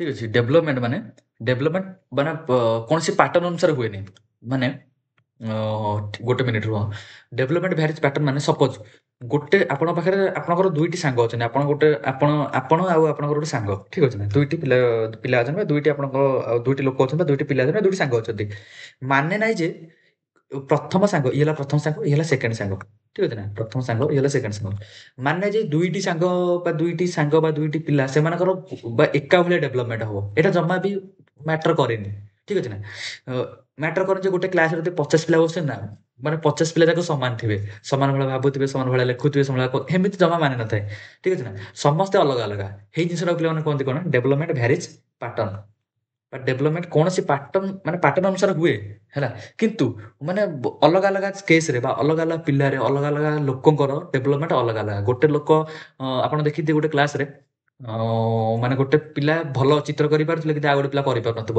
ଗୋଟେ ପିଲା ଭଲ କ୍ରିକେଟ ଖେଳୁଥିଲା ଆଉ ଗୋଟେ ପିଲା ଭଲ ଡ୍ୟାନ୍ସ କରୁଥିବ ଗୋଟେ ପିଲା ଭଲ ଚିତ୍ର ଆଙ୍କୁଥିଲା ଆଉ ଗୋଟେ ପିଲା ଭଲ ପାଠ ପଢୁଥିବ ଠିକ ଅଛି ନା ତ ଏଇସବୁ ଜିନିଷ କଣ ଡେଭଲପମେଣ୍ଟ ଗୋଟେ ପ୍ୟାଟର୍ନରେ ମାନେ ମାନେ ପାଟର୍ନ ଭ୍ୟାରି କରେନି ବା ଏମିତି ମାନେ ନାହିଁ ଯେ ଆମେ ଗୋଟେ ପିଲାକୁ ଦେଖିକି କହିଦେବା ଯେ ଏଇ ପିଲାଟା ବଡ଼ ହେଲେ ଭାଇ ଡକ୍ଟର ହବ ବଡ଼ ହେଲେ ଇଞ୍ଜିନିୟର ହବ ବଡ଼ ହେଲେ ଭଲ ପାଠ ପଢିବ ନ ପଢିବ ଏସବୁ ସେ ଆମେ କହିପାରିବାନି ଏଇ ଜିନିଷ କଣ ନା ସିଏ କଣ ନା ଟାଇମ ଅନୁସାରେ ସିଏ ନିଜେ ପ୍ରାକ୍ଟିସ କରିକି ସିଏ ଯେତେ ଆଗକୁ ବଢେ ସିଏ ନିଜେ ତାର ନିଜ ଡେଭଲପମେଣ୍ଟ ନିଜ ସିଚୁଏସନ ନିଜ ଫ୍ୟାମିଲି ସିଚୁଏସନ ହଉ ନିଜ ଇଏ ହଉ ସେଇ ସବୁ ଜିନିଷ ଭ୍ୟାରି କରିବ ଠିକ ଅଛି ନା ତାପରେ ଚାଲନ୍ତୁ ଯିବା ତାପରେ ଡେଭଲପମେଣ୍ଟ ଭ୍ୟାରିଜ୍ ପାଟର୍ନ ଠିକ ଅଛି ନା ତାପରେ ଗୋଟେ ମିନିଟ ଗୋଟେ ମିନିଟ ହଁ ତାପରେ ଆସନ୍ତୁ ଯିବା development is inter related inter ଗୋଟେ ମିନିଟ ଇଣ୍ଟର ରିଲେଟେଡ ଗୋଟେ minute development is inter related ମାନେ କଣ ଗୋଟେ ମିନିଟ ଏଟା ଟିକେ ଡେଭଲପମେଣ୍ଟ ଠିକ ଅଛି ଡେଭଲପମେଣ୍ଟ ଇଜ ଇଣ୍ଟର ରିଲେଟେଡ ମାନେ କଣ ମାନେ ସବୁଥିରେ କନେକ୍ଟ ହେଇକି ଥାଏ କନେକ୍ଟ ମାନେ କେମିତି ଦେଖନ୍ତୁ ଗୋଟେ ପିଲାର ବା ଗୋଟେ ଲୋକର ଫିଜିକାଲ ଇମୋସନାଲ ମେଣ୍ଟାଲ ଠିକ ଅଛି ସୋସିଆଲ ଠିକ ଅଛି ମାନେ ଏସବୁ ଜିନିଷ ନା ମାନେ ନିଜ ନିଜ ଭିତରେ ଇଣ୍ଟର ରିଲେଟେଡ ଯେମିତି ଫିଜିକାଲ ଡେଭଲପମେଣ୍ଟଟା ଆପଣଙ୍କର ସୋସିଆଲ ଡେଭଲପମେଣ୍ଟ ସହ କନେକ୍ଟେଡ ଯଦି ଆପଣ ଫିଜିକାଲ ଡେଭଲପମେଣ୍ଟ ଆପଣଙ୍କର ଭଲସେ ହେଇଛି ଆପଣ କଣ କ୍ରିକେଟ ଭଲସେ ଖେଳି ପାରୁଛନ୍ତି ଆପଣଙ୍କର ଫିଜିକାଲ ଡେଭଲପମେଣ୍ଟ ଭଲସେ ହେଇଛି ଯାହାଫଳରେ କି ଆପଣ ଯାଇକି 5ଟା ପିଲାଙ୍କ ସହ ମିଶି ପାରୁଛନ୍ତି ମାନେ physical development social development connect ହେଲା କି ନାହିଁ ଠିକ ଅଛି ସେମିତି ଇମୋସନାଲ ଡେଭଲପମେଣ୍ଟ ଆଉ ମେଣ୍ଟାଲ ଡେଭଲପମେଣ୍ଟ ଏଇ ଦିଟା କନେକ୍ଟେଡ କେମିତି ଯଦି ଆପଣଙ୍କର ଇମୋସନ ଉପରେ ଯଦି ଆପଣ କଣ୍ଟ୍ରୋଲ ଭଲସେ କରିପାରୁଛନ୍ତି ନା ତ ଆପଣ ଜାଣିପାରିବେ କୋଉ ଜାଗାରେ କୋଉ କାମ କରିବା ଦରକାର ଠିକ ଅଛି ତ ମେଣ୍ଟାଲ ଡେଭଲପମେଣ୍ଟ ଯୋଉଟା କନେକ୍ଟେଡ ଯଦି ଆପଣଙ୍କ ଇମୋସନାଲ ଡେଭଲପମେଣ୍ଟ ଆପଣଙ୍କୁ ଭୟ ଲାଗୁଛି ବା ଆପଣଙ୍କର ମନରେ ଭୟ ଅଛି ଯେ ସେଟା ଯଦି ପାଠ ନ ପଢିବି ଓଟିଇଟା ମୋର କ୍ଲିୟର ହବନି ଠିକ ଅଛି ଯାହାଫଳରେ କି ଆପଣ ମେଣ୍ଟାଲ ବା ଆପଣଙ୍କର ମାଇଣ୍ଡ ଖର୍ଚ୍ଚ କରିବେ ଭଲସେ ପରିଶ୍ରମ କରିବେ ଠିକ ଅଛି ନା ତ ଏସବୁ ଜିନିଷ ନା ଭିତରେ ଭିତରେ ବା ନିଜ ନିଜ ଭିତରେ କନେକ୍ଟେଡ ଫିଜିକାଲ ସହ ଇମୋସନାଲ କନେକ୍ଟେଡ ଫିଜିକାଲ ସହ ମେଣ୍ଟାଲ କନେକ୍ଟେଡ ଯଦି ଆପଣଙ୍କର ଫିଜିକାଲ ହେଲ୍ଥ ଠିକ ଅଛି ତ ଆପଣ ମେଣ୍ଟାଲି ବି ଆପଣ ଠିକ ରହିବେ ଯଦି ଆପଣଙ୍କର ଫିଜିକାଲ ହେଲ୍ଥ ଠିକ ନାହିଁ ବା ଦେହ ଯଦି ଆପଣଙ୍କର ଖରାପ ଅଛି ଆପଣ କଣ ଭଲସେ ବସି ପାଠ ପଢିପାରିବେ ପଢିପାରିବେ ନା ତ ଫିଜିକାଲ ଡେଭଲପମେଣ୍ଟ ଆଉ ମେଣ୍ଟାଲ ଡେଭଲପମେଣ୍ଟ ଦିଟାକ କନେକ୍ଟେଡ ବା ସବୁ ଏଇ ଯୋଉ ଚାରିଟାକ ଡେଭଲପମେଣ୍ଟ ହଉ ଫିଜିକାଲ ମେଣ୍ଟାଲ ଇମୋସନାଲ ସୋସିଆଲ ଏମାନେ ସବୁ ନା ଭିତରେ ଭିତରେ ବା ନିଜ ନିଜ ଭିତରେ କନେକ୍ଟେଡ ଠିକ ଅଛି ନା ତ ଡେଭଲପମେଣ୍ଟ ଇଜ ଇଣ୍ଟର ରିଲେଟେଡ ଏଇ ଯୋଗୁ ଡେଭଲପମେଣ୍ଟ କଣ ଇଣ୍ଟର ରିଲେଟେଡ ଠିକ ଅଛି ଚାଲନ୍ତୁ ଆଉ ଗୋଟେ ଯିବା ପିଲାମାନେ ଗୋଟେ ମିନିଟ ଏଇଠିକି ଆସନ୍ତୁ ପେନଟା କୋଉଠି ଗଲା ଆଉ ଗୋଟେ ପିଲାମାନେ ହଁ ଡେଭଲପମେଣ୍ଟ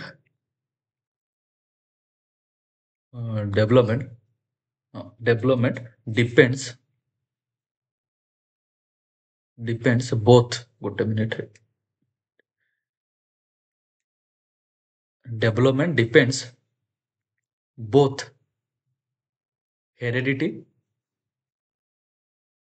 एंड एनवायरनमेंट एनवायरनमेंट डेवलपमेंटा कौन ना आम बहुत हेरिडिटी आउ एनवायरनमेंट हेरिडिटी माने कौन कहला वंशानुगत माने बापा माँ जो जीनटा आसीथिबो बापा माँ जो येटा आसीथिबो सेटा हला हेरिडिटी आउ एनवायरनमेंट माने कौन आपण एइठी आसी जहाँ शिखिले बा निज एनवायरनमेंट रो जहाँ शिखिले सांग मान जहाँ शिखिले आउ हेरिडिटी माने कौन एटा तो आगु क्वालिटी आपन देहरे आसीथिबो जेमिति कि गोटे पिला थिबे तांग बापा माने यदि खेल फेल जदि सेतर प्रिय थिबे से पिला मानकर कौन ना फिजिकल डेवलपमेंट भल से हेइथिबो ना से माने भी खेल रे इंटरेस्टेड नथिबे आ एनवायरनमेंट माने कौन आपण एइठी आसी शिखिले जहाँ ठीक अच्छे ये जहाँ शिखिले तो डेवलपमेंट माने कौन बा डेवलपमेंट ऊपर प्रभाव पड़े कौन बहुत हेरिडिटी प्रभाव प्रभाव पड़े आउ एनवायरनमेंट प्रभाव पड़े आप खाली कहीपर जे हेरिडिटी ही डेवलपमेंट करे जमा भी हेनी कि खाली एनवायरनमेंट ही डेवलपमेंट करे यहाँ जमा भी नुह बहुत हेरिडिटी भी डेवलपमेंट कर बहुत एनवायरनमेंट भी डेवलपमेंट करे आउ गोटे स्लाइड की जावा भूल गलानी गोटे मिनिट को जाइए development continuous development follows a pattern development general specific development varies pattern ठीक अच्छे एवं ଏବେ ଚାଲୁଛୁ ନେକ୍ସଟ ସ୍ଲାଇଡ୍ ଯିବା ଆଉ କ'ଣ ରହିଲା କି ଗୋଟେ ମିନିଟ୍ ଆଉ ଗୋଟେ ରହିଲା ପିଲାମାନେ ଡେଭଲପମେଣ୍ଟ ଇଜ ପ୍ରେଡିକ୍ଟେବୁଲ ଗୋଟେ ମିନିଟ୍ ଏଇଠିକି ନା ଡେଭଲପମେଣ୍ଟ ଇଜ ପ୍ରେଡିକ୍ଟେବୁଲ ଡେଭଲପମେଣ୍ଟ ପ୍ରେଡିକ୍ଟେବୁଲ ମାନେ କ'ଣ ପିଲାମାନେ କ'ଣ ଡେଭଲପମେଣ୍ଟ ଇଜ ପ୍ରେଡିକ୍ଟେବୁଲ ମାନେ କ'ଣ ଦେଖ ସପୋଜ ଦେଖ ଆମେ ଦେଖ ଗୋଟେ ଛୋଟ ଛୁଆଟେ ଅଛି ସେ ପିଲାମାନେ ଗୁରୁଣ୍ଡୁଛି ঠিক ଅଛି ନା ବା ଗୋଟେ ଛୋଟ ଛୁଆଟା ଆମର ଗୁରୁଣ୍ଡୁଛି ତାପରେ ସେ କ'ଣ ଆପଣ ଜାଣିପାରିବେ କି ନାହିଁ ଗୁରୁଣ୍ଡିଲା ପରେ ସେ କ'ଣ ଚାଲିବ ଏଇଟା ଆପଣ ପ୍ରେଡିକ୍ଟ କରିପାରୁଛନ୍ତି କି ନାହିଁ ଯଦି ଯଦି ଗୋଟେ ପିଲାଟେ ଗୁରୁଣ୍ଡୁଛି ଗୁରୁଣ୍ଡିଲା ଗଲେ କ'ଣ କରେ ଚାଲିପାରିବ କି ନାହିଁ ସବୁ ଚାଲିଲା ପରେ ଆପଣଙ୍କ ମନେ ଥିବ କି ନାହିଁ ଯଦି ଚାଲୁଛି ତାହେଲେ ଦୌଡ଼ି ପାରିବ କି ନାହିଁ ତ ଆପଣ କ'ଣ ପ୍ରେଡିକ୍ଟ କରିପାରିଲେ କି ନାହିଁ ବୁଝିପାରୁଛନ୍ତି ନା ଗୋଟେ ପିଲା ସପୋଜ ଗୁରୁଣ୍ଡିଲା ପରେ ଆପଣ ପ୍ରେଡିକ୍ଟ କଲେ ଯେ ସେ ପିଲାଟା ଚାଲିବ ସେ ଚାଲିଲା ବି ତାପରେ ସେ ଚାଲିଲା ତ ତାପରେ ଆପଣ ପ୍ରେଡିକ୍ଟ କଲେ ସେ ପିଲାଟା ଦୌଡ଼ିବ ପ୍ରେଡିକ୍ଟ କରିପାରିଲେ କି ନାହିଁ ଦୌଡ଼ିଲା ପରେ ସେ ଗୋଟେ ଖେଳିବ फुटबॉल खेल तो आप सब जिन जो स्टेप बाय स्टेप है ये जो स्टेप बाय स्टेप है आप प्रेडिक्ट करें कि नहीं तो ये जिनसा पे कौन कहते डेवलपमेंट इज प्रेडिक्टेबल तो पे केतरा प्रिंसिपल आपको कहली गोटे है पे गोटे development continuous development follows pattern development general specific आड़ हुए डेवलपमेंट वेरीज पैटर्न बा गोटे पैटर्न फॉलो करे गोटे मिनट 3 4 5 6 टोटाल आपको सातटा प्रिंसिपल कहीदेली गोटे मिनट 7टी प्रिंसिपल मैं आपको कहीदेली यही 7टी ये 7 प्रिंसिपल गोटे मिनट है गोटे मिनट ये ना यही 7 प्रिंसिपल्स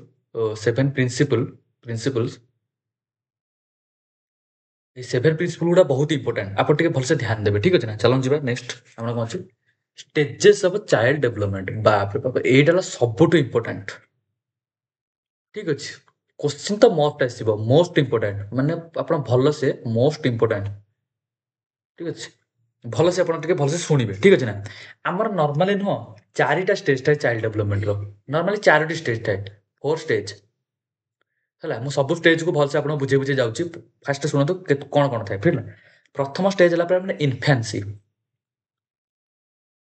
इनफेन्सी प्रथम स्टेज ठीक अच्छे सेकेंड स्टेज है आप यारली चाइल्डहुड ठीक अच्छे ना तापर थर्ड स्टेजटा पे कौन आम थर्ड स्टेजटा आमर है लेटर चाइल्डहुड बा मिडिल चाइल्डहुड आप मिडिल चाइल्डहुड बा लेटर चाइल्डहुड भी आप कहले भी चलो ठीक अच्छे ना मिडिल चाइल्डहुड तापर पे कौन आडोलसेंस किशोर अवस्था आडोलसेंस ठीक अच्छे ना तो मुझे प्रति पॉइंट को गोटे मिनिट हाँ आर प्रति पॉइंट को मुझे भलसे बुझाऊँगी आप नोट करवा पे स्टार्ट करूँ ठीक अच्छे ना मुझे लिखई दूसरी आउ थे ना फास्ट लिखुची इनफेन्सी पे कौन इनफेन्सी पे शिशुअवस्था बा गोटे छुआ बा गोटे छोट पिला ही पे इनफेन्सी है शिशु काल कह शिशु काल माने कौन छोट बेल छोट पिला पूरा छोट पिला है इनफेन्सीटा केते बयस केते बयस पिला माने 0 ରୁ 2 इयर 0 ରୁ 2 इयर पिला माने इनफेन्सी ठीक अच्छे ना तापर इनफेन्सी पे हुए कौन मनक ଇନଫାନ୍ସି ରେ ଆମର ଯୋଉ ଡେଭଲପମେଣ୍ଟ ବା ଗ୍ରୋଥ ଡେଭଲପମେଣ୍ଟ ମୁଁ କହିଲି ଡେଭଲପମେଣ୍ଟ ହଉ ଗ୍ରୋଥ ହଉ ଡେଭଲପମେଣ୍ଟ ବା ଗ୍ରୋଥ ପିଲାମାନେ ରାପିଡ୍ ମାନେ ବହୁତ ସ୍ପିଡରେ ଆପଣମାନେ ଦେଖିଥିବେ ଯଦି ଅବଜର୍ଭ କରୁଥିବେ ଗୋଟେ ପିଲାଟେ ମାନେ ଯଦି 1 ବର୍ଷର ହେଇଥିବ ସେ 3 ବର୍ଷ କି 4 ବର୍ଷ ତାକୁ ହେଲା ବେଳକୁ ନା ସେ ବହୁତ ଜଲ୍ଦି ବଢି ଯାଇଥିବ ବା ତା ଓଜନ ଗୁଡ଼ା ବହୁତ ସ୍ପିଡଲି ବଢୁଥିବ ଠିକ ଅଛି ନା ଏଇ ଜିନିଷଟା ପିଲାମାନେ କ'ଣ ବା ଡେଭଲପମେଣ୍ଟ ବା ଗ୍ରୋଥଟା ରାପିଡ୍ ଠିକ ଅଛି ନା ରାପିଡ୍ ଗ୍ରୋଥ ବା ଡେଭଲପମେଣ୍ଟ ଠିକ ଅଛି ନା ନୋଟ୍ ବନଉଥିବେ ଯଦି ଆପଣ ମାନେ ପରଚେଜ କରନ୍ତି ନୋଟ୍ ବନଉଥିବେ ନହେଲେ ଆପଣ ପରଚେଜ କରିଦେବେ ଠିକ ଅଛି ନା ଆଉ ଗୋଟେ ପିଲାମାନେ ଏବେ ଆପଣ ନୋଟ୍ସଟା ପରଚେଜ କରନ୍ତୁ ଏବେ ମୁଁ ଅପଲୋଡ଼ ଆକୁ କରିନାହିଁ ଏଥିପାଇଁ କାରଣ ଏଟା କମ୍ପ୍ଲିଟ୍ ହେଇନି ମୋ ନୋଟ୍ସଟା କମ୍ପ୍ଲିଟ୍ ହେଇନି ବା କମ୍ପ୍ଲିଟ୍ ହେବା ମୋତେ ଆହୁରି ବି ବହୁତ ଟିକେ ଟାଇମ୍ ଦରକାର କାରଣ ଅଲରେଡ଼ି ବହୁତ ଜିନିଷ ଉପରେ ମୁଁ କାମ କରୁଛି ନା ତ ମୋତେ ଟିକେ ଟାଇମ୍ ଦରକାର ତାକୁ କମ୍ପ୍ଲିଟ୍ କରିକି ମୁଁ ଅପଲୋଡ଼ କରିବି ହେଲା ଟିକେ ପେସେନ୍ସ ରଖିବେ ଏବେ ଆପଣ ରିଭିଜନ ପାଇଁ ସର୍ଟ ନୋଟ୍ ଗୁଡ଼ା ଟିକେ ବନେଇଥାନ୍ତୁ ଯେତେବେଳେ ମୁଁ ନୋଟ୍ ଦେବି ନା ଆପଣ ନୋଟ୍ଟାକୁ ଡାଇରେକ୍ଟ କନସିଡର କରି ସେଇଠୁ ରିଭିଜନ କରିବେ ଠିକ ଅଛି ତାପରେ ହଁ ହଁ ଇନଫାନ୍ସିରେ 0 ରୁ 2 ବର୍ଷ ଡେଭଲପମେଣ୍ଟଟା ରାପିଡ୍ ହେବ ଆଉ ଏଇ ସମୟରେ ପିଲାମାନେ ଶିଖିବ କ'ଣ ଗୋଟେ ପିଲା ଏଇଟା ମାନେ ଶିଖିବ କ'ଣ କାରଣ ଏଇ ସମୟରେ ଗୋଟେ ପିଲାଟେ କ'ଣ ନା କ'ଣଟି ବସିବା ଶିଖିବ ବସିବା କାରଣ ଛୋଟ ଛୁଆ ନା ବସିବା ସେ ଶିଖିବ ତାପରେ କ'ଣଟି ଠିଆ ହେବା ବା ଠିଆ ହେବା ଟିକେ ଟିକେ ଶିଖିବ ଠିଆ ହେବା ଶିଖିନଥିବ କିନ୍ତୁ ଟ୍ରାଏ କରୁଥିବ ଠିଆ ହେବାଟାକୁ ଟ୍ରାଏ କରୁଥିବ ଠିକ ଅଛି ନା ତାପରେ ଗୁରୁଣ୍ଡିବା ଠିକ ଅଛି ନା ଗୁରୁଣ୍ଡିବା କ୍ରାଉଲିଂ କୁହାଯାଏ କ'ଣ କ୍ରାଉଲିଂ ଠିକ ଅଛି ନା କ୍ରାଉଲିଂ ଷ୍ଟାଣ୍ଡିଂ ଠିକ ଅଛି ଏସବୁ ଜିନିଷ ପିଲାମାନେ ସେ କରିବାକୁ ଶିଖିବ ଆଉ ତାପରେ ଆଉ କ'ଣ ପିଲାମାନେ ଲାଙ୍ଗୁଏଜ ପିଲାମାନେ ବା ଏଇଟା ମାନେ ତା ଲାଙ୍ଗୁଏଜ ଡେଭଲପମେଣ୍ଟ ଷ୍ଟାର୍ଟ ହେଇଯାଏ ଲାଙ୍ଗୁଏଜ ଡେଭଲପମେଣ୍ଟ ବେଳେବେଳେ କୋଶ୍ଚିନ୍ ପଚାରେ ପିଲାମାନେ କି ଲାଙ୍ଗୁଏଜ ଡେଭଲପମେଣ୍ଟ କୋଉଠୁ ଷ୍ଟାର୍ଟ ହେବ ପିଲାମାନେ ମନେ ରଖ ପିଲାମାନେ ଭଲ ସେ ଇନଫାନ୍ସିରୁ ହିଁ ଲାଙ୍ଗୁଏଜ ଡେଭଲପମେଣ୍ଟ ପିଲାମାନେ ଷ୍ଟାର୍ଟ ହେଇଯିବ ଛୋଟ ଛୁଆ ହେବ ନା ସେ ମା ବାପା ଏମିତି ଡାକିବ ଷ୍ଟାର୍ଟ କରିବ ଠିକ ଅଛି ନା ତ ଲାଙ୍ଗୁଏଜ ଡେଭଲପମେଣ୍ଟ ଆମର କେବେଠୁ ଷ୍ଟାର୍ଟ ହେବ ପିଲାମାନେ ଇନଫାନ୍ସିରୁ ହିଁ ଷ୍ଟାର୍ଟ ହେଇଯାଏ ଠିକ ଅଛି ନା ତାପରେ ଆଉ କ'ଣ ଏଇ ଟାଇମ୍ରେ ବି ତାର ସୋସିଆଲ ଡେଭଲପମେଣ୍ଟ ଷ୍ଟାର୍ଟ ହେଇଯିବ କେମିତି ତାର ବାପା ମାଙ୍କ ସହ ସମ୍ପର୍କ ତାର ଏଇ ଟାଇମ୍ରେ ଷ୍ଟାର୍ଟ ହେଇଯିବ ଠିକ ଅଛି ନା ତ ସୋସିଆଲ ଡେଭଲପମେଣ୍ଟ ବି ତାର ଏଇ ଟାଇମ୍ରେ ପିଲାମାନେ ଷ୍ଟାର୍ଟ ହେଇଯିବ ଠିକ ଅଛି ନା ସୋସିଆଲ ଡେଭଲପମେଣ୍ଟ ମାନେ କ'ଣ ବାପା ମା ସହ ସମ୍ପର୍କ ବା ବଣ୍ଡିଂ ୱିଥ୍ ପ୍ୟାରେଣ୍ଟସ୍ ତାର କୋଉଠୁ ଷ୍ଟାର୍ଟ ହେବ ପିଲାମାନେ ଆମର ଷ୍ଟାର୍ଟ ହେଇଯିବ ପିଲାମାନେ ଇନଫାନ୍ସିରୁ ଗୋଟେ ମିନିଟ୍ ଇନଫାନ୍ସିରୁ ହିଁ ତାର ଷ୍ଟାର୍ଟ ହେଇଯିବ ହେଲା ଏତିକି ଜିନିଷ ପିଲାମାନେ ଲେଖିଦିଅ ଆହୁରି ବି ଅଛି କିନ୍ତୁ ଏତିକି ପ୍ରାୟ ଇମ୍ପୋର୍ଟାଣ୍ଟ ଠିକ ଅଛି ନା ମୁଁ ଆକୁ ଇରେଜ୍ କରିଦେଉଛି ପିଲାମାନେ ଆକୁ ଲେଖିଦିଅ ଗୋଟେ ମିନିଟ୍ ଆକୁ ମୁଁ ଇରେଜ୍ କରିଦିଏ ଗୋଟେ ମିନିଟ୍ ହଁ ଇନଫାନ୍ସି ବିଷୟରେ ପିଲାମାନେ କହିଥିଲେ କେବେ 0 ରୁ 2 ଇୟର ଠିକ ଅଛି ନା 0 ରୁ 2 ଇୟର ପିଲାମାନେ ଇନଫାନ୍ସି ଭଲସେ ମନେ ରଖନ୍ତୁ କାରଣ ବହୁତ ଇମ୍ପୋର୍ଟାଣ୍ଟ ପିଲାମାନେ କାରଣ ଏସବୁ ଜିନିଷ ନା ଡାଇରେକ୍ଟ କୋଶ୍ଚିନ୍ ପଚାରେ ଇନଫାନ୍ସିରେ କେବେଠୁ ଲାଙ୍ଗୁଏଜ ଡେଭଲପମେଣ୍ଟ କେବେ ଷ୍ଟାର୍ଟ ହେବ ଇଏ କେବେ ଷ୍ଟାର୍ଟ ହେବ ଠିକ ଅଛି ନା ସବୁ ଜିନିଷ ଇମ୍ପୋର୍ଟାଣ୍ଟ ଠିକ ଅଛି ଗୋଟେ ମିନିଟ୍ ଭଲସେ ଇରେଜ୍ କରିଦିଏ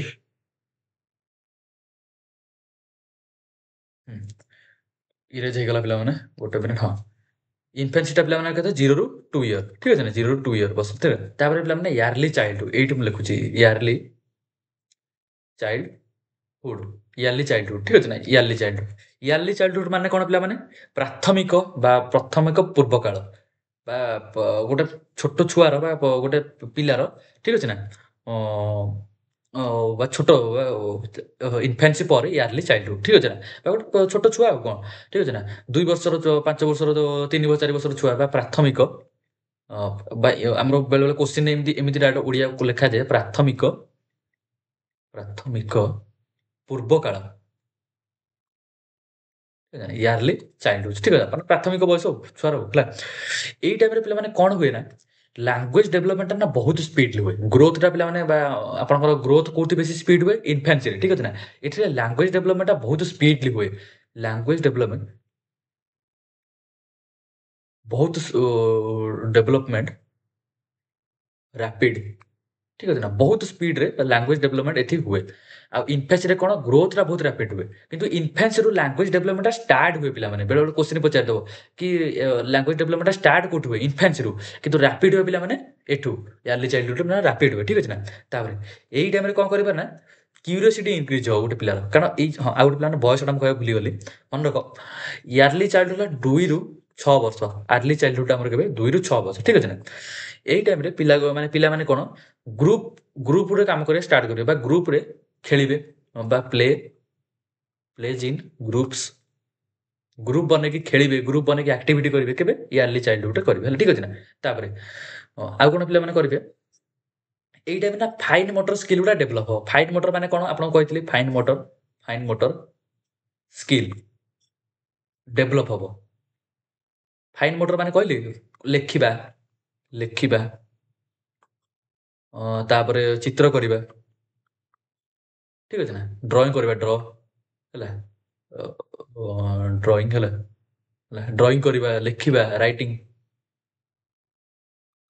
ঠিক আছে রাইটিং କରିବା ଡ୍ର କରିବା ଲେଖିବା ଏସବୁ କେବେ ଷ୍ଟାର୍ଟ ହେବ ପିଲାମାନେ ଏଇ 2 ରୁ 6 ବର୍ଷ ବୟସରେ ହେଲା ଆପଣମାନେ ଜାଣିଥିବେ ଯୋଉ ଖଡ଼ି ଛୁଆନ୍ତି କେବେଠୁ 6 ବର୍ଷ ବୟସରୁ ଷ୍ଟାର୍ଟ କରନ୍ତି ଠିକ୍ ଅଛି ନା କୋଉଠୁ ଷ୍ଟାର୍ଟ ହୁଏ ଫାଇନ୍ ମୋଟର କୋଉଠୁ ଷ୍ଟାର୍ଟ ହୁଏ ଆପଣଙ୍କର 2 ରୁ 6 ବର୍ଷ ବୟସରୁ ଆମର ଷ୍ଟାର୍ଟ ହୁଏ ଏଇଟା କ'ଣ ୟାର୍ଲି ଚାଇଲ୍ଡହୁଡ୍ ଠିକ୍ ଅଛି ନା ତାପରେ ଭାଷା ଭାଷା ତ ବଢ଼ିବ ମାନେ ଲାଙ୍ଗୁଏଜ ଡେଭଲପମେଣ୍ଟଟା ରାପିଡ୍ ହେବ ଠିକ୍ ଅଛି ନା ବାସ୍ ତାପରେ ହଁ ଏତିକି ଏତିକି ହିଁ ପିଲାମାନେ ଆପଣଙ୍କର ୟାର୍ଲି ଚାଇଲ୍ଡହୁଡ୍ରେ ଠିକ୍ ଅଛି ତାପରେ ଚାଲନ୍ତୁ ଆମେ ଯିବା ଗୋଟେ ମିନିଟ୍ ଇରେଜ୍ କରିଦିଏ ଏଇଠୁ ଇରେଜ୍ କରିଦେବା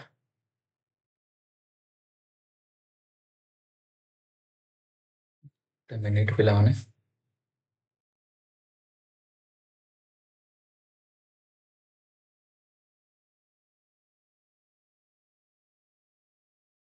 ଠିକ୍ ଅଛି ନା ଏଟାକୁ ଇରେଜ୍ କରିଦେବା ତ ୟାର୍ଲି ଚାଇଲ୍ଡହୁଡ୍ଟା ପିଲାମାନେ କେବେ ହେଲା 2 ରୁ 6 ବର୍ଷ ଯାଏ ଆପଣଙ୍କର ୟାର୍ଲି ଚାଇଲ୍ଡହୁଡ୍ ତାପରେ ଆସିଲା ମିଡିଲ୍ ଚାଇଲ୍ଡହୁଡ୍ ମାନେ ମିଡିଲ୍ ଚାଇଲ୍ଡହୁଡ୍ ମାନେ କ'ଣ ଗୋଟେ ମିନିଟ୍ କୋଉଠି ଲେଖିବା ଏଇଠି ଲେଖିଦେବା ଟିକେ ହେଲା ଏଇଠି ଲେଖିଦେବା middle childhood middle childhood middle childhood ପିଲାମାନେ କେବେରୁ କେତେ ବର୍ଷ ପିଲାମାନେ ମନେ ରଖନ୍ତୁ 6 ରୁ 12 ବର୍ଷ ହେଲା ଆମର ମିଡିଲ୍ ଚାଇଲ୍ଡହୁଡ୍ ହେଲା ମିଡିଲ୍ ଚାଇଲ୍ଡହୁଡ୍ ମାନେ ଆମେ ଆକୁ କ'ଣ ବୋଲି ନର୍ମାଲି କହୁଛୁ ପ୍ରାଇମେରୀ ଲେଭେଲ୍ ବି ଆମେ ତାକୁ କହିବା ନର୍ମାଲି ପ୍ରାଇମେରୀ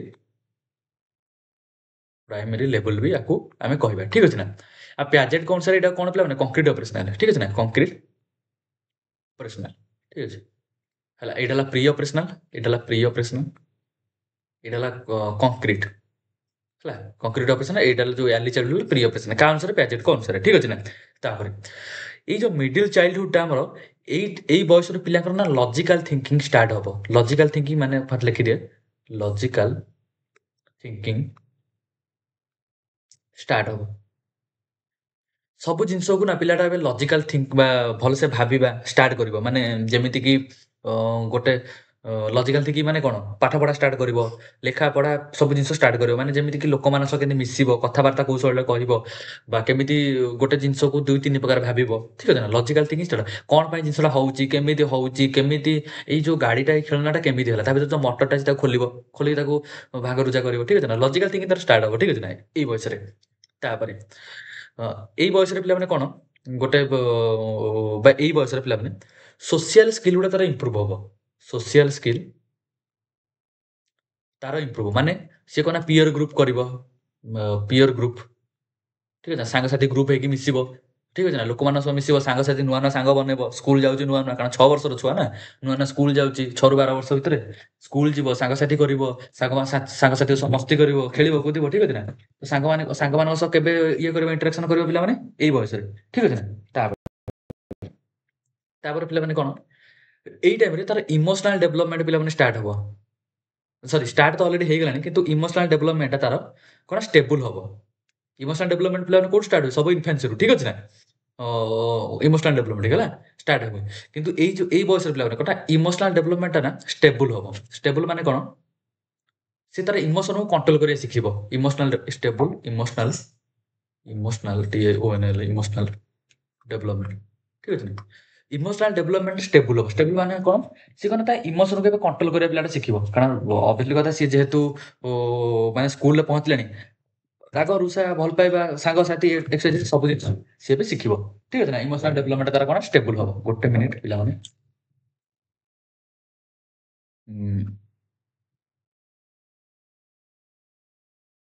ଗୋଟେ ମିନିଟ୍ ପିଲାମାନେ ଗୋଟେ ମିନିଟ୍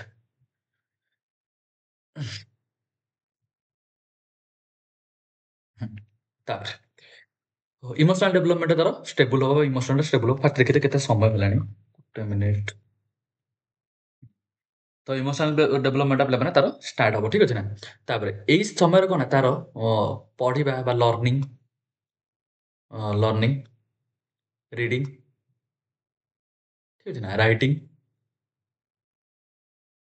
ଏସବୁ ଜିନିଷ କ'ଣ ନା ଏଇ ଟାଇମ୍‌ରେ ତାର ଡେଭଲପ୍ ହବ ବା ଡେଭଲପ୍ ମାନେ ଏଇ ଟାଇମ୍ରେ କ'ଣ ନା ସିଏ ମାନେ ଭଲସେ କରିବା ଷ୍ଟାର୍ଟ କରିବ। ଠିକ୍ ଅଛି ନା? ତାପରେ ପିଲାମାନେ ଆଉ ଗୋଟେ ପିଲାମାନେ ବହୁତ ହି ଇମ୍ପୋର୍ଟାଣ୍ଟ ପିଲାମାନେ ଅ, ଅ, ବା ଏଇ ପିଲାମାନେ ବହୁତ ଇମ୍ପୋର୍ଟାଣ୍ଟ। ବେଳେବେଳେ କୋଶ୍ଚିନ୍ ପଚାରେ କି ଗୋଟେ ପିଲା ମ୍ୟାଥମେଟିକ୍ସ ସ୍କିଲ୍, ମ୍ୟାଥ ସ୍କିଲ୍ বা ଲଜିକାଲ ଥିଙ୍କିଂ ସେ କେବେ ପିଲାମାନେ ଡେଭଲପମେଣ୍ଟ କରେ। ଠିକ୍ ଅଛି ନା? ଏଇ ଏଜ୍ରେ ପିଲାମାନେ, ଏଇ ଯେଉଁ ମିଡିଲ୍ ଚାଇଲ୍ଡହୁଡ୍ରେ ପିଲାମାନେ ଗୋଟେ ପିଲା ମ୍ୟାଥ ସ୍କିଲ୍ ବା ଲଜିକାଲ ଥିଙ୍କିଂ ଏଇ ଟାଇମ୍ରେ ପିଲାମାନେ ସେ ଡେଭଲପ କରିବ। ଠିକ୍ ଅଛି ନା? ତାପରେ ବା ଏଇଠି ଲେଖି ଦେଉଛି ମ୍ୟାଥ ସ୍କିଲ୍ বা ଲଜିକାଲ ଡେଭଲପମେଣ୍ଟ ଏଇ ଟାଇମ୍ରେ ତାର ହବ। ଠିକ୍ ଅଛି ନା? ଲଜିକାଲ ଡେଭଲପମେଣ୍ଟ ମ୍ୟାଥ ସ୍କିଲ୍ ଏଇ ଟାଇମ୍ରେ ତାର ଡେଭଲପମେଣ୍ଟ ହବ। ତାପରେ ହଁ, ତାପରେ ଆଉ କ'ଣ ପିଲାମାନେ ହବ? ହଁ, ତାପରେ ଏଇ ଟାଇମ୍ରେ ନା ଗୋଟେ ପିଲା ତା ନିଜକୁ ନିଜେ ଇଣ୍ଡିପେଣ୍ଡେଣ୍ଟ ଫିଲ୍ କରିବ। ଇଣ୍ଡିପେଣ୍ଡେଣ୍ଟ ଫିଲ୍ କରିବ। ଫିଲ୍ ମାନେ ଇଣ୍ଡିପେଣ୍ଡେଣ୍ଟ ଫିଲ୍ ମାନେ କ'ଣ କରିବ? ସିଏ ନା ନିଜେ ନିଜେ ଭାବେ ନା ହଁ ମୁଁ ବଡ଼ ହବାକୁ ଯାଉଛି। ଠିକ୍ ଅଛି ନା? ଇଣ୍ଡିପେଣ୍ଡେଣ୍ଟ ଫିଲ୍ କରିବ ଏଇ ଟାଇମ୍ରେ। ଠିକ୍ ଅଛି ନା? ମାନେ ଟିକେ ଟିକେ ଇଣ୍ଡିପେଣ୍ଡେଣ୍ଟ। ଆକ୍ଚୁଆଲି ମେନ୍ ଇଣ୍ଡିପେଣ୍ଡେଣ୍ଟ ଫିଲ୍ କରିବ ଆଡolescence କିନ୍ତୁ ଏଇ ଟାଇମ୍ରୁ ଷ୍ଟାର୍ଟ ହୁଏ। କିନ୍ତୁ ଆକ୍ଚୁଆଲି ସେ ଇଣ୍ଡିପେଣ୍ଡେଣ୍ଟ ଭଳିଆ ବିହେଭିୟର କରିବ କେତେ? ଆଡolescenceରେ ସେ ଇଣ୍ଡିପେଣ୍ଡେଣ୍ଟ ଭଳିଆ ବିହେଭିୟର କରିବ। ଠିକ୍ ଅଛି ନା? ତାପରେ ବାସ୍ ଏତିକି ଏତିକି ଥିଲା। ଏତିକି ମାନେ ଇମ୍ପୋର୍ଟାଣ୍ଟ। ଠିକ୍ ଅଛି ନା? ଚାଲ ଯିବା ଏବେ ଏହାକୁ ଲିଭେଇ ଦିଏ। ତାପରେ ଆମେ ନେକ୍ସଟ ଆଡ଼କୁ ଯିବା। ଠିକ୍ ଅଛି ନା? ଗୋଟେ ମିନିଟ୍।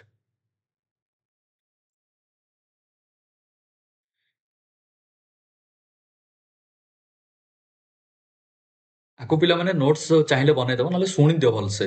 ଭଲସେ ଶୁଣିଦିଅ, ଶୁଣିକି ବୁଝିଯାଅ। କାରଣ ଥରେ ପିଲାମାନେ ବୁଝିଗଲେ ନା କନସେପ୍ଟ ଥରେ କ୍ଲିୟର ହୁଏ। କନସେପ୍ଟଟାକୁ ବାର ବାର କ୍ଲିୟର କରନ୍ତିନି। ଥିଓରି ବାର ବାର ଦେଖନ୍ତିନି। କୋଶ୍ଚିନ୍ ବାର ବାର କରନ୍ତି। ଥିଓରିଟାକୁ ଥରେ ଦେଖନ୍ତି। ଥରେ ଭଲସେ ଥିଓରିଟାକୁ କ୍ଲିୟର କରନ୍ତି। ବାର ବାର ତାକୁ କୋଶ୍ଚିନ୍ ପ୍ରାକ୍ଟିସ୍ କରନ୍ତି। ଆଉ ଯେଉଁ ଜିନିଷ ଡାଉଟ୍ ହୁଏ କୋଶ୍ଚିନ୍ ପ୍ରାକ୍ଟିସ୍ରେ ତାକୁ ତମେ ଏକ୍ସପ୍ଲେନ୍ କରିକି ଆପଣ ଭଲସେ ବୁଝେଇବି ଆଉ କ'ଣ। ଠିକ୍ ଅଛି ନା? ତାକୁ ଭଲସେ ମୁଁ ଆପଣଙ୍କୁ ଏକ୍ସପ୍ଲେନ୍ କରେଇବି। ଯେତେବେଳେ ଆପଣ କୋଶ୍ଚିନ୍ କରେଇବି ଆପଣଙ୍କୁ ଭଲସେ ଏକ୍ସପ୍ଲେନ୍ କରେଇବି। ଗୋଟେ ମିନିଟ୍ କୋଉଠି ଗଲା? ଏଇଠିକିନା ଅଛି। ହୁଁ। ପିଲାମାନେ ଆମର କ'ଣ ଥିଲା? 6ରୁ 12 ବର୍ଷ ନା? ଏଇଠି ଲେଖିଥିବ 6ରୁ 12 ବର୍ଷ। ତାପରେ ଶୁଣ ଆଡୋଲସେନ୍ସ। ଆଡୋଲସେନ୍ସ ମାନେ କ'ଣ? ଆଡୋଲସେନ୍ସ ମାନେ କିଶୋରାବସ୍ଥା। କୋଉଠି ଲେଖିବା ଆଡୋଲସେନ୍ସ? ଏଇଠି ଲେଖିଥିବା। ଗୋଟେ ମିନିଟ୍। ଆଡୋଲସେନ୍ସଟା ଆମର କେବେଠୁ କେବେ ପିଲାମାନେ? ଆମର 12 ବର୍ଷରୁ 18 ବର୍ଷ ବା ତା ଉପରକୁ ଆଉ ହେଲା। 12 ବର୍ଷରୁ 18 ବର୍ଷ ତା ଉପରକୁ ହେଲା। 18 ବର୍ଷ ବୋଲି ନୁହଁ, 18 ବର୍ଷରୁ ଉପରକୁ ବି। ଠିକ୍ ଅଛି ନା? ଏଇଠି ଲେଖନ୍ତୁ ଆଡୋଲସେନ୍ସ। ଆଡୋଲସେନ୍ସ। ଆଡୋଲସେନ୍ସ। ଆଡୋଲସେନ୍ସ ମାନେ କ'ଣ ପିଲାମାନେ? ମନେ ରଖ, ଗୋଟେ ପିଲା ଯେତେବେଳେ ତାର କିଶୋରାବସ୍ଥା ହବ ମାନେ ତାର କ'ଣ ପିବର୍ଟି ଚେଞ୍ଜ ହବ ମାନେ ଶାରୀରିକ ଚେଞ୍ଜ। ଠିକ୍ ଅଛି ନା? ଝିଅ ପିଲାମାନଙ୍କର ଚେଞ୍ଜ ହବ, ପୁଅ ପିଲାମାନେ ତାଙ୍କର ଶାରୀରିକ ଚେଞ୍ଜ ହବ, ଝିଅ ପିଲାମାନଙ୍କର ଶାରୀରିକ ଚେଞ୍ଜ ହବ। ଠିକ୍ ଅଛି ନା? ଏଇଟା ହେଲା ପିଲାମାନେ ଆଡୋଲସେନ୍ସ ବା କିଶୋରାବସ୍ଥା। ଏଇ ବୟସଟା କେବେରୁ କେବେ ଆସେ ପିଲାମାନେ? 12ରୁ 18 ବର୍ଷରେ ନର୍ମାଲି ଆସେ। ଝିଅ ପିଲାଙ୍କର ଫାଷ୍ଟ ହୁଏ ବେଶୀ। ଝିଅ ପିଲାମାନଙ୍କର ରାପିଡ ହିସାବରେ ହୁଏ ରାପିଡ। ଠିକ୍ ଅଛି ନା? ପୁଅ ପିଲାମାନଙ୍କର ବି ଫାଷ୍ଟ ହୁଏ କିନ୍ତୁ ପୁଅ ପିଲାଙ୍କର ଟିକେ ଲେଟ୍ ହୁଏ। ଠିକ୍ ଅଛି ନା? ବେଳେବେଳେ କୋଶ୍ଚିନ୍ ପଚାରିବ କାହାର ରାପିଡ ହୁଏ ବା କାହାର ଫାଷ୍ଟ ହୁଏ ପିଲାମାନେ? ଝିଅ ପିଲାଙ୍କର। ଠିକ୍ ଅଛି ନା? ତାପରେ ଏଇ ଟାଇମ୍‌ରେ କ'ଣ ନା ଆଡୋଲସେନ୍ସଟା ଟାଇମ୍‌ଟା ନୁହଁ, ମାନେ ମାନେ ବହୁତ ହି ମାନେ ଯୋଉ କହନ୍ତି ନା ମାନେ ବହୁତ ଅନଷ୍ଟେବଲ୍ ଏଜ୍ ଏଇଟା ମାନେ ବହୁତ ହି ଅନଷ୍ଟେବଲ୍ ଏଜ୍। ମାନେ ଏଇ ଟାଇମ୍‌ରେ ଗୋଟେ ପିଲା ନା ମାନେ ଜମା ବି ଷ୍ଟେବୁଲ୍ ନଥାଏ। ତାର ମାଇଣ୍ଡ ହଉ, ତାର ଥିଙ୍କିଙ୍ଗ ହଉ, ସିଏ ମାନେ ଜମା ଷ୍ଟେବୁଲ୍ ନଥାଏ। ଯେହେତୁ ସାରା ବଡିରେ ଚେଞ୍ଜେସ୍ ହଉଥିବ, ଆଉ ସିଏ ହାୟର ଲେଭେଲକୁ ଯାଉଥିବ ନା, ତ ହେଇଯୋଗୁ କ'ଣ ନା ସିଏ ଏଇ ଟାଇମ୍‌ରେ ବହୁତ ଅନଷ୍ଟେବଲ୍ ଥିବ। ମାନେ ସିଏ ଆଉ ଗୋଟେ କଥା, ଏଇ ଟାଇମ୍‌ରେ ନା ସେ ନିଜକୁ ସୁପରିୟର ଫିଲ୍ କରିବ। ସୁପେରିୟର ଫିଲ୍ କରିବ। ମାନେ ନିଜେ ନିଜକୁ ସୁପରିୟର ମାନେ ସେ ଭାବିବ ଯେ ମୁଁ ସବୁ ଜାଣିଛି। ମୁଁ ସବୁ ମାନେ ସବୁ ଜିନିଷ ଜାଣିଛି ବା ମୁଁ ସବୁ ଇଏ କରିଛି। ମୁଁ ବଡ଼ ପିଲା ହେଇଗଲିଣି। ମୁଁ ଭାଇ ସବୁ ଜିନିଷ ହ୍ୟାଣ୍ଡେଲ କରିପାରିବି। ଠିକ୍ ଅଛି ନା? ଏଇ ଟାଇମ୍‌ରେ ଗୋଟେ ପିଲା ବହୁତ ସୁପେରିୟର ନିଜକୁ ଫିଲ୍ କରିବ। ଠିକ୍ ଅଛି? ତାପରେ ଏଇ ଟାଇମ୍‌ରେ ଗୋଟେ ପିଲା ନା ରେସପନ୍ସିବିଲିଟି ନେବାକୁ ଚାହିଁବ। ରେସପନ୍ସିବିଲିଟି। ଏଇ ଟାଇମ୍‌ରେ ନା ଏଇ ଯୋଉ ଆଡୋଲସେନ୍ସ ଟାଇମ୍‌ରେ ନା ଗୋଟେ ପିଲା ଚାହିଁବ ଯେ ଭାଇ ସବୁ ରେସପନ୍ସିବିଲିଟି ମୁଁ ନେବି। ମୋ କାନ୍ଧରେ ମୋ ପରିବାରର ଜିନିଷ ଗୁଡ଼ା ମାନେ ବୁଝିପାରୁଥିବ ହେଲା। ଏଇ ଜିନିଷ ଏଇ ବୟସରେ ନା ପିଲାମାନେ ସେ ରେସପନ୍ସିବିଲିଟି ନେବାକୁ ଚାହିଁବ। ଆଉ ନିଜେ ଏଇ ଟାଇମ୍‌ରେ ନା ହିରୋ ୱର୍ସିପ୍। ଏଇ ଟାଇମ୍‌ଟାକୁ କୁହନ୍ତି ହିରୋ ୱର୍ସିପ୍। ହିରୋ ୱର୍ସିପ୍ ମାନେ ନିଜେ ନିଜକୁ ସୁପେରିୟର ବା ହିରୋ ଫିଲ୍ କରିବ। ମୁଁ ପୁରା ଡନ୍‌ଟା, ମୁଁ ପୁରା ହିରୋଟା। ଠିକ୍ ଅଛି ନା? ତାପରେ ଏଇ ଟାଇମ୍‌ରେ ଝିଅ ପିଲାମାନେ ନା ଗୋଟେ ମିନିଟ୍ କୋଉଠି ଗଲା? ହଁ। ବା ଝିଅ ପିଲାମାନେ ସିଏ କ'ଣ ନା ନିଜେ ନିଜକୁ ମାନେ ଏଇ ଟାଇମ୍‌ରେ ଝିଅ ପିଲାମାନେ ନା ବେଶୀ ଆଟ୍ରାକ୍ଟ ହେବେ କୋଉ ଆଡ଼କୁ? କି ନିଜ ଫିଜିକାଲ ଆଡକୁ ବା ଫିଜିକାଲ ହେଲ୍ଥ ଆଡକୁ ବେଶୀ ମିରର ଦେଖିବେ, ନିଜେ ନିଜକୁ ସୁନ୍ଦରତା ଫିଲ୍ କରିବେ ବା ଏଇଟା ତାର ପିବର୍ଟି। ପୁଣି ହଁ, ପିବର୍ଟି ବି ଏଇ ଟାଇମ୍‌ରେ ଷ୍ଟାର୍ଟ ହବ। ପିବର୍ଟି ଝିଅ ପିଲାମାନଙ୍କର ପିବର୍ଟି ଏଇ ଟାଇମ୍‌ରେ ଷ୍ଟାର୍ଟ ହବ। ଠିକ୍ ଅଛି ନା? ପିବର୍ଟି ଏଇ ଟାଇମ୍‌ରେ ଷ୍ଟାର୍ଟ ହବ। ଝିଅ ପିଲା ନିଜକୁ ବେଶୀ ମାନେ ସୁନ୍ଦର ବା ବେଶୀ ଆଟ୍ରାକ୍ଟିଭ ଫିଲ୍ କରିବେ ବା ନିଜକୁ ବେଶୀ ବୁଝିପାରୁଥିବ ହେଲା। ନିଜକୁ ବେଶୀ କ୍ୟୁଟ୍ ବା ନିଜକୁ ବେଶୀ ଫିଲ୍ କରିବେ। ଠିକ୍ ଅଛି ନା? ତାପରେ ଆଉ ଗୋଟେ ପିଲାମାନେ କଣ ଏଇ ଟାଇମରେ ନା ଠିକ ଅଛି ନା ଏଇ ଟାଇମରେ ଆଇଡେଣ୍ଟିଟି ଫର୍ମେସନ ହବ। ଆଇଡେଣ୍ଟିଟି ଫର୍ମେସନ ମାନେ ମାନେ ଗୋଟେ ଶିଶୁ ସବୁବେଳେ ଭାବିବ କି କି ଏଇ ଟାଇମରେ କଣଟି ମାନେ ମୋର ଆଇଡେଣ୍ଟିଟି କଣ ମୁଁ କଣ ସମାଜରେ ମାନେ ମୋର ଓଜନ କଣ ବା ମୁଁ କଣ ମୋର ଔକାତ କଣ ଏଇ ଜିନିଷଟା ପିଲାମାନେ ଗୋଟେ ଶିଶୁ ହଉ ଗୋଟେ ବାଳିକା ହଉ ଠିକ ଅଛି ନା ଏମାନେ ସବୁ ଏଇ ଟାଇମରେ କି ନିଜକୁ ଖୋଜିବେ ଏଇ ପ୍ରଶ୍ନର ଉତ୍ତର ଖୋଜିବେ କି ଆକ୍ଚୁଆଲି ମୋ ରୋଲ କଣ ମତେ ମାନେ ଲୋକମାନେ ଆଟେନସନ ଦିଅନ୍ତୁ ହଁ ଆଉ ଗୋଟେ ଜିନିଷ ଆଟେନସନ ଏଇ ଟାଇମଟା ମାନେ ଏଇ ଟାଇମଟା ବହୁତ ଇମ୍ପୋର୍ଟାଣ୍ଟ ଠିକ ଅଛି ନା ଆଟେନସନ ଆଟେନସନ ଚାହିଁବ ଆଟେନସନ ଠିକ ଅଛି ଆଟେନସନ ଚାହିଁବ ଯେ ମାନେ ମାନେ ସମସ୍ତେ ମତେ ମତେ ଆଟେନସନ ଦିଅନ୍ତୁ ମୁଁ ପୁରା ହିରୋ ଭଳିଆ ହିରୋ ମାନେ ମୁଁ ନିଜେ ହିରୋ ଭଳିଆ ଫିଲ୍ କରିବ ଝିଅମାନେ ନିଜକୁ ହିରୋଇନ ଭଳିଆ ଫିଲ୍ କରିବେ ଆଉ ବାର ଝିଅ ପିଲାମାନେ ମାନେ ମିରର ଆଗକୁ ଯାଉଥିବେ ବା ଦେଖୁଥିବେ ନିଜକୁ ଠିକ ଅଛି ନା ନିଜକୁ ମାନେ ଉପରେ ବଢେଇ ଚଢେଇ ହଉଥିବେ ଆଉ ପୁଅ ପିଲାମାନେ ହେୟାର ଷ୍ଟାଇଲ କରୁଥିବେ ବାଇକ୍ ଫାଇକ୍ ଧରି ବୁଲୁଥିବେ ଠିକ ଅଛି ନା ଏଇ ସବୁ ଟାଇମରେ କାରଣ ଏଇ ଟାଇମରେ ନା ତାଙ୍କର ଶାରୀରିକ ମାନସିକ ସ୍ପିଡଲି ଚେଞ୍ଜ ହଉଥିବ ଠିକ ଅଛି ନା ତାପରେ ଆଉ କଣ ରହିଲା ପିଲାମାନେ ହିରୋ କରୁଥିବେ ବାସ୍ ବାସ୍ ଏତିକି ଜିନିଷ ଧ୍ୟାନ ଦିଅନ୍ତୁ ଠିକ ଅଛି ନା ଆଉ କଣ ରହିଲା କି ଗୋଟେ ମିନିଟ ଦେଖିଦିଏ ହୁଁ। ଆଉ ଗୋଟେ ପିଲାମାନେ ଏଇ ଟାଇମରେ ନା ତାଙ୍କର ଆବଷ୍ଟ୍ରାକ୍ଟ ଥିଙ୍କିଂ ତାଙ୍କର ପୁରା ଫୁଲି ଡେଭଲପ ହେଇଯାଇଥିବ ଠିକ ଅଛି ନା ଆଉ ଲଜିକାଲ ଥିଙ୍କିଂ ବି ପୁରା ଫୁଲି ଡେଭଲପ ଲଜିକାଲ ଗୋଟେ ଜିନିଷକୁ ଲଜିକାଲ ୱେରେ ଭାବିବା ଗୋଟେ ଜିନିଷକୁ ଆବଷ୍ଟ୍ରାକ୍ଟ ୱେରେ ଭାବିବା ଠିକ ଅଛି ନା ଆବଷ୍ଟ୍ରାକ୍ଟ ମାନେ କଣ କି ଯେମିତି କି ଗୋଟେ ପ୍ରୋବ୍ଲେମ ତାଙ୍କୁ ଦିଆଯିବ ତ ସିଏ ତାକୁ କେମିତି ସଲ୍ଭ କରି ସେ ତାଙ୍କୁ ନିଜେ ସଲ୍ଭ କରିଦେବେ ନା କାହାର ବିନା ସାହାଯ୍ୟରେ ସେ ତାଙ୍କୁ ନିଜେ ସଲ୍ଭ କରିପାରିବେ ଠିକ ଅଛି ନା ଆବଷ୍ଟ୍ରାକ୍ଟ ଥିଙ୍କିଂ ତାର ଡେଭଲପ ହେଇଯାଇଥିବ ଠିକ ଅଛି ତ ବାସ୍ ଏତିକି ଥିଲା ଆଉ ଏଇଟା ବୟସ ତ ଜାଣନ୍ତୁ 12 ରୁ 18 ବର୍ଷ ଠିକ ଅଛି ନା ତ ଚାଇଲ୍ଡ ଡେଭଲପମେଣ୍ଟର ଷ୍ଟେଜେସ୍ ଗୁଡ଼ା ଆଇ ଥିଙ୍କ ଆପଣମାନେ ବହୁତ ଭଲସେ ବୁଝିପାରିଥିବେ ଏବେ ଚାଲନ୍ତୁ ନେକ୍ସଟ ସ୍ଲାଇଡକୁ ଯିବା କଣ ଅଛି ହଁ Y teacher should no child development ଗୋଟେ ଟିଚର ବା ଆମମାନେ ଚାଇଲ୍ଡ ଡେଭଲପମେଣ୍ଟକୁ ଜାଣିବା କଣ ପାଇଁ ଗୋଟେ ମିନିଟ ଠିକ ଅଛି ନା ଗୋଟେ ଟିଚର ବା ଆମମାନେ ଯେହେତୁ ଆମେ ଗୋଟେ କଣ ଆମମାନେ ଗୋଟେ ପିପଲ ଟିଚର ଠିକ ଅଛି ନା ଗୋଟେ ଟିଚର କଣ ପାଇଁ ଜାଣିବା ଦରକାର ବା ଗୋଟେ ଟିଚରକୁ ଚାଇଲ୍ଡ ଡେଭଲପମେଣ୍ଟ ବିଷୟରେ ଜାଣିବା ଦରକାର କଣ ପାଇଁ ଜାଣିବା ଦରକାର ଠିକ ଅଛି ନା କଣ ପାଇଁ ଜାଣିବା ଦରକାର ମନେ ରଖନ୍ତୁ ପ୍ରଥମେ ଜାଣିବା ଏଥିପାଇଁ ଦରକାର କାରଣ ଯେତେବେଳେ ସିଏ ଗୋଟେ କ୍ଲାସକୁ ଯାଇକି ଲେସନ ପଢେଇବ ବା ଗୋଟେ କ୍ଲାସକୁ ଯାଇକି ଲେସନ ହଉ କଣ ଲେସନ୍ସ ହଉ ବା କୌଣସି ଟ୍ୟାକ୍ସ ଦବ ଯେତେବେଳେ ପିଲାମାନଙ୍କୁ ଟ୍ୟାକ୍ସ ହଉ କୌଣସି କନସେପ୍ଟ ଯେତେବେଳେ ବୁଝେଇବ ପିଲାମାନଙ୍କୁ ଠିକ ଅଛି ନା ତ ସିଏ ବା ଗୋଟେ କଣଟି ହଁ ଗୋଟେ ଟିଚର ଜାଣିବା ଦରକାର ଠିକ ଅଛି ନା ଯେତେବେଳେ ଆପଣ ସ୍କୁଲକୁ ଯିବେ ପ୍ରାଇମେରୀ ଲେଭେଲରେ ଟିଚର ହେବେ ବା ପ୍ରାଇମେରୀ ଲେଭେଲରେ ଯେତେବେଳେ ଆପଣ ଟିଚର ହୁଅନ୍ତୁ କି ଅପର ପ୍ରାଇମେରୀ ହୁଅନ୍ତୁ ଯେତେବେଳେ ଆପଣ ହେବେ ସେତେବେଳେ ଆପଣମାନେ ଜାଣିପାରିବେ ଯେ ମୁଁ କୋଉ ବୟସର ପିଲାଙ୍କୁ କୋଉ ଭଳିଆ କାମ ଦେବି ଠିକ ଅଛି ନା ବା ମୁଁ ଯେତେବେଳେ ଗୋଟେ ପିଲାଟା ପ୍ରଥମ ଶ୍ରେଣୀରେ ପଢୁଛି ତାକୁ ବୟସ 6 ବର୍ଷ ହେଇଛି ମୁଁ ତାକୁ କୋଉ ଭଳିଆ ଲେସନରେ ପଢେଇଲେ ବା କୋଉ ଭଳିଆ ଟ୍ୟାକ୍ସ ଦେଲେ ବା କୋଉ ଭଳିଆ କନସେପ୍ଟ ୱେରେ ବା କେମିତି ତାକୁ କନସେପ୍ଟ ବୁଝେଇଲେ ସେ ପିଲାଟା ଭଲସେ ବୁଝିବ ଏଇ ଜିନିଷଟା ଏଥିପାଇଁ ଆମକୁ ଚାଇଲ୍ଡ ଡେଭଲପମେଣ୍ଟଟା ଅଣ୍ଡରଷ୍ଟାଣ୍ଡ କରିବା ଦରକାର କାରଣ ଆମେ ଟିଚର ନା ମୁଁ ଯେମିତି ଆପଣଙ୍କୁ ପଢଉଛି ସେମିତି ଆପଣ ବି ଯାଇକି ଆଗକୁ ପଢେଇବେ ଆପଣ ଜାଣିବେ କେମିତି କି ଏଇ ପିଲାଟା ମୋ ପାଠଟା ବୁଝୁଛି କି ନ ବୁଝୁଛି ଆପଣ ସେତେବେଳେ ଜାଣିବେ ଯେତେବେଳେ ଆପଣ ତା ବୟସଟାକୁ ଦେଖିବେ କି ପିଲାର ବୟସ ଏତିକି ଯାହାଫଳରେ କି ସେ ଏତିକି ଜିନିଷ ବୁଝିପାରିବ ଠିକ ଅଛି ନା ତ ବୟସ ଅନୁସାରେ ଯେହେତୁ ମାନେ କଣଟି ବୟସ ଅନୁସାରେ ହିଁ ପିଲାଙ୍କୁ ପାଠ ପଢିବା କଥା ଠିକ ଅଛି ନା ଚାଲନ୍ତୁ ଏଇଠି ଲେଖିଦିଏ ଫାଷ୍ଟ କି ହେଲ୍ପସ ଇନ୍ ପ୍ଲାନିଂ କଣ ଏଜ୍ ଆପ୍ରୋପ୍ରିଏଟ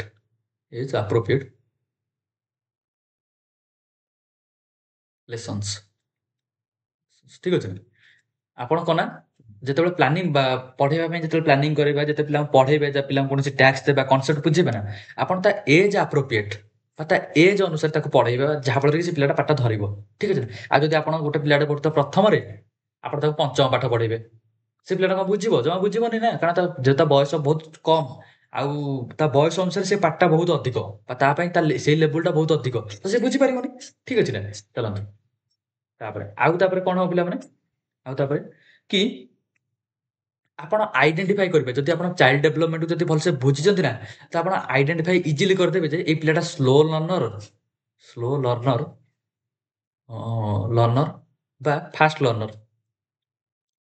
ଫାଷ୍ଟ ଲର୍ଣ୍ଣର ଆପଣ ଇଜିଲି ତାକୁ ଆଇଡେଣ୍ଟିଫାଇ କରିଦେବେ ଯଦି ଆପଣ ଭଲସେ ବୁଝିଦେବେ ଚାଇଲ୍ଡ ଡେଭଲପମେଣ୍ଟଟା କେମିତି କ'ଣ କାମ କରେ ଯଦି ଆପଣ ଭଲସେ ବୁଝିଛନ୍ତି ନା ତ ଆପଣ ଆଇଡେଣ୍ଟିଫାଇ କରିପାରିବେ ଯେ ସେ ପିଲାଟା ସ୍ଲୋ ଲର୍ଣ୍ଣର ଅଛି କି ଭଲସେ ଜଲ୍ଦି ବୁଝୁଛି କି କମ୍ ବୁଝୁଛି ନା ବୁଝିପାରୁନି ଯଦି ସ୍ଲୋ ବୁଝୁଛି ତା ବୟସ କ'ଣ ଛୋଟ ବୟସରେ ସେ ଅଛି କି ଯଦି ଜଲ୍ଦି ବୁଝିଯାଉଛି କ'ଣ ସିଏ ମାନେ ହାଇ ଲେବୁଲର ତା ବୟସ ସୀମାଟା କ'ଣ ଅଧିକ ବା ତା ମାଇଣ୍ଡଟା ଜଲ୍ଦି ଡେଭଲପ ହେଇଛି ଠିକ୍ ଅଛି ନା ତ ଆପଣ କେମିତି ଆଇଡେଣ୍ଟିଫାଇ କରିବେ ଯଦି ଆପଣ ମାନେ ଏଇ ଚାଇଲ୍ଡ ଡେଭଲପମେଣ୍ଟ ଯଦି ଆପଣ ଭଲସେ ବୁଝିଛନ୍ତି ନା ତାହେଲେ ଆପଣ ଆଇଡେଣ୍ଟିଫାଇ କରିପାରିବେ ଯେ ସିଏ ସ୍ଲୋ ଲର୍ଣ୍ଣର କି ଫାଷ୍ଟ ଲର୍ଣ୍ଣର କି କ'ଣ ଆପଣମାନେ ଭଲସେ ଆଇଡେଣ୍ଟିଫାଇ କରିପାରିବେ ତାପରେ ଆଉ ଗୋଟେ ଜିନିଷ ତାପରେ କ'ଣ ପାଇଁ ବା କ'ଣ ପାଇଁ ଟିଚର ମାନେ ଆଉ ଗୋଟେ ପିଲାମାନେ ଇମ୍ପ୍ରୁଭ ଇମ୍ପ୍ରୁଭ କ୍ଲାସରୁମ୍ ଏନଭାରମେଣ୍ଟ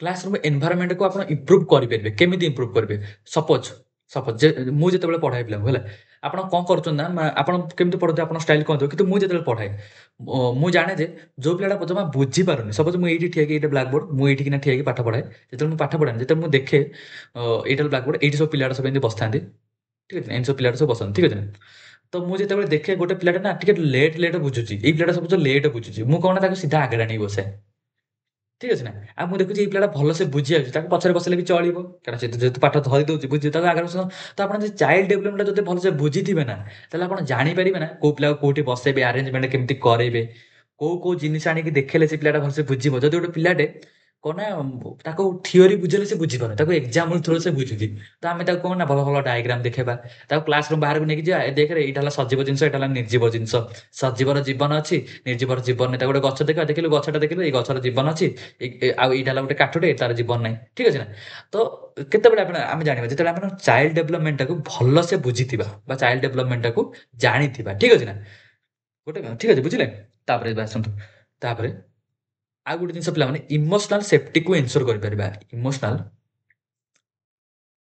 ସେଫ୍ଟିକୁ ଏନ୍ସୋର କରିପାରିବା ଇମୋସନାଲ ସେଫ୍ଟିକୁ ଏନ୍ସୋର କରିବା ମାନେ କ'ଣ ବୁଝନ୍ତୁ ଦେଖନ୍ତୁ ସପୋଜ ଗୋଟେ ଛୁଆଟେ ଅଛି ଠିକ୍ ଅଛି ନା ଗୋଟେ ଛୁଆଟେ ସେ ପାଠ ବୁଝିପାରୁନି କିନ୍ତୁ ଆପଣ ଆପଣ ଯଦି ଟିକେ ଡରାଡରି କରିଦେବେ ଗୋଟେ ପିଲାଟାକୁ ସପୋଜ ଆପଣ ପାଠ ପଢୁଛନ୍ତି ବ୍ଲାକ୍ ବୋର୍ଡରେ ପାଠ ପଢୁଛନ୍ତି ଗୋଟେ ପିଲାଟାକୁ ଆପଣ ଟିକେ ଡରେଇ ଦଉଛନ୍ତି ବା ଆପଣଙ୍କର କଥା ଶୈଳୀ ହଉ ଆପଣଙ୍କର ହାବଭାବ ହଉ ଯାହାଫଳରେ କି ଗୋଟେ ପିଲାଟା ଡରି ଯାଉଛି ଆପଣଙ୍କ କୋଶ୍ଚିନ୍ ପଚାରୁନି ତ ଆପଣଙ୍କର ଡ୍ୟୁଟି କ'ଣ ହବ ଏଇଠି କିନା ଆପଣ ସେ ପିଲାଟା ସହ ଭଲସେ ମିଶିବେ ଯାହାଫଳରେ କି ସେ ଆପଣଙ୍କୁ କୋଶ୍ଚିନ୍ ପଚାରିବ ହେଲା ତ ଏଇଟା ଆପଣ କ'ଣ କଲେ ଗୋଟେ ପିଲାର ଇମୋସନାଲ ଷ୍ଟାବିଲିଟି ବା ଇମୋସନାଲ ସେଫ୍ଟିକୁ ଆପଣ ଧ୍ୟାନରେ ରଖିଲେ ଠିକ୍ ଅଛି ନା ତ ଏମିତି ପଢ଼େଇବା ଦରକାର କାରଣ ଯଦି ଆପଣମାନେ ସ୍କୁଲ ଯିବେ କିନ୍ତୁ ଯାଇ ଖାଲି ପିଲାଙ୍କୁ ବାଡ଼େଇବେ ଟ୍ୟାକ୍ସ ଦେଇଦେବେ ଆରେ କରିକି ଆଣିଲୁ ଘରେ କରିକି ଆଣିଛୁ ଲେଖିନୁ ତୋର ବାଡ଼େଇବି ଯଦି ଏମିତିଆ ସିଷ୍ଟମ କଲେ ନା ତାହେଲେ ଗୋଟେ ପିଲା ଆପଣଙ୍କୁ ଡରିବ ତ ଡରିଲେ ପିଲାମାନେ ପାଠ ହୁଏ ମନେ ନାହିଁ ଡରିଲେ ପିଲାଟା କରିବ କିନ୍ତୁ ତାଠୁ ବେଟର ହୁଏ ଯେ ଆପଣ ତାକୁ ବୁଝେଇବେ ଯେତେ ଆପଣ ତାକୁ ବୁଝେଇବେ ଠିକ୍ ଅଛି ନା ବାସ୍ ଏତିକି ଜିନିଷ ଉପରେ ଆମେ ଯଦି ଧ୍ୟାନ ଦେବା ନା ବା ଏତିକି ଜିନିଷ ପାଇଁ ହିଁ ଆମେ ଚାଇଲ୍ଡ ଡେଭଲପମେଣ୍ଟକୁ ବା ଇଏକୁ ଜାଣିବା ଦରକାର ଠିକ୍ ଅଛି ତ ବାସ୍ ଆମର ଅଲରେଡି ଦୁଇଟା ଟପିକ୍ ଆମେ କମ୍ପ୍ଲିଟ୍ କରିଦେଲେ ଗୋଟେ ଟପିକ୍ କ'ଣ କମ୍ପ୍ଲିଟ୍ କଲେ ପିଲାମାନେ ଗୋଟେ ଟପିକ୍ ଆମେ କମ୍ପ୍ଲିଟ୍ କଲେ ଗୋଟେ ମିନିଟ୍ ଗୋଟେ ଟପିକ୍ କମ୍ପ୍ଲିଟ୍ କଲେ ଆମେ କନସେପ୍ଟ ଅଫ୍ ଚାଇଲ୍ଡ ଡେଭଲପମେଣ୍ଟକୁ କମ୍ପ୍ଲିଟ୍ କଲେ ଆଉ ଗୋଟେ ଟପିକ୍ ଆମେ କମ୍ପ୍ଲିଟ୍ କଲେ କ'ଣ ଗୋଟେ ମିନିଟ୍ ହଁ ଆଉ ଗୋଟେ ଟପିକ୍ କମ୍ପ୍ଲିଟ୍ କଲେ ଚାଇଲ୍ଡ ଡେଭଲପମେଣ୍ଟ ବା କ'ଣ ପାଇଁ ଅଣ୍ଡରଷ୍ଟାଣ୍ଡ କରିବା ବା ଅଣ୍ଡରଷ୍ଟାଣ୍ଡିଂ ଠିକ୍ ଅଛି ନା ହ୍ୱାଇ ଅଣ୍ଡରଷ୍ଟାଣ୍ଡିଂ ଚାଇଲ୍ଡ ଡେଭଲପମେଣ୍ଟ ଠିକ୍ ଅଛି ନା ଏସବୁ ଜିନିଷ ଆମେ ଦୁଇଟା ପାଖାପାଖି ଆଜି ଦୁଇଟା ଟପିକ୍ ଆମେ କଭର କଲେ ଠିକ୍ ଅଛି ଆମେ ଦୁଇଟା ଟପିକ୍ ଆଜି କଭର କଲେ ତ ଆଜି କ୍ଲାସ୍ଟାକୁ ଏଣ୍ଡ କରିବା ଟିକେ ଲମ୍ବା ହେଇଗଲା ପିଲାମାନେ କ୍ଲାସ୍ଟା ତ ଏଣ୍ଡ କରିବା ତ ଭିଡ଼ିଓ ଯଦି ଆପଣଙ୍କୁ ଭଲ ଲାଗିଲା ନା ଗୋଟେ ଲାଇକ୍ ଯେମିତି ହେଲେ କରିବେ ଲାଇକ୍ ତ ଯେମିତି ହେଲେ କରିବେ ଠିକ୍ ଅଛି ନା ଆଉ ନୋଟ୍ସ ଆପଣ ଯେମିତି ହେଲେ ପରଚେଜ୍ କରିଦିଅନ୍ତୁ ଆପଣ ଜଲ୍ଦି ଜଲ୍ଦି ଟେଲିଗ୍ରାମ ଚ୍ୟାନେଲ ଏବେ ଜଏନ୍ କରିଦିଅନ୍ତୁ କାରଣ ଏକ୍ଜାମ ଯେତେ ଯେତେ ପାଖେଇବ ମାନେ ବହୁତ ପିଲା ମେସେଜ କରିବେ ନା ନୋଟ୍ସ ବା ଟେଲିଗ୍ରାମ ଜଏନ୍ କରିବେ ନା ସେତେବେଳେ ମେ ବି ମୁଁ ଆପଣ ପେମେଣ୍ଟ କରିଦେଇଥିବେ କିନ୍ତୁ ମୁଁ ଜାଣିପାରୁନଥିବି ଆପଣ ତଳ ଆଡ଼େ ରହିଯାଇଥିବେ ଆପଣଙ୍କର ଜଏନ୍ କ୍ଲାସ୍ ଆପଣ ଲେଟ୍ ହେଇଯିବ ଠିକ୍ ଅଛି ନା ତ ଆପଣ ଯେତେ ଶୀଘ୍ର ପାରେ ସେତେ ଶୀଘ୍ର ଜଏନ୍ କରିଦେବାଟା ବେଟର ହେବ ଠିକ୍ ଅଛି ତ ଭିଡ଼ିଓଟା ଦେଖିଥିବାରୁ ବହୁତ ବହୁତ ଧନ୍ୟବାଦ ଗୋଟେ ଲାଇକ୍ ଆଉ ସବସ୍କ୍ରାଇବ୍ ଯେମିତି ହେଲେ କରିବେ ଠିକ୍ ଅଛି ଏଇଟା ହେଲା ଫାଷ୍ଟ କ୍ଲାସ୍ ମୁଁ ଚେଷ୍ଟା କରୁଛି ଯେ ଯେମିତି ହେଲେ ବି 8ରୁ 9ଟା କି 10ଟା କ୍ଲାସ୍ରେ ଆପଣଙ୍କର ଚାପ୍ଟରଟାକୁ ଶେଷ କରିଦେବି ଆଉ ଭିଡ଼ିଓ ଟିକେ ଟିକେ ଲମ୍ବା ରଖିକି ତାକୁ ଶେଷ କରିଦେବି ଯାହାଫଳରେ କି ଯେତେ ଶୀଘ୍ର ସରିବ ସେତେ ଶୀଘ୍ର ଭଲ ଠିକ୍ ଅଛି ନା ତାପରେ ପୁଣି ଆହୁରି ସବଜେକ୍ଟ ବି ଅଛି ନା ସବଜେକ୍ଟ ପେଡାଗୋଜି ଗୁଡ଼ା କମ୍ପ୍ଲିଟ୍ କରିବା ପୁଣି ଆମର ପ୍ରିଭିୟସ୍ ଇୟର ଏତେ ଜିନିଷ ତାକୁ କମ୍ପ୍ଲିଟ୍ କରିବା ସବଜେକ୍ଟ ପେଡାଗୋଜି କମ୍ପ୍ଲିଟ୍ କରିବା ପ୍ରିଭିୟସ୍ ଇୟର କମ୍ପ୍ଲିଟ୍ କରିବା ବହୁତ ସାରା କ୍ୱେଶ୍ଚିନ୍ ପ୍ରାକ୍ଟିସ୍ କରିବା ଠିକ୍ ଅଛି ନା ତ ଭିଡ଼ିଓ ଆଉ ଏତେ ଯାଏଁ ଦେଖିଛନ୍ତି ବହୁତ ବହୁତ ଧନ୍ୟବାଦ ଭଲ ପାଇବା ଟିକେ ଦେବେ ଲାଇକ୍ ଟିକେ କରି ଭଲ ପାଇବା ଦେବେ ଆଉ ଆଉ କ'ଣ ଆଉ ତ ସଇଲା ଆଉ କ'ଣ ବନ୍ଦେ ଉତ୍କଳ ଜନନୀ ଜୟ ଜଗନ୍ନାଥ ଜୟ ହିନ୍ଦ ଠିକ୍ ଅଛି ନା ତ ଚାଲନ୍ତୁ ବନ୍ଦ କରିବା କ୍ଲାସ୍କୁ ଗୋଟେ ମିନିଟ୍